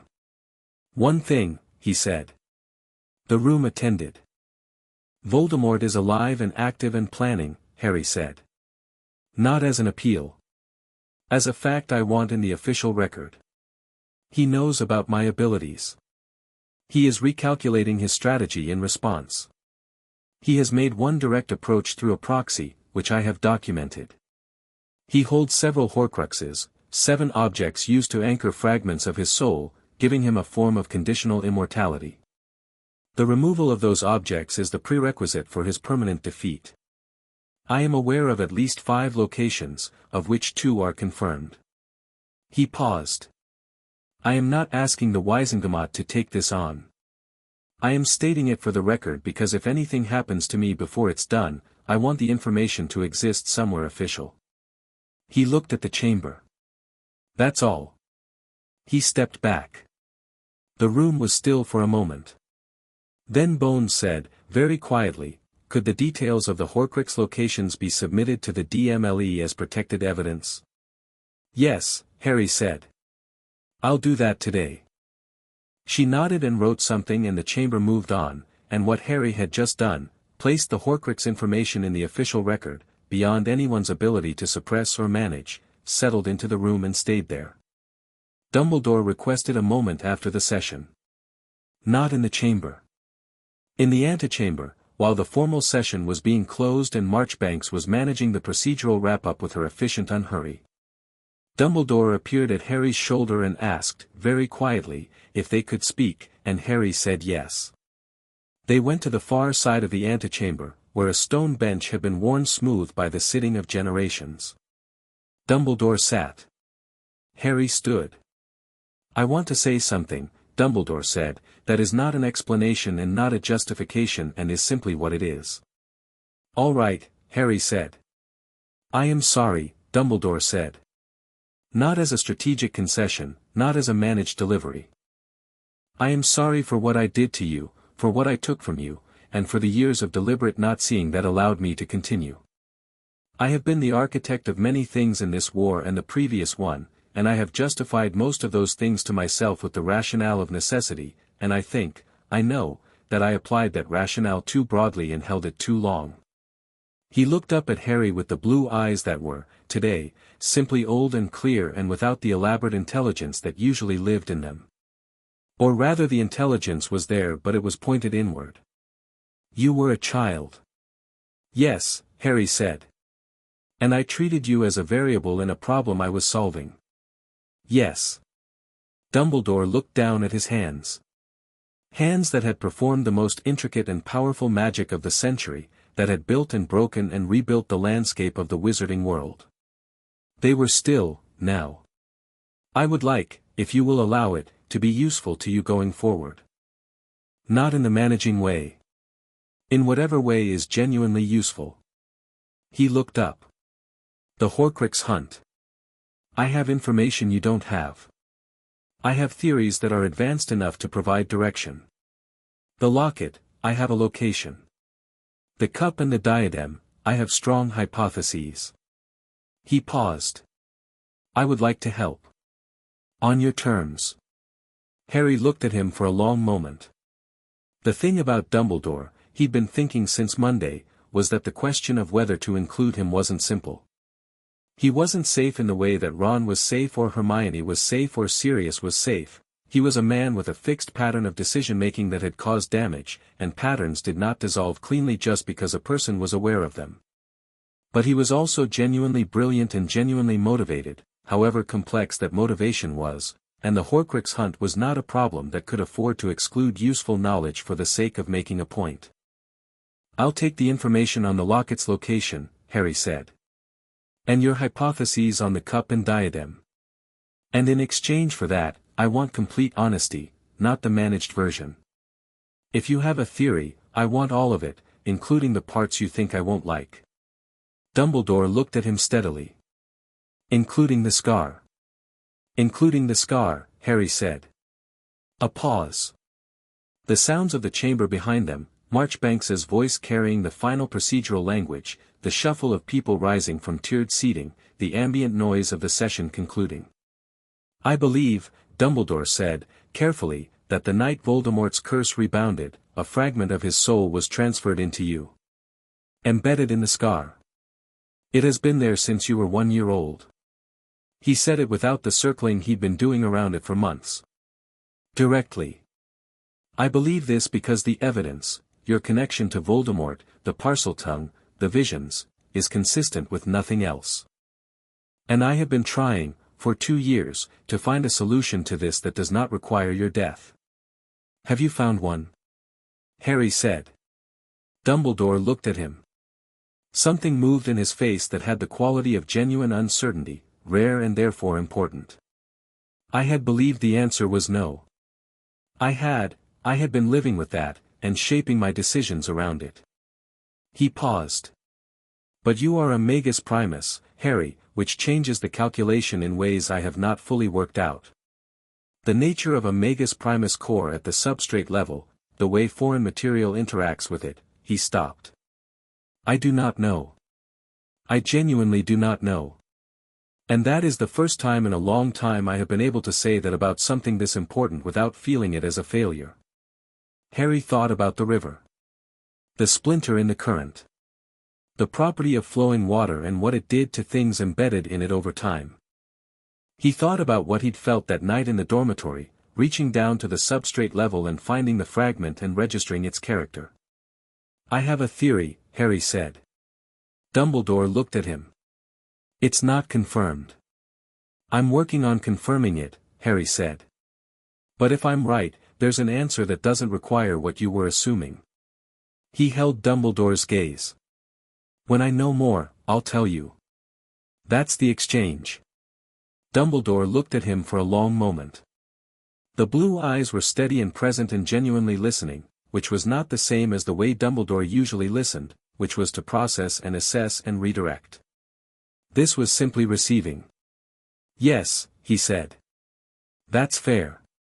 Harry nodded. Turn to go. Harry, Dumbledore said.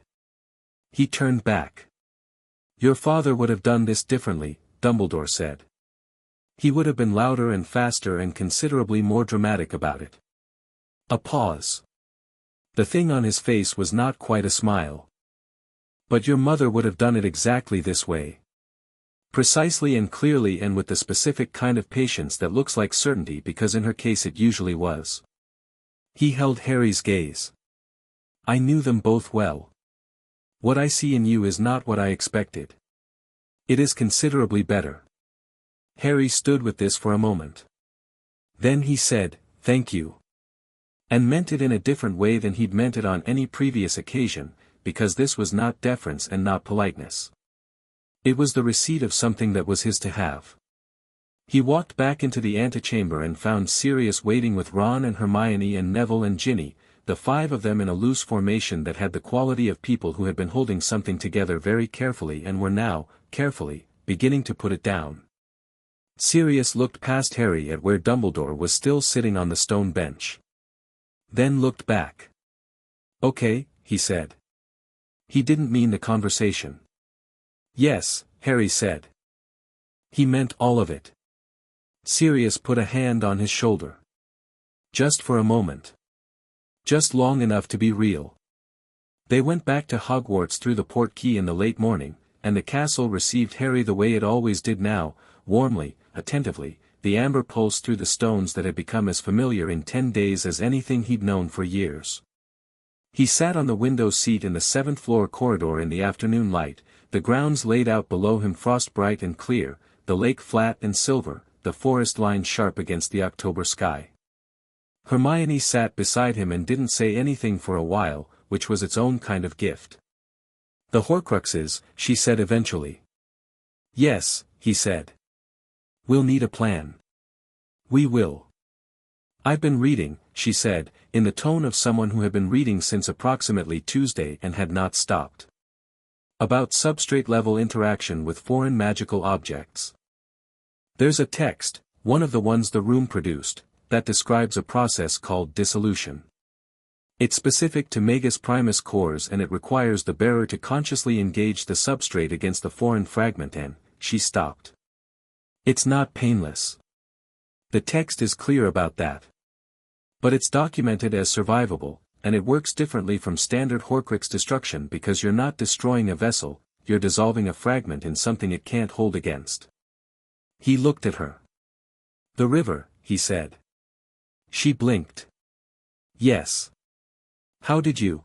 I've been thinking about it in those terms for days," he said. "The splinter in the current." She looked at him for a moment with the expression that wasn't surprise but was its version of it. "Right," she said.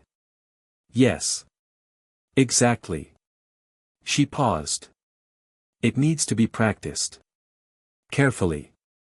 The text recommends working up to it in stages, and the first stage is, I know what it is," he said. "I felt it in the dormitory. I found the fragment." She closed her eyes briefly.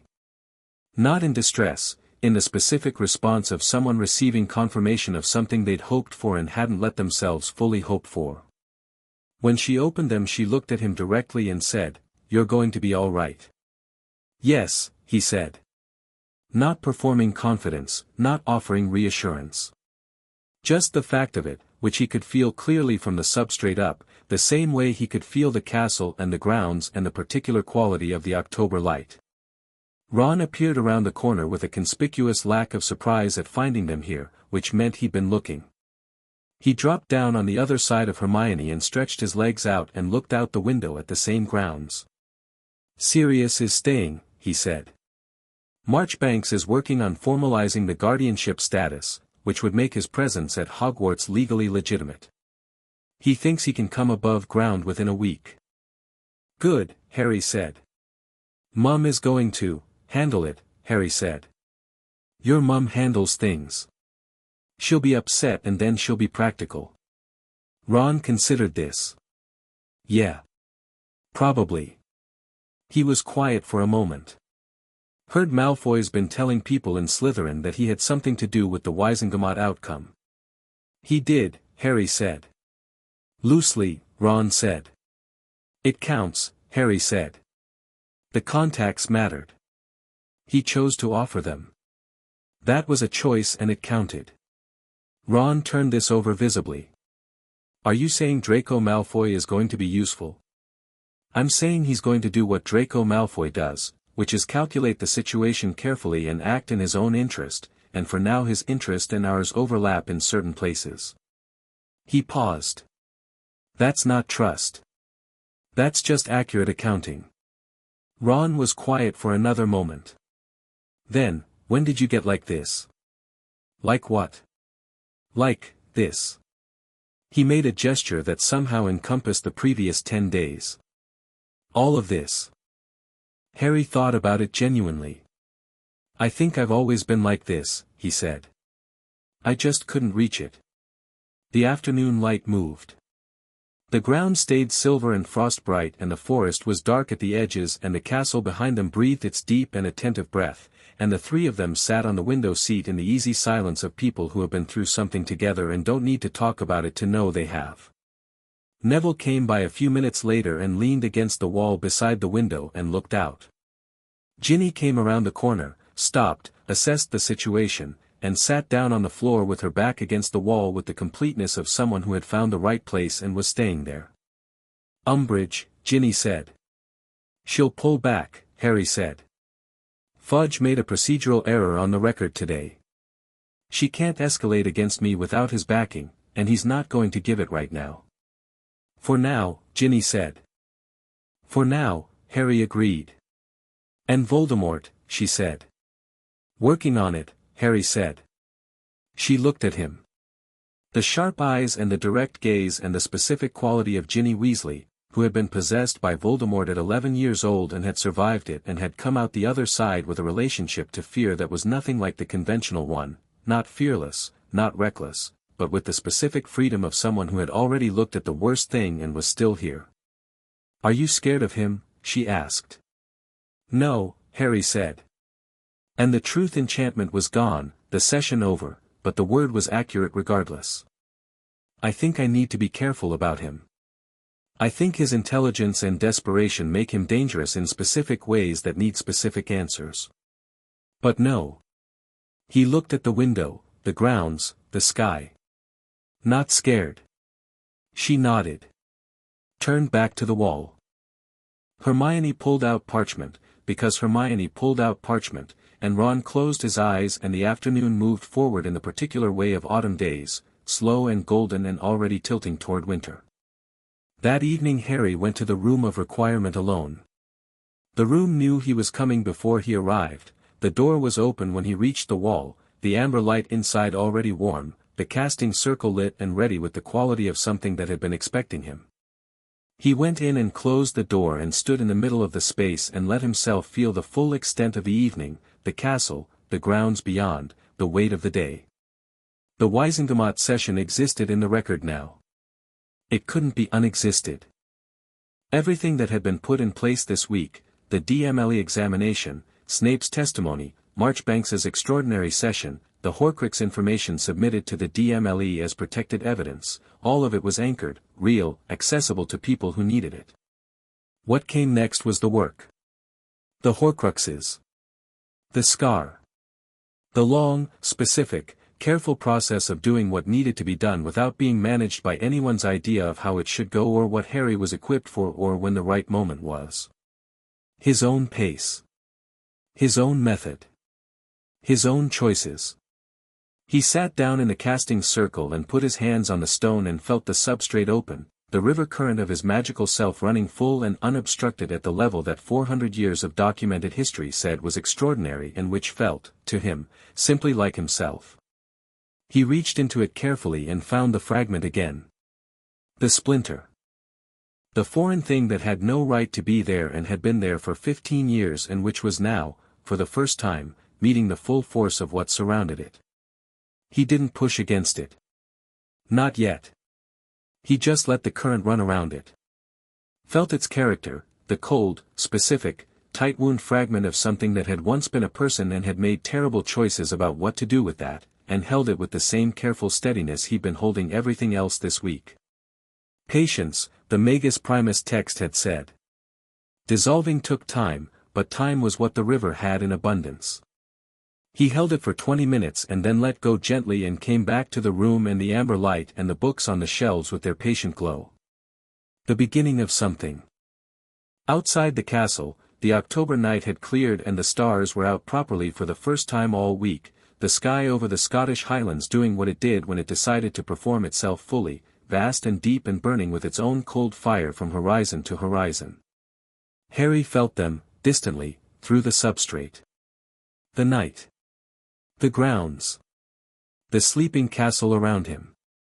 All 400 students in their beds. The lake and the forest and the frost-bright grass and the specific quality of old magic woven into old stone, 1,000 years of it, waiting and breathing and attending. He put his hand on the wall of the room of requirement and it pulsed back. Warm. Amber. Present. He thought about what Marchbanks had told him, that what he said in the Wisengamot would be believed, and what he committed to would carry the weight of that belief. He thought about what Voss had told him, about the people who love what you represent more than who you are. He thought about his parents, the versions of them that existed in other people's stories, the mother who made plans and the father who had all instinct and nerve. He thought about himself. 15 years old and unbound and standing in the middle of his own power without apology for its size, without management of its character, without anyone's ceiling limiting how high it could go. He was not finished. The Horcruxes were not finished. Voldemort was not finished. The ministry was not finished. The long, complicated, specific work of the war he'd been born into was very far from done. But the foundation of it was his now. Built from what he actually was, not what anyone had decided he was allowed to be. He stood in the casting circle in the amberlit room with the whole castle breathing around him and he thought about everything that was coming and he felt, cleanly and completely and without qualification, ready for it. The stars were out. The castle was alive. Harry Potter was free.